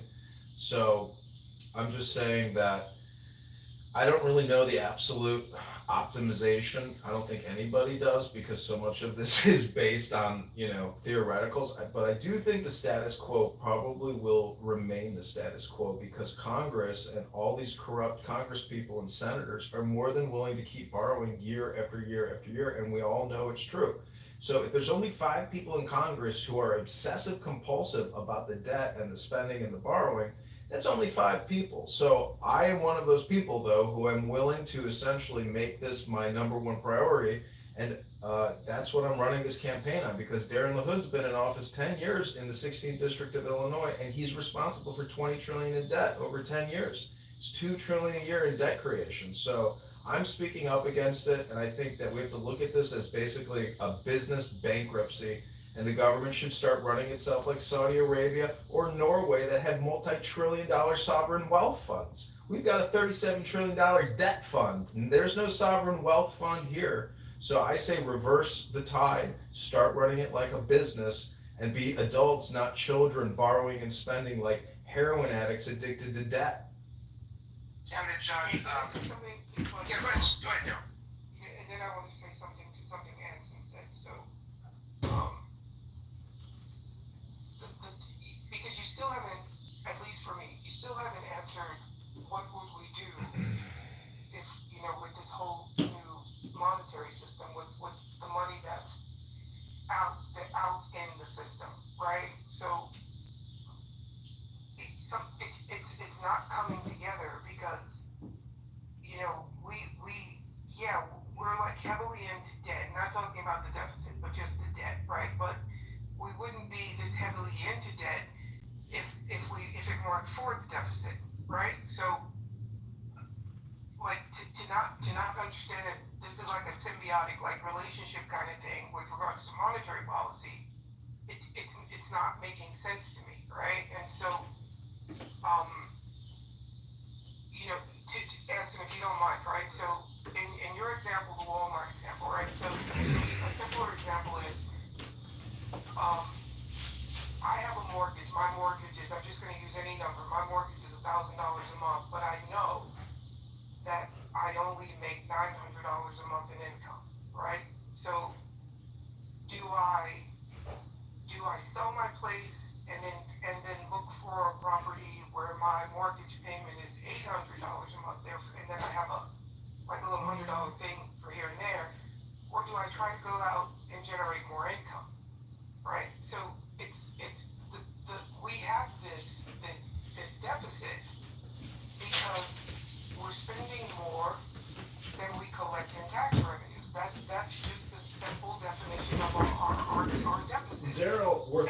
$37 trillion in debt. The Federal Reserve isn't working. Congress isn't working. You just want the status quo. That's all you're saying. No, I don't want the status quo. No, you said let's run the country like a business, right? And so if we look at it, and people in this room have heard me say this over and over, if this were a business and we had 50 individual departments, and 30 of those departments were not generating revenue, we would go into each and every one of these departments and we would either fire the people who are running these departments, or we would take them over and try to figure it out. I guess what I don't understand is in all of these conversations, why does no one, for the most part, I don't want to speak in absolutes, why does no one talk about how to get the majority of states earning or generating more income so that more people in these states are paying taxes? You know, they're basically somewhere like 9 to 13 states, and that includes yours, Congressman, or future Congressman. Illinois sends more into the federal system than it takes out. Why are we not trying to figure out how to get the United States as a whole company with 50 individual departments profitable? Why is this country being economically held up by 2 handfuls of states? Well, I can show you the HRX that are the top biggest expenditures over the past 10 years. That's one place to start, because Congress is the actual body creating all this debt through never-ending HRX. All that, and then you can see the corporations that are aligned with all those acts. So if you do a cross comparison between Open Secrets and HRX and Congressman Darren LaHood, you will see how each individual Congress member is playing their little role in basically running a skimming operation. $37 trillion in debt, or $20 trillion over 10 years. Darren LaHood, the guy I'm running against, has over $12 million in his congressional campaign account, all given to him by big health insurance, big pharma, manufacturers, and military industrial. So this is the game. This is the game that Congress is playing, and I am merely a disruptor like Thomas Massie, Rand Paul, Ron Paul, who are declaring that your government is bankrupt. The American government is bankrupt, but we keep kicking the can down the road and playing a Ponzi game. That's really what it is. Yeah, but you didn't answer my question as to why are we not as a country working to figure out to get more states generating revenue in their state so that there are more people in these states paying more taxes. Well, that's like having a business conversation about how to run a business. Okay, let's change the subject for a second, because I think we may be getting a little abstract here. I do want to come back to this candidate, John. I want to know what you think of January 6th. Well, when Ashley Babbitt poked her head through that window and that cowardly cop pulled his pistol and blew her head off, I was a little upset to see a cop who could have helped somebody get through a window safely. Instead, he decided to blow her head off. So I think there's a lot of fake news, a lot of misinformation. I think Nancy Pelosi, and while she filmed her little documentary, I think there's a lot of people involved. I've watched a lot of podcasts about corrupt Capitol Police officers, cover-ups, all types of disinformation campaigns, FBI employees posing as protesters, being walked into the Capitol. So I'm just telling you that there's good and bad in January 6th, but I believe that the now is all important, and that the now is a compression of the past and the future. And if we want to change the future, we have to now be fiscally conservative and fiscally prudent. That means tightening up our belts.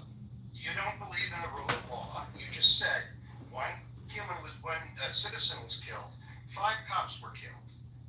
And we have the federal, excuse me?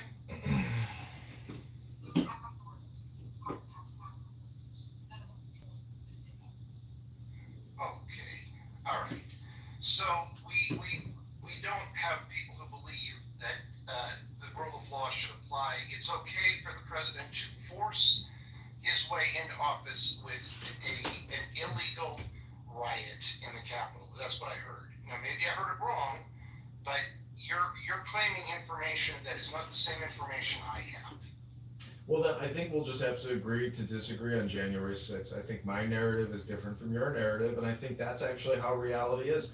Everyone has their little solipsistic point of view. Some people are Ponzi schemers and can kickers and just can't stop borrowing money. I'm not that kind of guy. I live my life fiscally prudent. I am basically saying that the way that we live our individual lives should be a mirror of the way the government is living its fiscal life. Okay, does the president, as the leader of the country, have an obligation to show us his tax return? Yeah, I think he does have a responsibility to show us his tax return. Well, you know what? I wish you would go out there and say that, because most people who are in your cult, and I think the Republican Party, with a few exceptions, is a cult, have let him get by with murder. I can agree to disagree with you on January 6th, but I'm glad we found something we can agree on relative to his tax return. I feel like a Can I say something about like this? You know, this Ashley Babbitt thing, right? Like, Ashley Babbitt was told by an authorized guy to not break that window and not come through it. Ashley Babbitt and the cowardly men behind her, because they let this woman go through this window first. Ashley Babbitt smashed that window and was then told, don't come any further, right? Because these men have the duty to protect Congress. Ashley Babbitt came through the window anyway, and she met her fate. Like, you're saying he should have helped her through the window. I'm saying her fucking husband should have told her to not go through that window. Well, listen, I don't want to talk about a poor dead woman. Let's just leave it as a tragedy and agree that it's a tragedy. Can I get, yeah, great. Let's stop debating with John. I want to push back on Scott. Debate with me, answer. A couple of times, Scott. And I gave you a thumbs down when I heard you say it here today. The debt, in my view, the 37 trillion, is not fictional. It's not ephemeral. And yes, Scott, someday it will. I mean, I'm being hyperbolic there. It's a number. It is. I don't deny it's a number, but it's something that will never be paid off. It's an important number, in my view. And I would suggest. It's not, but it's not. But go. Okay, all right, but just give me just a chance, because I'm going to quote a book that I've quoted before, Changing World History, by somebody named Davidal or something. And national debts, indebtedness, excessive indebtedness, have been the primary cause for the decline and eventual left in the dustbin of history many, many, many empires over the course of, well, at least since the birth of Christ, if not before then. And those national debts eventually are paid for or eliminated through default.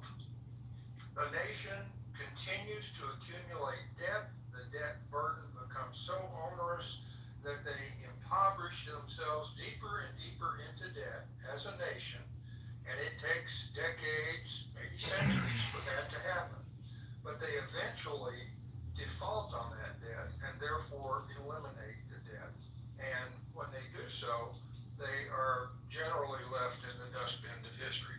And that's been a historical track for millennia. And so I believe it's business model. I think it is valid. Not that it's going to happen tomorrow, but it could. God forbid. I still think my grandchildren, my great-grandchildren, are going to be a hell of a lot worse economic shape than I am today, because of our continued accumulation of excessive debt nationally, and at some point we're going to become more indefensible. We will not be able to afford to stand tall if China invades Taiwan or Russia takes over Ukraine, and we we will lack the ability, the moral demand will be there, but we will just simply lack the economic ability to sustain a society that everybody hopes that we can sustain, because we just don't have the money to do it.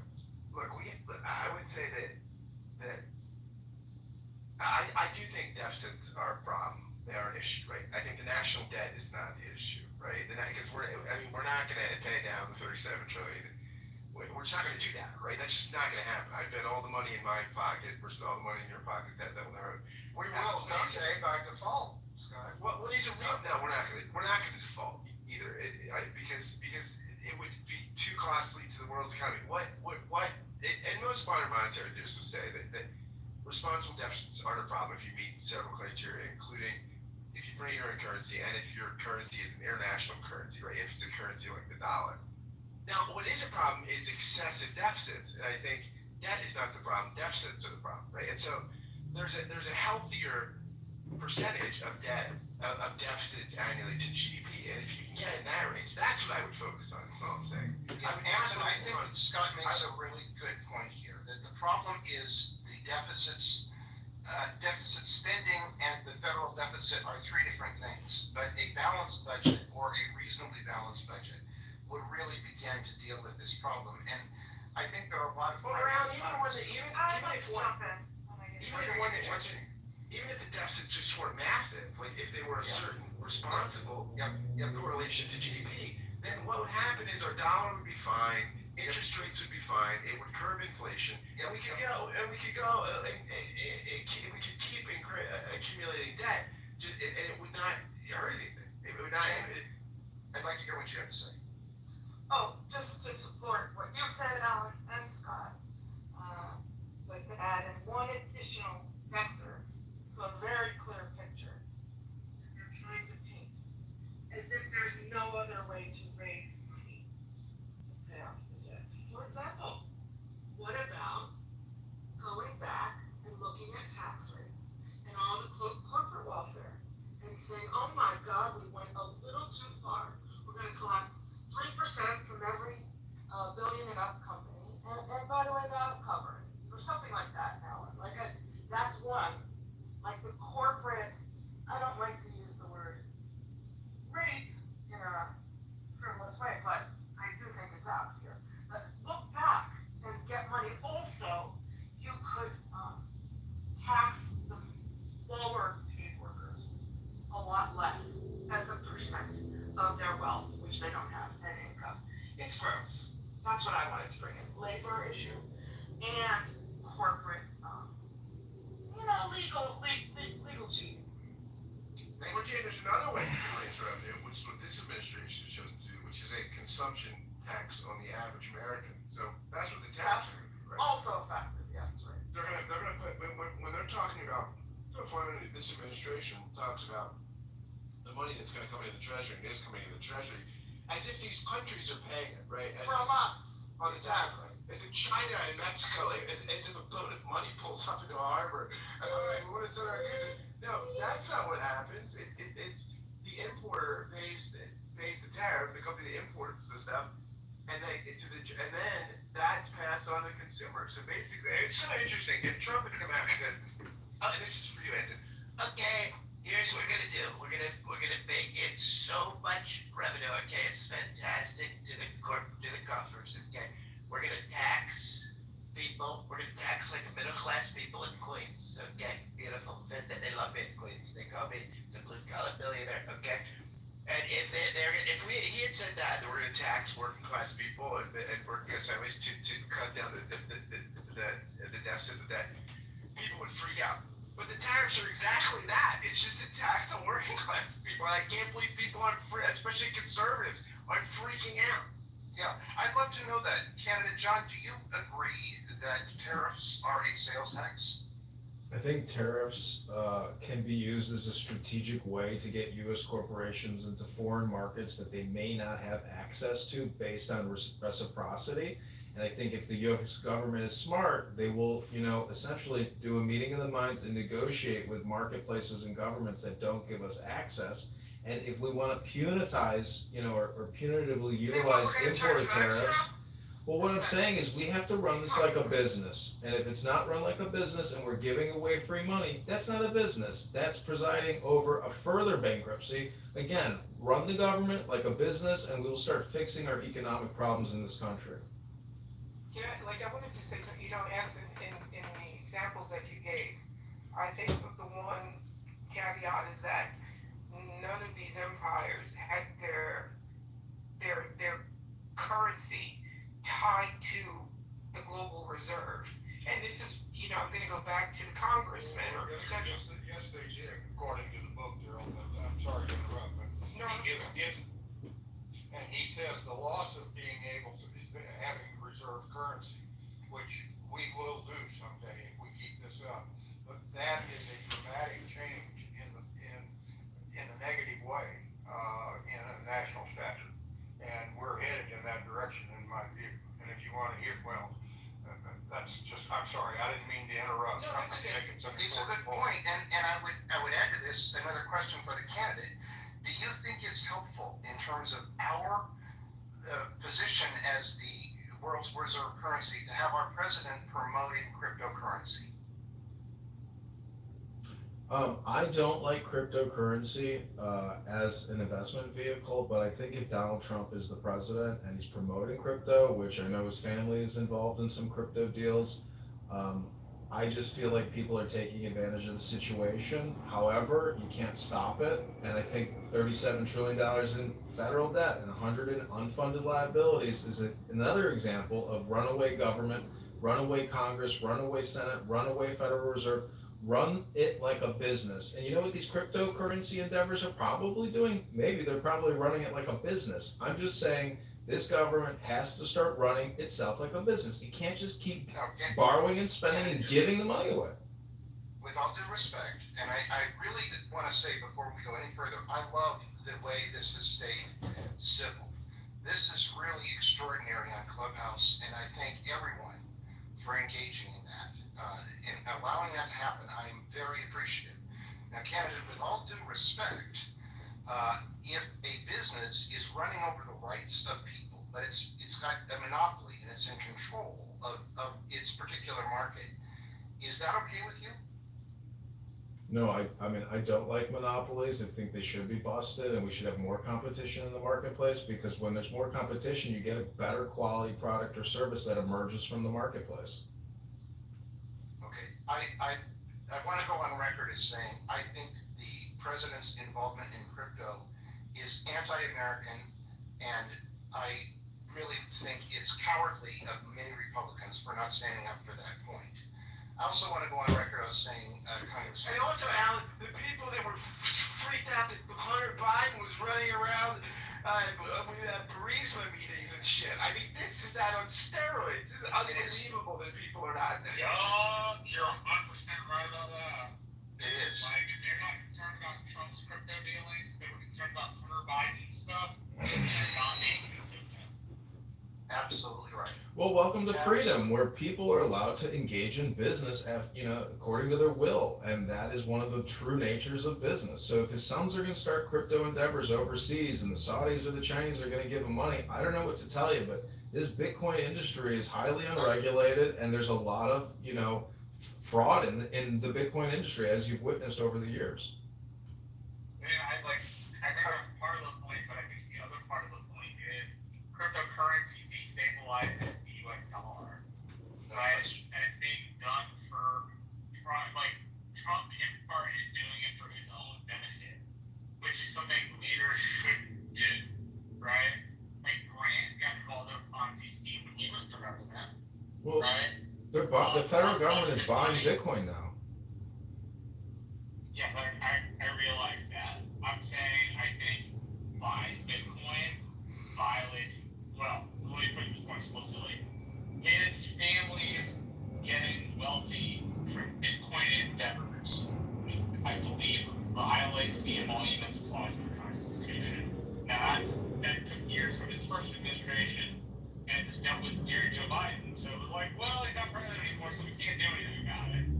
But it's certainly a violation of the Emoluments Clause. Well, I'm not here to badmouth Trump. You know, Darren LaHood, the gentleman I'm running against, has lots of photos with him and Trump and Speaker Johnson, and you know, he's the one with $12 trillion in corporate donations. I'm the one with $500 in clubhouse contributions. So I'm the grassroots, you know, candidate you're looking for. I put the link in the chat. The link is in my profile. I'm not trying to shamelessly plug my campaign here and waste your time, but I am speaking out against the national debt, against borrowing and spending, and I don't want to kick the can down the road. I want to join Thomas Massey, Rand Paul, Ron Paul, etc., and you know, try to find American Congress people that want to vote no on HR Acts and stop the omnibus bills and stop adding trillions of dollars to our national debt.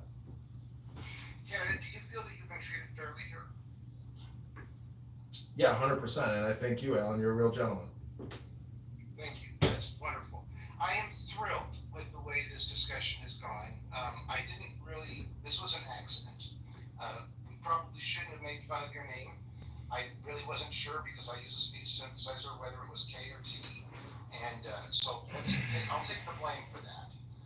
We will no longer make fun of your name, and I also appreciate that you said you put your campaign stuff in the chat. I am not going to remove it.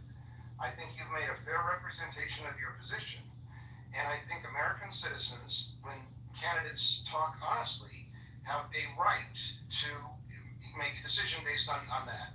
I don't agree with a lot of your positions, but I am excited about the fact that you will discuss them forthrightly in this context. I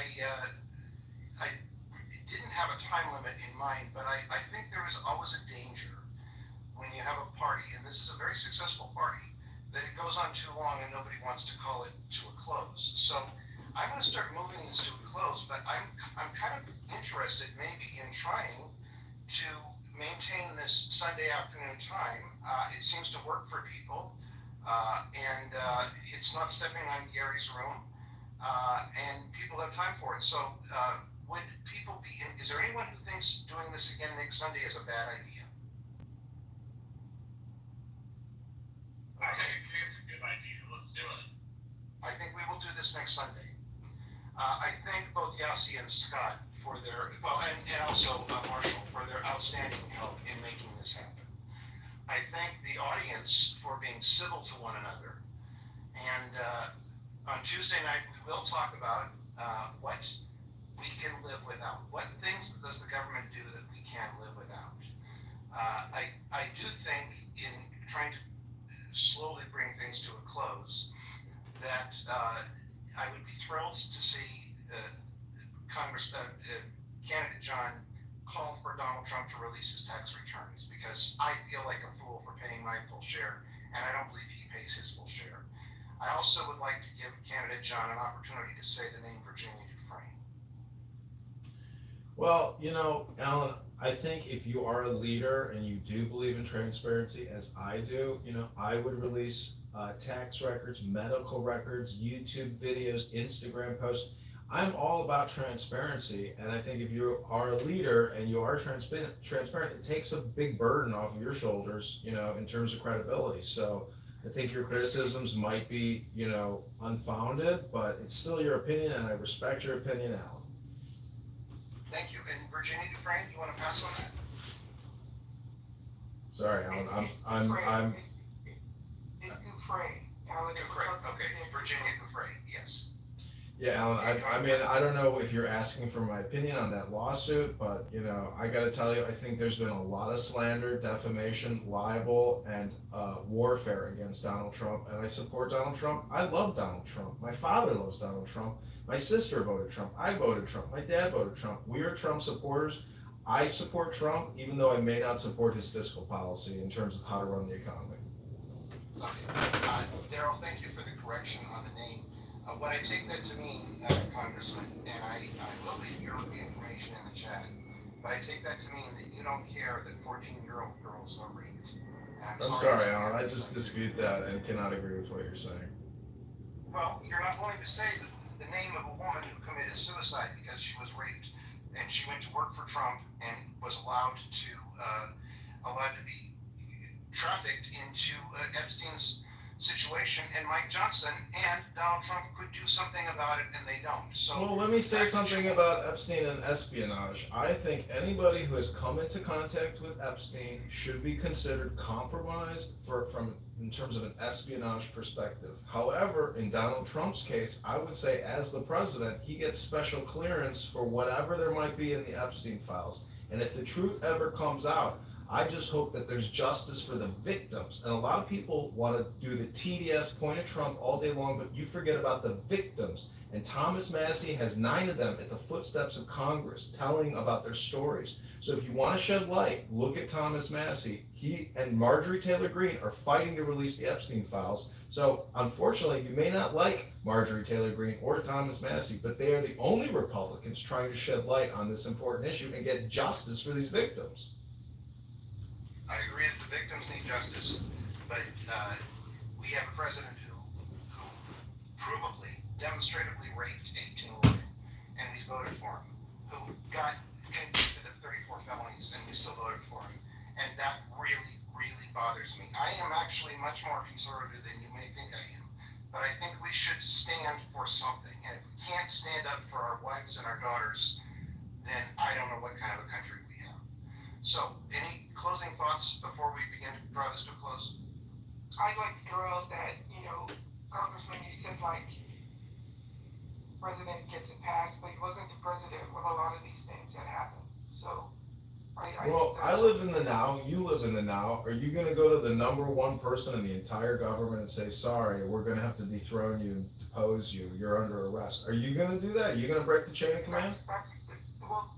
That's one that's hyperbolic, and one thing has nothing to do with the other. I'm simply talking about your comment about giving someone a pass because of this, when what they did, they were not that yet. So, I understand how, people rationalize or want to rationalize things in their head, but that just doesn't make any logical sense. Well, I can think about 100 people in the government or corporations who I think should be arrested. You want to arrest the President of the United States of America. Okay. So again, you never heard me say that. What I did, and this is the thing, right? This is like this thing about people, you say one thing and people hear something completely different. What I said was, I was responding to your comment about him getting a pass because he's the president, when the things he did, he was not the president yet. I didn't say, I don't get, Alan, you're not gonna like this. I don't care about Donald Trump's taxes. I really just don't care. We're never gonna get them, so I just don't really care that much. I understand it's a hot point for many people, but let's move on from that. What I'm saying to you, Congressman, is that this is a fallacious kind of rationality when you say, I forgive this. Or it's not fallacious. I live in the now. I'm running for Congress. I'm not living in a lawfare TDS derangement syndrome. I'm trying to liberate America and the people in the 16th district that are being conned by Darren LaHood for 10 years now. TDS, that stands for Trump derangement syndrome, correct? Correct. If I go to my psychiatrist and say, I have TDS, will that psychiatrist be able to acknowledge that it's a real syndrome? No, I think he'll probably laugh and say you're falling to the word game. And if I go to my insurance company and ask for reimbursement for treatment of TDS, what will they say? They'll probably say, it sounds like you got TDS. Okay, we acknowledge that this is I'm making a joke. I understand your point. Okay, you're making a joke, and yet the whole point of this room is that politics is a serious business. And I think it's one thing to joke about something that we can all see as funny, but your use of TDS in this sense is trying to diminish my sense of unbalance when I have a president who raped 18 women, who was convicted of 34 felonies, and is providing terrible leadership. You want to say it's about the here and now. I'm concerned about the future and the precedents that we're setting, and the fact that we're normalizing the federal troops in our capital. We're normalizing the president bowing down to Vladimir Putin. We're normalizing women being raped and not calling calling it on what it should be called on by the Attorney General. We're normalizing the Attorney General taking over the Capitol and other states. Those are the things I'm worried about. Well, Alan, let me just respond and try to de-escalate or depolarize the conversation, because I think we're probably coming to the end. And I just want to say that, your opinion is your opinion and you're entitled to it, as am I.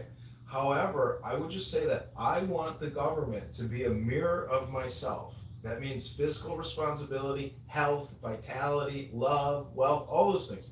I want our government to essentially stop borrowing and spending because it's irresponsible and childish. We need to live within our means and stop scamming ourselves and scheming and Ponzi scheming. So that's all I'm saying. And whatever your opinion is, I believe that there's a political element to it, where in politics, all of this, these sex allegations and all this lawfare is dirty business, and that's politics.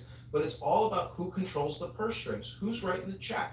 And Trump is presiding over the big, beautiful bill. I'm running against Darren LaHood that supported the bill and was one of the chief architects of the big, beautiful bill. He also voted on the HEROES Act, the CARES Act. These are $4 trillion, $2 trillion at a time. They're printing it up with the Federal Reserve, BlackRock, Blackstone, etc. We have to stop this Ponzi scheme and stop borrowing and stop spending more than we collect. It's just common sense. And I got to tell you, you should read Thomas Paine's Common Sense, because we're not running this business like a business. We're running it like a skim operation for the elite and for politically connected people. I'm here to try to put a stop to it. Okay. Well, I think this has been an incredible hour and a half, and I'm not sure what we'll call the room next week. We will not make fun of your name, but I think we will continue the discussion about whether politics is entertainment or is serious business, and we'll find some clever way to do that. Thank you, everyone, for being a part of it. Any closing words from anybody other than John, Scott, and I, or Yasi, do you have any closing words? No, thank you, everyone. Thanks, guys. Thanks, Marshall. Okay. You want to close the room, Yasi? Thanks.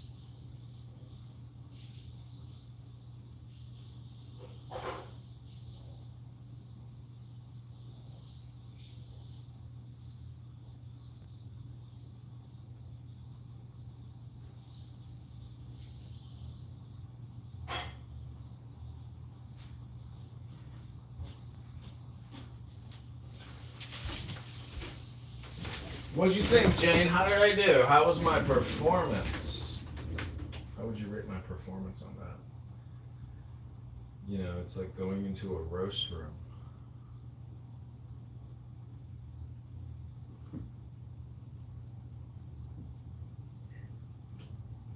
They're seeing what's happening on TikTok. They see what's happening, and the starvation of people.